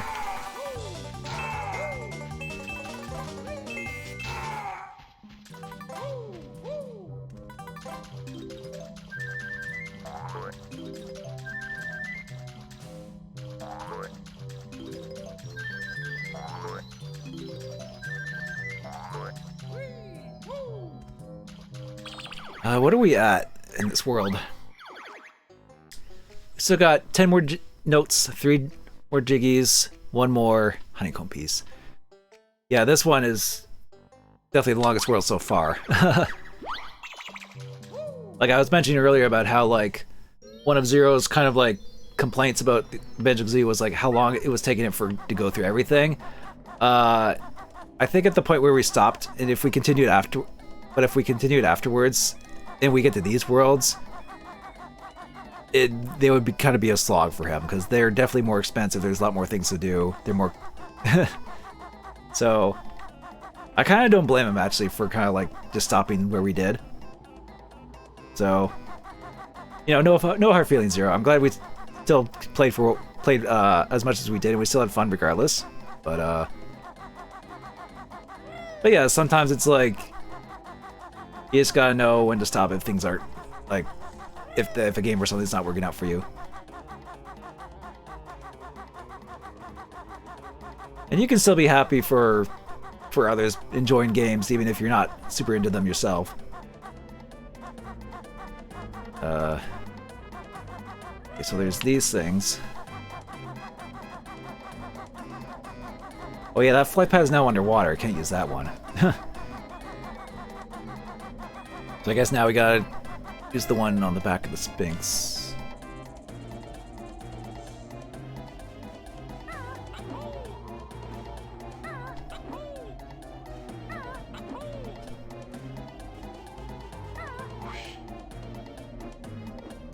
Okay, there's these ring guys here.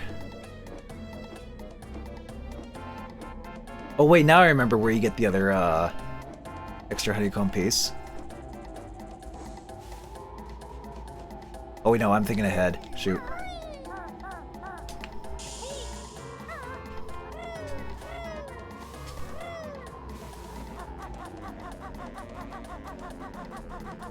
Right, it's like the beginning area, and then that area.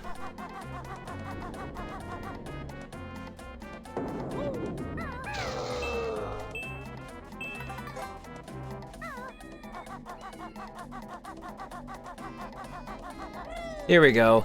Here's Gobi again. This tree looks a bit thirsty, but I need all my water for myself. Oh, shoot. I guess because it didn't count us talking to him first. Oh, here's your line, though. How's your nuts bark breath?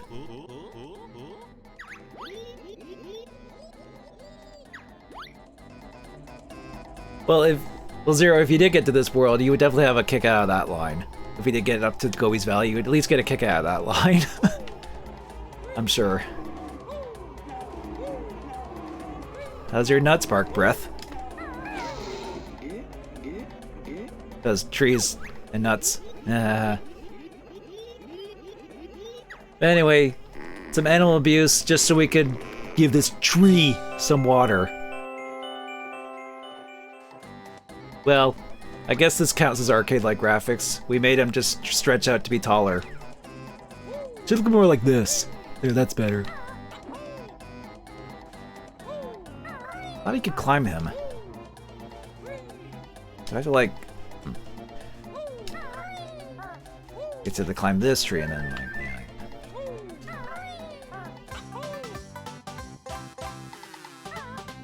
Oh, Zero, Tiger especially likes to reference that old video of mine where it's like, I did a YouTube poop of like some of OneWorld's videos like over 10 years ago, and one of them was just this Banjo-Gamer video where it's just like, where I just took his intro bit and be like, I'm the Banjo-Gamer and today I'm gonna review a tree, and just cut in the tree and him just holding. It was such a dumb video, but I still get a kick out of it. It's like one of my dumb old things that I still kind of laugh at, and Tiger likes to bring it up, so. That's why it kind of like has kind of made a resurgence lately.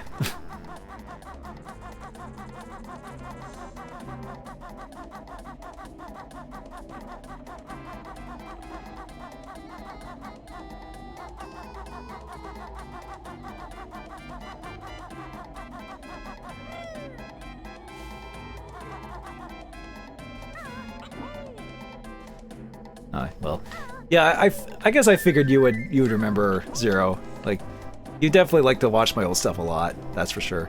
But I'm just giving like some context to anyone's watching and wondering what the hell we're talking about. Why are we just saying tree?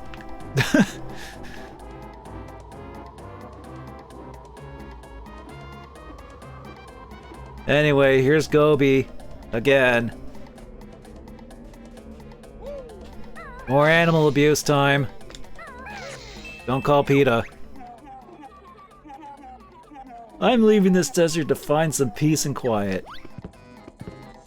And now we really won't ever see Gobi ever again. And also he can somehow just walk on that really steep ledge and into the sand without issues.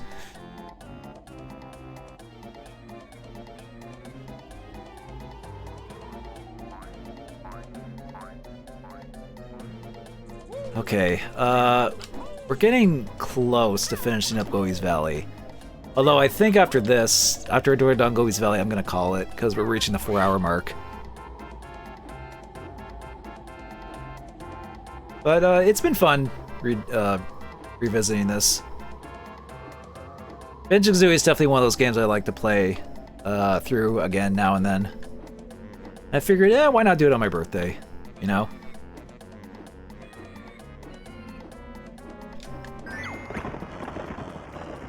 Summon all the hidden rings of the ancients to beat the witch.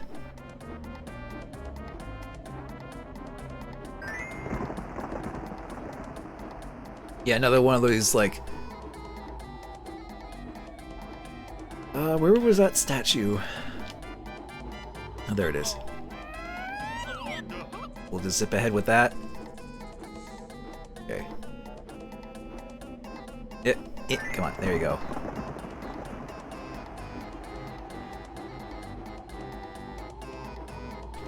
Where was it?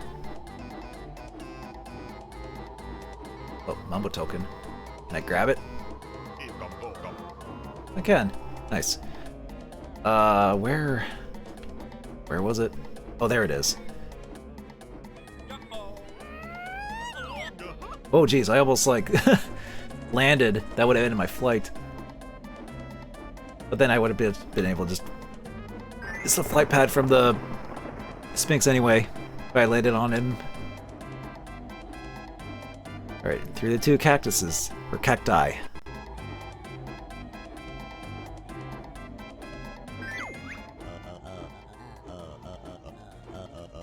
Can only give you this. Oh, I mean, that's still like helping us beat the witch regardless. You know, we need those.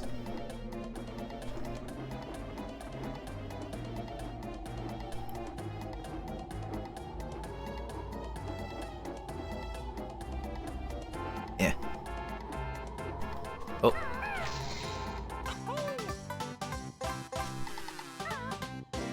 Okay, what's left in this one?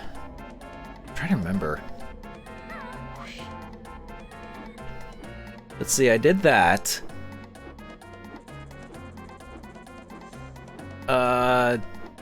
Did I do this?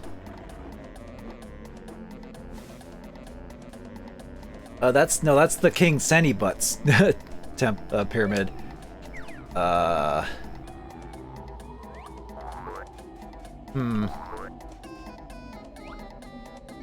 Trying to remember what the last one is.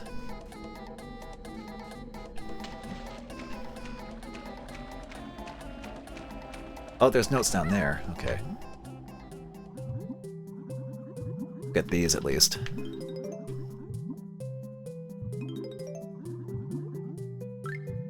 Oh, wait a minute. Oh, it's the Jinjo! That's what I was missing.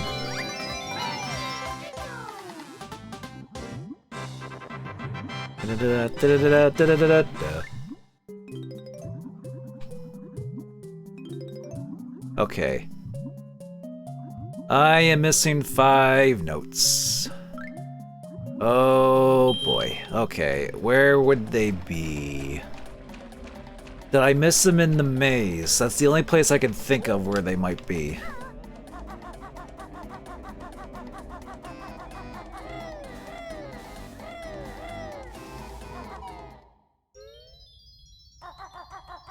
I want to say they're somewhere along here, like in a corner somewhere.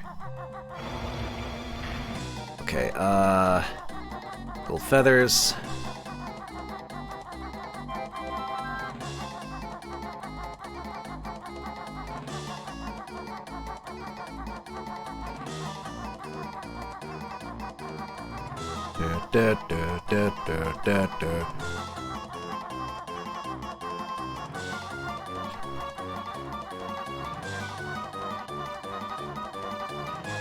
Where am I missing the 5 notes? I'm trying to think.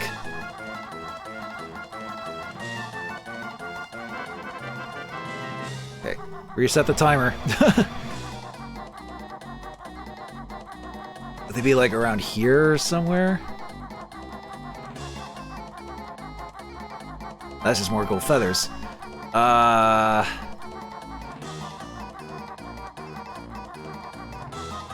Shoot, where am I missing the 5 notes?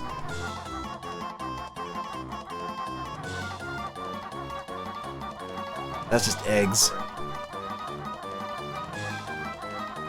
Feathers.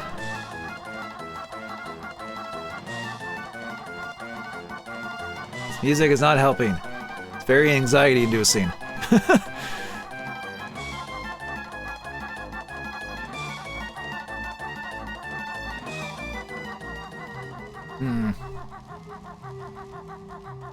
Crap, I would have just gotten the 5 notes and then be done, but I do not remember where they are.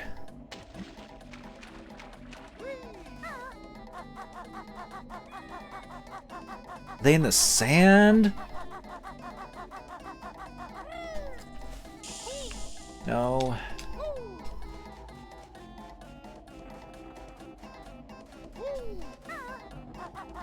Oh boy.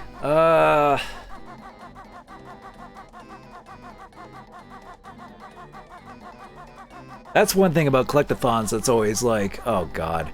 It's like you're like missing like only like a few things or like one of something and you're just like, where the heck is it?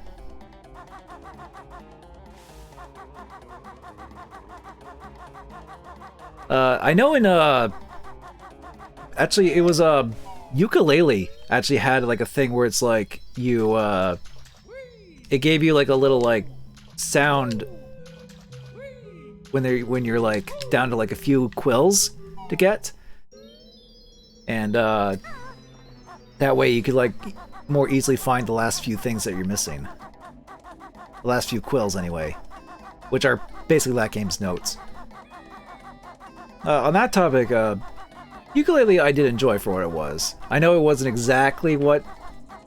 It didn't exactly meet some people's expectations for being like, you know, the next Banjo-Kazooie or whatever. But I still had fun with it. Although incidentally, the Impossible Layer one that came out afterwards, people did seem to enjoy that one more. Even if harkened back to more like Donkey Kong Country style gameplay, which I think worked.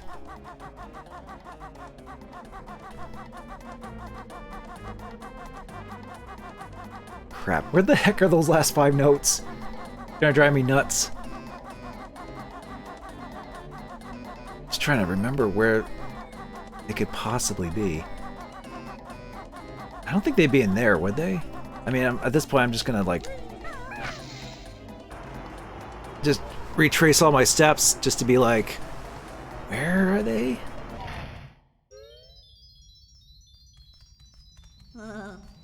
Okay, this is just the matching puzzle room. No! Damn it. I already got the ones that were in the water.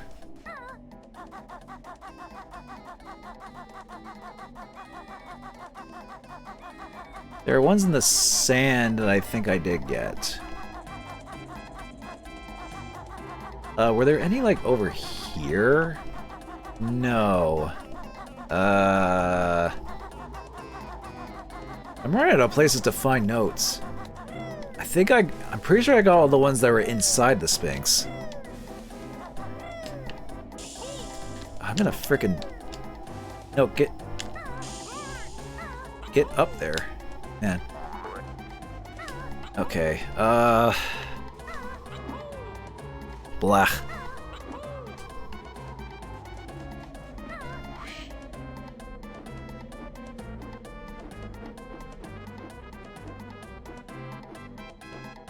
Guess I'll hit this again.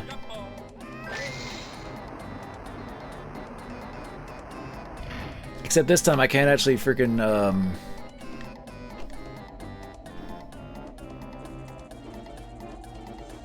oh, come on. There we go. Were there notes or something I missed in here? No, there are not. There were not. God, where the heck are those last notes?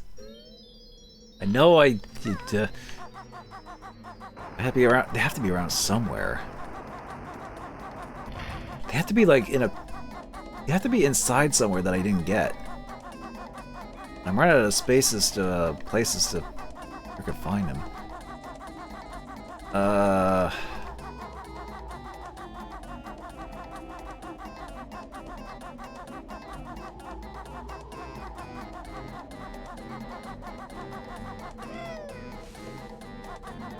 The only place I could think of is the maze. But even then, it's like, I'm pretty sure I got a thrown off job to be like, no, I got them all in the maze.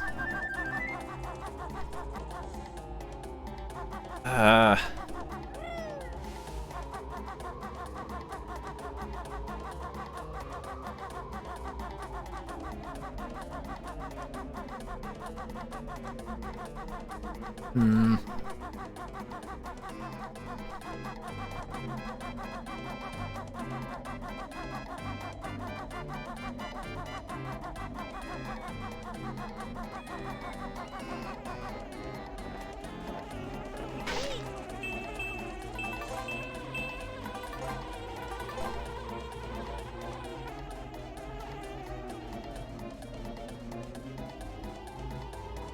Okay,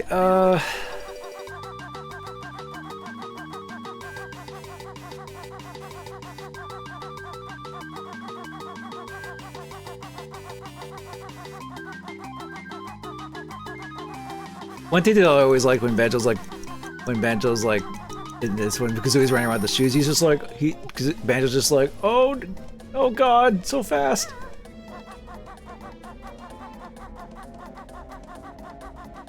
It has to be that maze. Like, okay, it has to be the maze. There has to be like some corner or something that I didn't find. That I just didn't see or get in there. Like, there's no other way. There's no other place where there's possibly notes. I need to go back in there and deal with King Sandy Butt's stupid maze.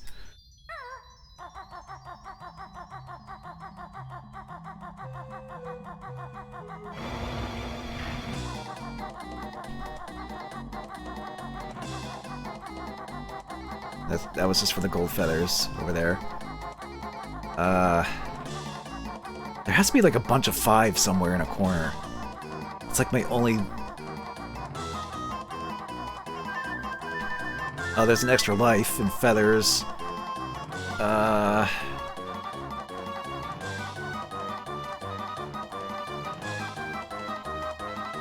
found the exit.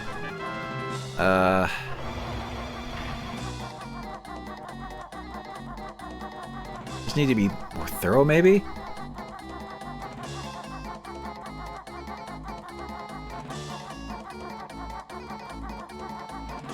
I mean, that's the Switch. The Witch Switch. I'm not playing this on the Switch, ha ha ha. It's just eggs.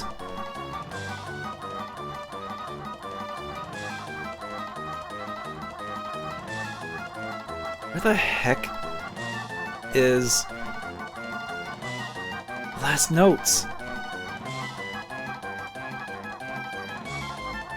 Oh, those are just feathers over there.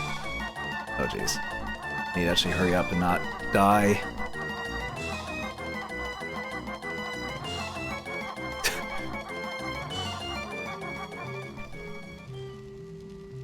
Where? God.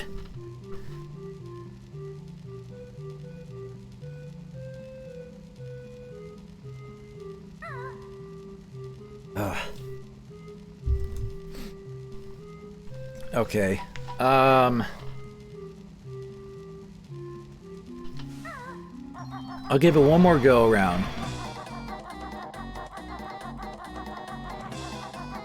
I'm tempted to actually dig up my old strategy guide for Banjo-Kazooie, just to be like, where are the last notes that I'm missing? Just to give it like a thorough look around.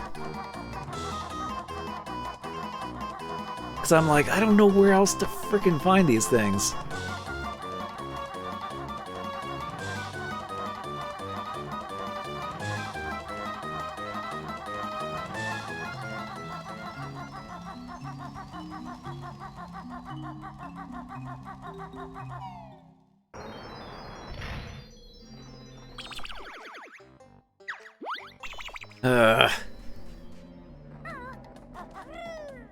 Do I check the Sphinx?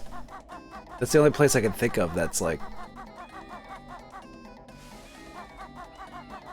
Not a place that I didn't check. I got the 4 notes that were on the Sphinx corners and the notes on the carpet, I think. It's like, where else would they be? I got the notes that are around in the sand there.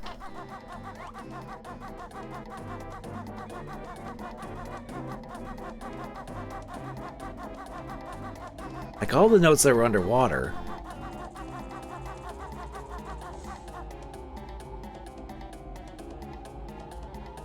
Hang on, I'm gonna look up something.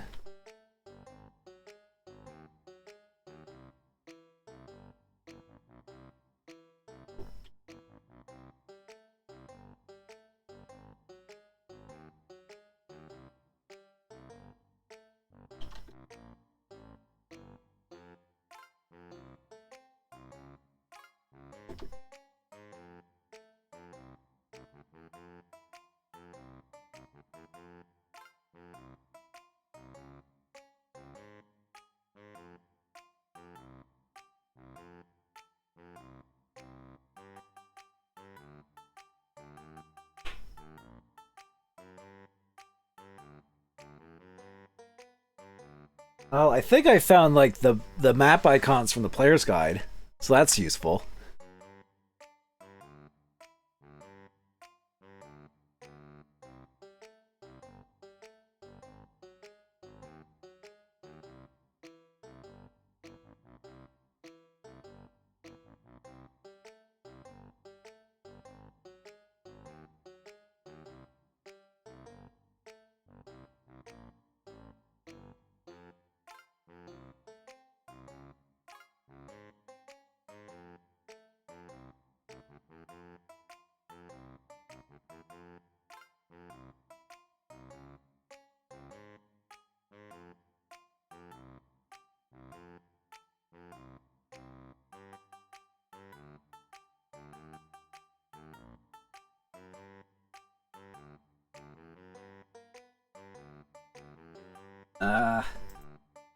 On.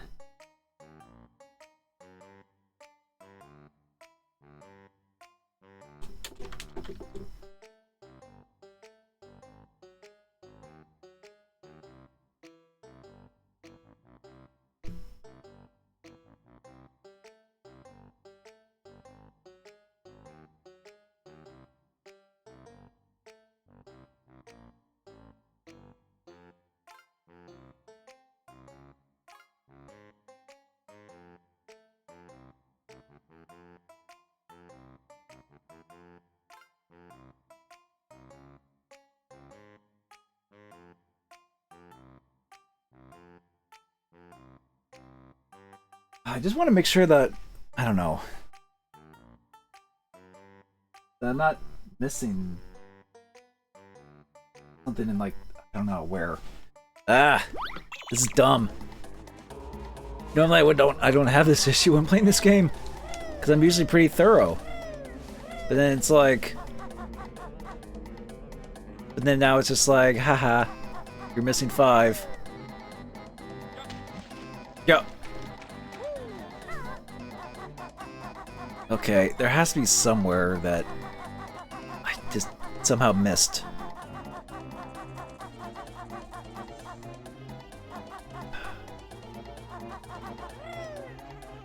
It has to be that maze. There has to be like a bunch of 5 in the maze that I missed.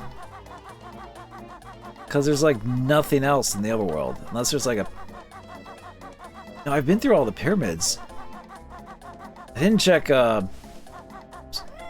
freaking Gobi's Valley. Or not Gobi's Valley, the Sphinx again.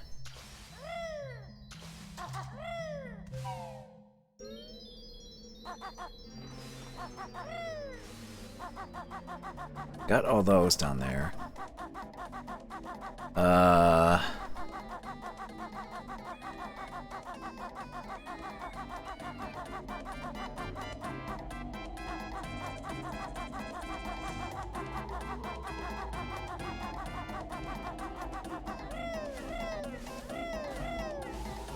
No, it has to be in here. I just somehow just keep missing where the notes are in this part, I guess.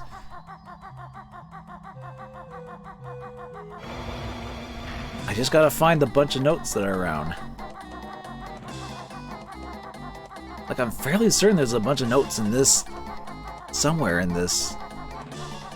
maze. Well, let's pop in for that, I just noticed that.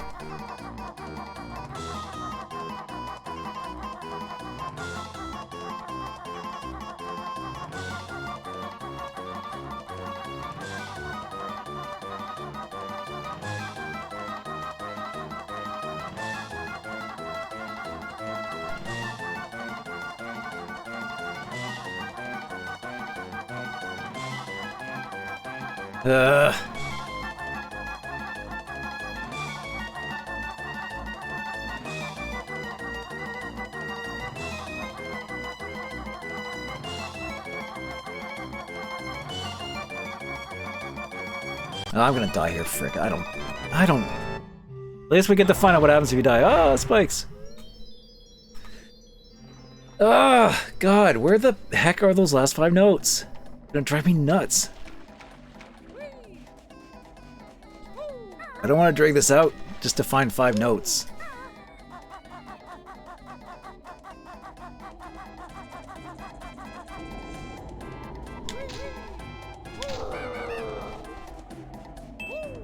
Maybe I'll go in the Sphinx again. Maybe it's just for some dumb reason I missed 5 in there somehow.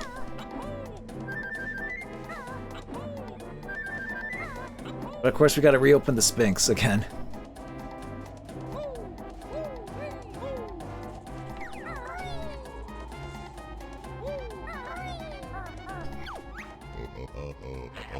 Gotta make him sneeze again.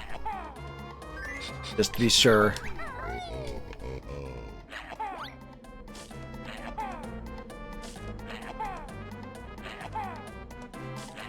Come on, gotta line up right. There we go.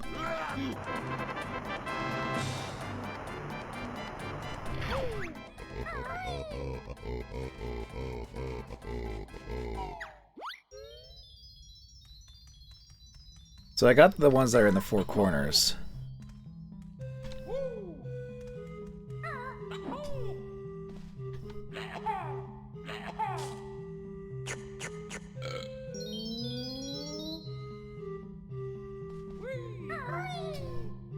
Oh, come on!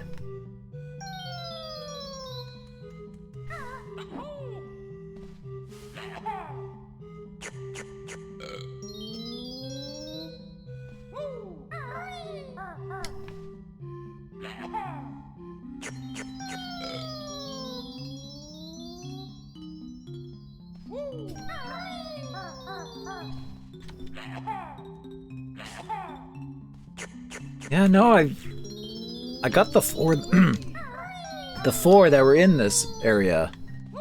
So I don't know where else they would be other than in that maze, but I'm pretty sure I was pretty thorough in that maze. God damn it. Okay.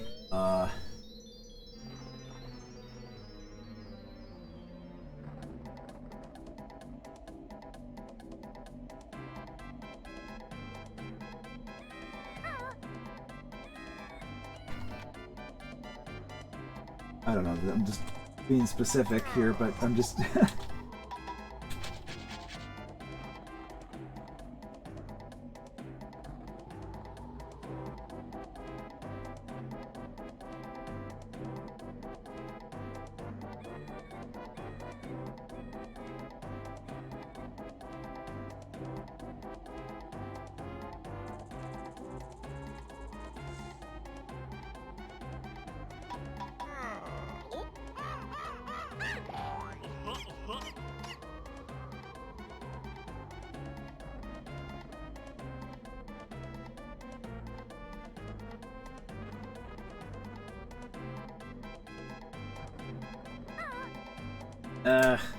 okay,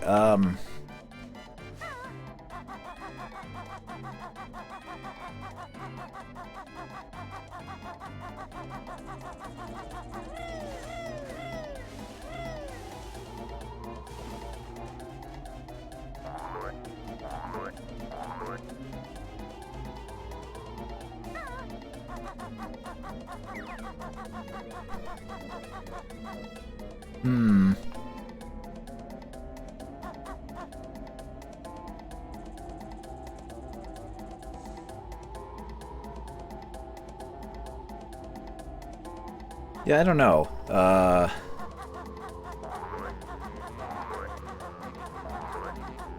I could end on just me getting, you know, 100% Gobi's Valley. And then that'd be it for the night, but, now I'm just like, where are those notes? Are they up in trees? No, that's feathers. It wouldn't be, no, they're up, not up in there. I already got all those notes there. You're not in the sand here.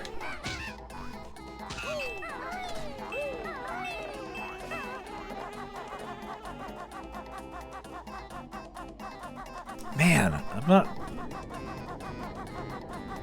I didn't think I had this much problems, like, with 5 notes in this world, of all things.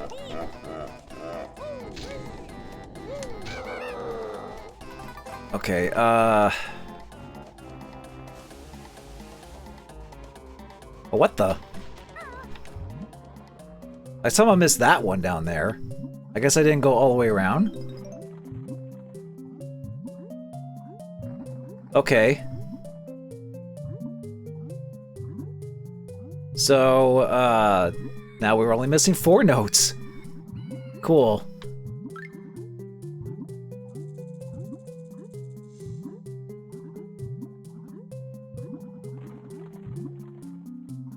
Those 4 notes have to be in the maze, though.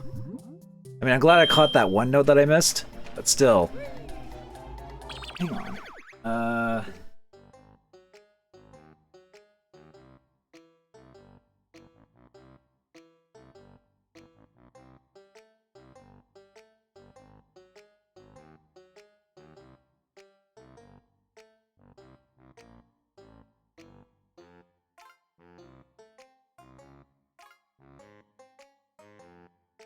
I just want to find out if there are like a group of like 4 notes or something in that pyramid.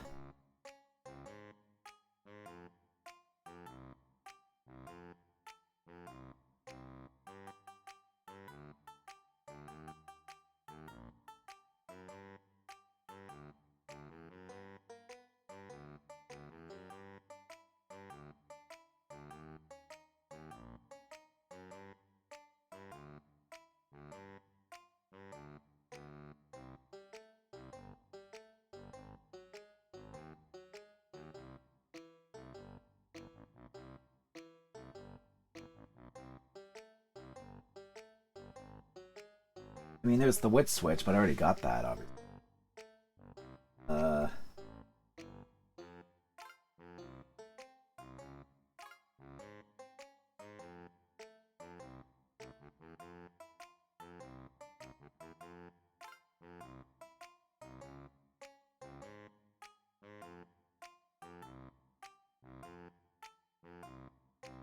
Okay, there's 7 in that pyramid. I'm wondering if I already collected those on the way out and into that place.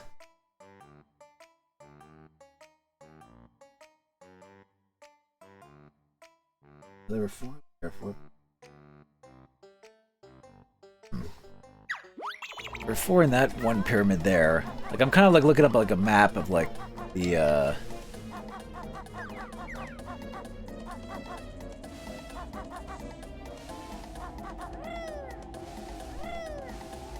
like there were the 4 on this staircase I got, and 4 on that staircase I got.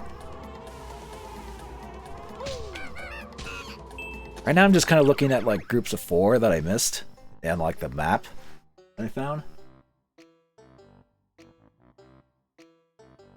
Therefore, I got in the 4 like inside the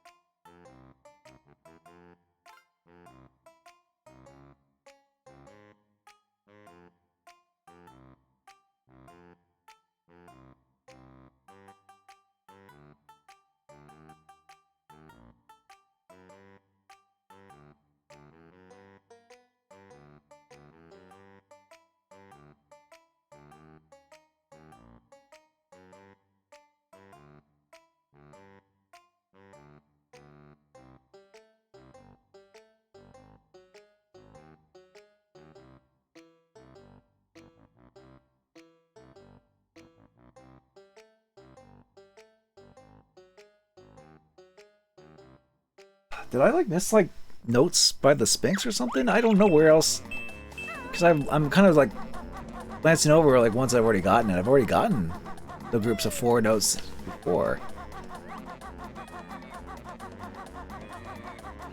I'm gonna like go back to the Sphinx. Maybe there was some I missed in the sand somehow. Maybe they didn't like. Maybe I just didn't get all of them on that side or something.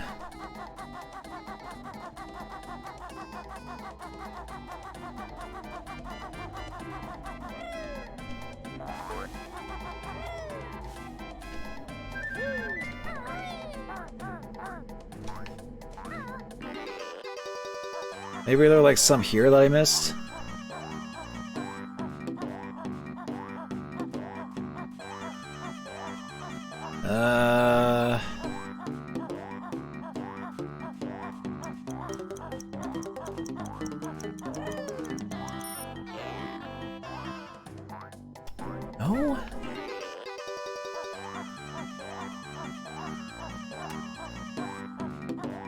No, there's still some that I... No, I pretty much got all the ones here.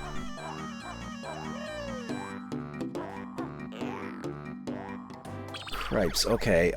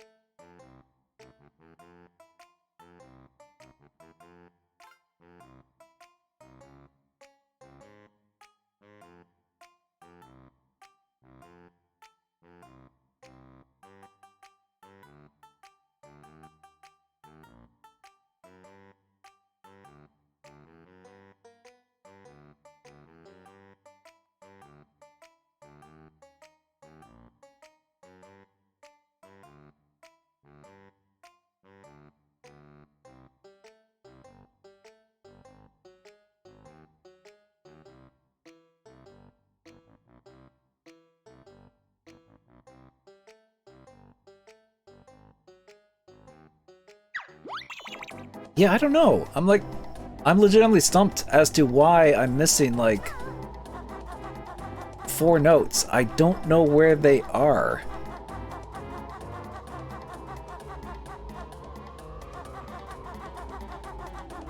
I'll try this stupid maze one more time. Like, it has to be in there somewhere, if I were to guess.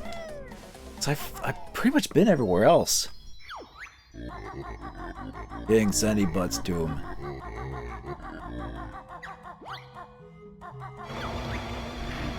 I think you would get like three or four entering, and then like 3 or 4 exiting this. So I don't think they were that cruel in doing notes within the maze. Now that I think about it, maybe it was just 7. Excuse me, mommy, coming through. Yeah, because I don't think there's... I'm pretty sure there's no notes. You check around here. There's just the pots. That's where the Jinjo was originally. Oh god, where the hell is that?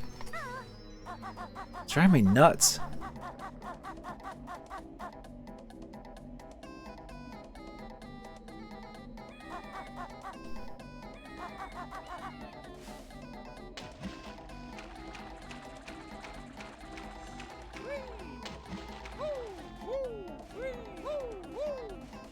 Pretty sure we got the notes in the matching puzzle.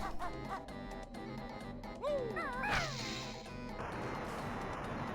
mean, I'll double check. I mean, at this point, I just need to double check everywhere in case I missed some weird spots.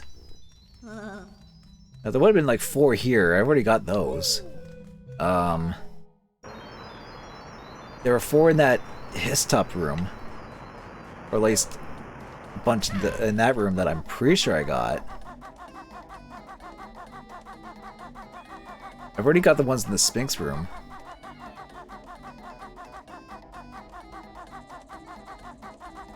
I got the ones that were there. Oh geez, camera. Camera, please, just don't do that kind of stuff. I just want to find out what I'm missing here. Did I get all the ones that were in the sand here? Yes. Okay. Did I get the ones that were... Did I get all the ones going up there?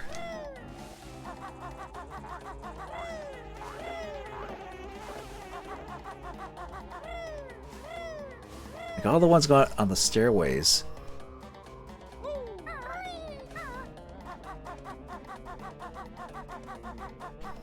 There were notes in there that I got.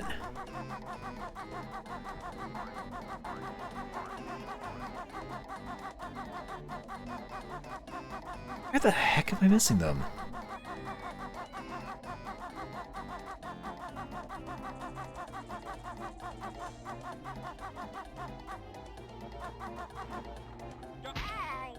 Ugh.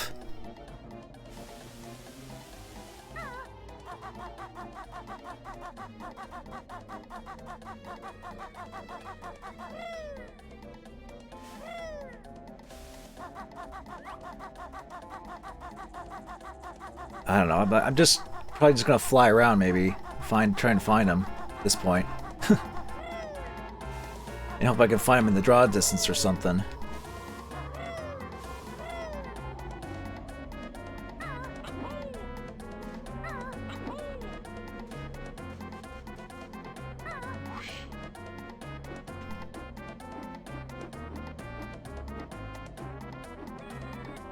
Let's try in here again.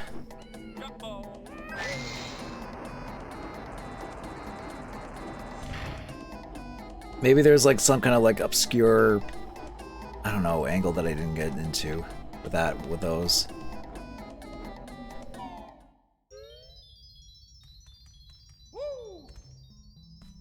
Pretty sure I got all the notes that were in here.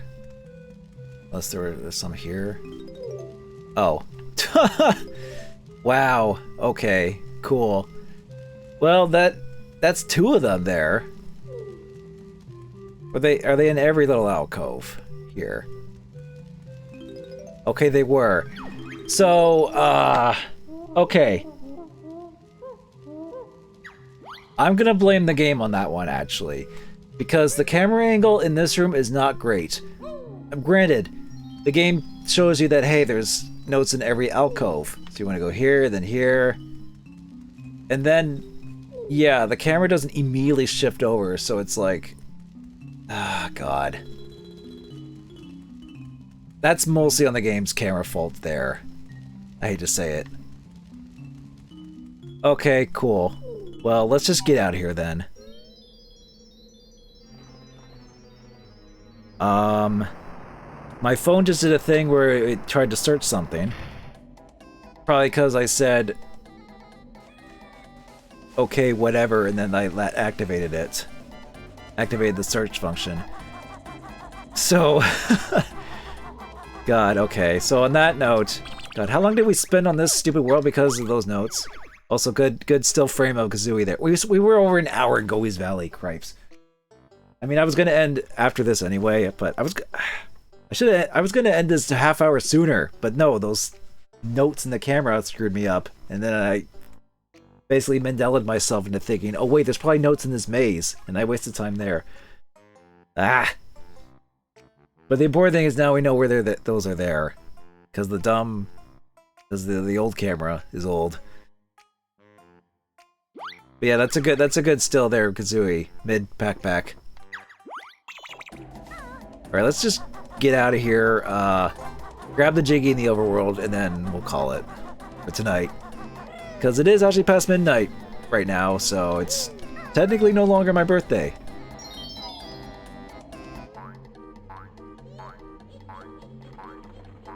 Yeah, good night, Tiger. I was about to end in a couple minutes anyway. But thank you for stopping by. And for the birthday wishes.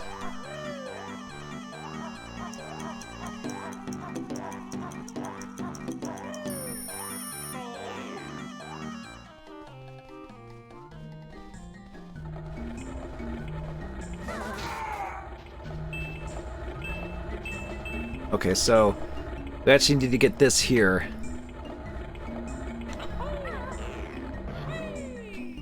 Oh, that's one way to... Oh, come on, really? Hang on.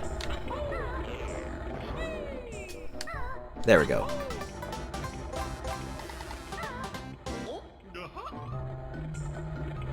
Oh, Tiger, if you're still around, I guess you probably want to see the game over scene.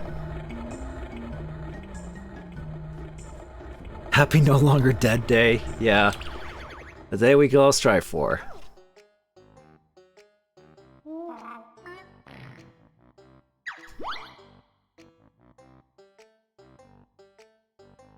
So, I guess we'll end on the game over scene.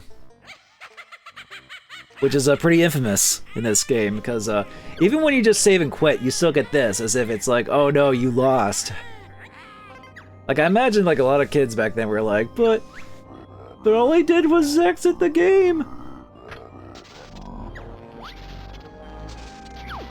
I didn't game over.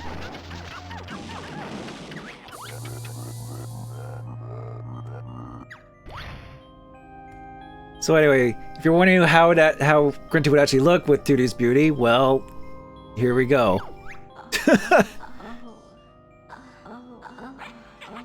Also, you can kind of tell what was popular back in the 90s for that look. And Momo is an immediate simp. No surprise, I guess.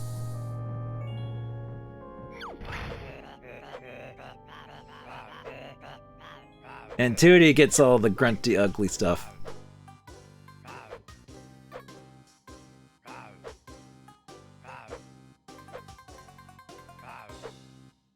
I do like just the rawr. But yeah, that was Banjo-Kazooie.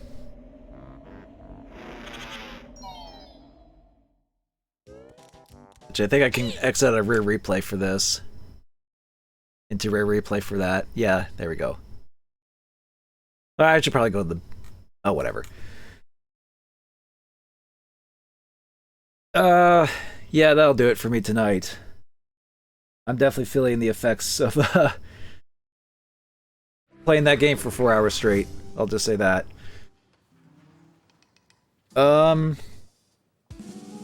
If people are up for it, I could continue this in another stream.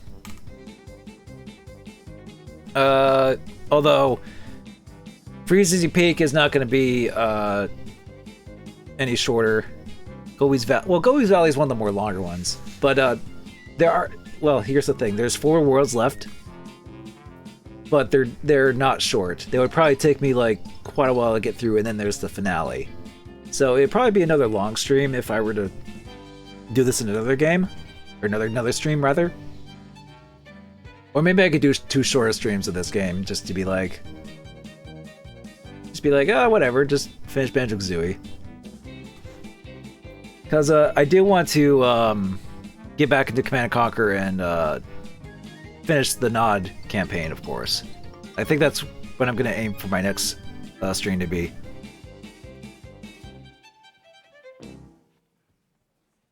Whatever that will be. But, yeah, but for Banjo-Kazooie, I wouldn't mind, like, playing more of it, or at least playing the rest of it on stream. Just as a nice little, like, just play through of it on, you know, kind of thing. I don't know when I'm gonna do it. Maybe after I do Command & Conquer, or... Actually, what I'll probably maybe end up doing is... It might take a bit, but I might end up doing this after I do more Command & Conquer and potentially finish up ActRaiser Renaissance. Once I do those, then I'll probably maybe go back to Banjo-Kazooie and be like, hey, let's actually do the rest of it. Why not? We still got Freezy Peak and, like... We got Freezy Peak, Mad Monster Mansion, and then Rusty Bucket Bay and Click Clock Wood. Which those last 2 in particular will take probably a while. Even on the Xbox version.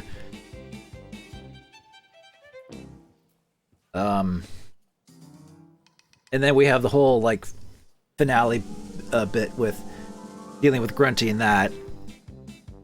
And that can be a long... And the final boss fight can be long, too, if you, like, screw up. Or if you end up dying to that. I don't know. Well, I'll see. But I think I'm definitely going to do this afterwards, after I, at the very least, do finish up ActRaiser Renaissance. Because I don't want to, like... I don't want to do too many things. I don't want to switch between too many games at once, type of thing. But yeah, I'm definitely feeling the stream fatigued a little bit after doing all that and kind of stressing out on the last, trying to figure out the last few notes, and it's like, oh, oops, the camera didn't show you them. Ha ha ha. I guess not all games can age perfectly.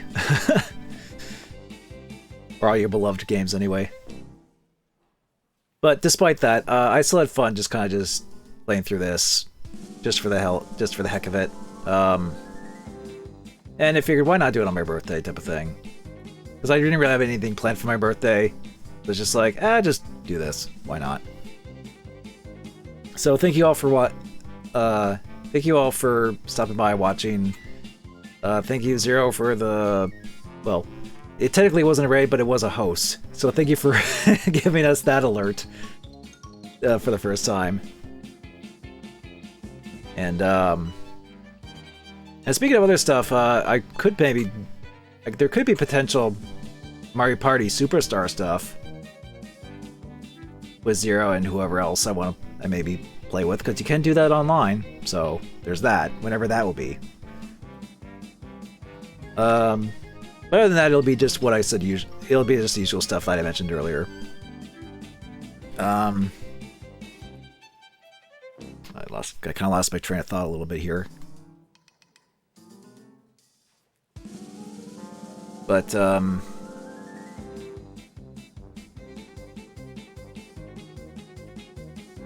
oh yeah, and thank you SUR for that video that you made with the Altered Beast thing.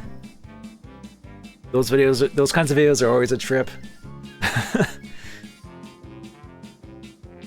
And yeah, I'm just gonna end the stream and head off. So I will see you all later. Thanks for stopping by and hanging out for birthday Banjo, birthday Kazooie, whatever you want to call it.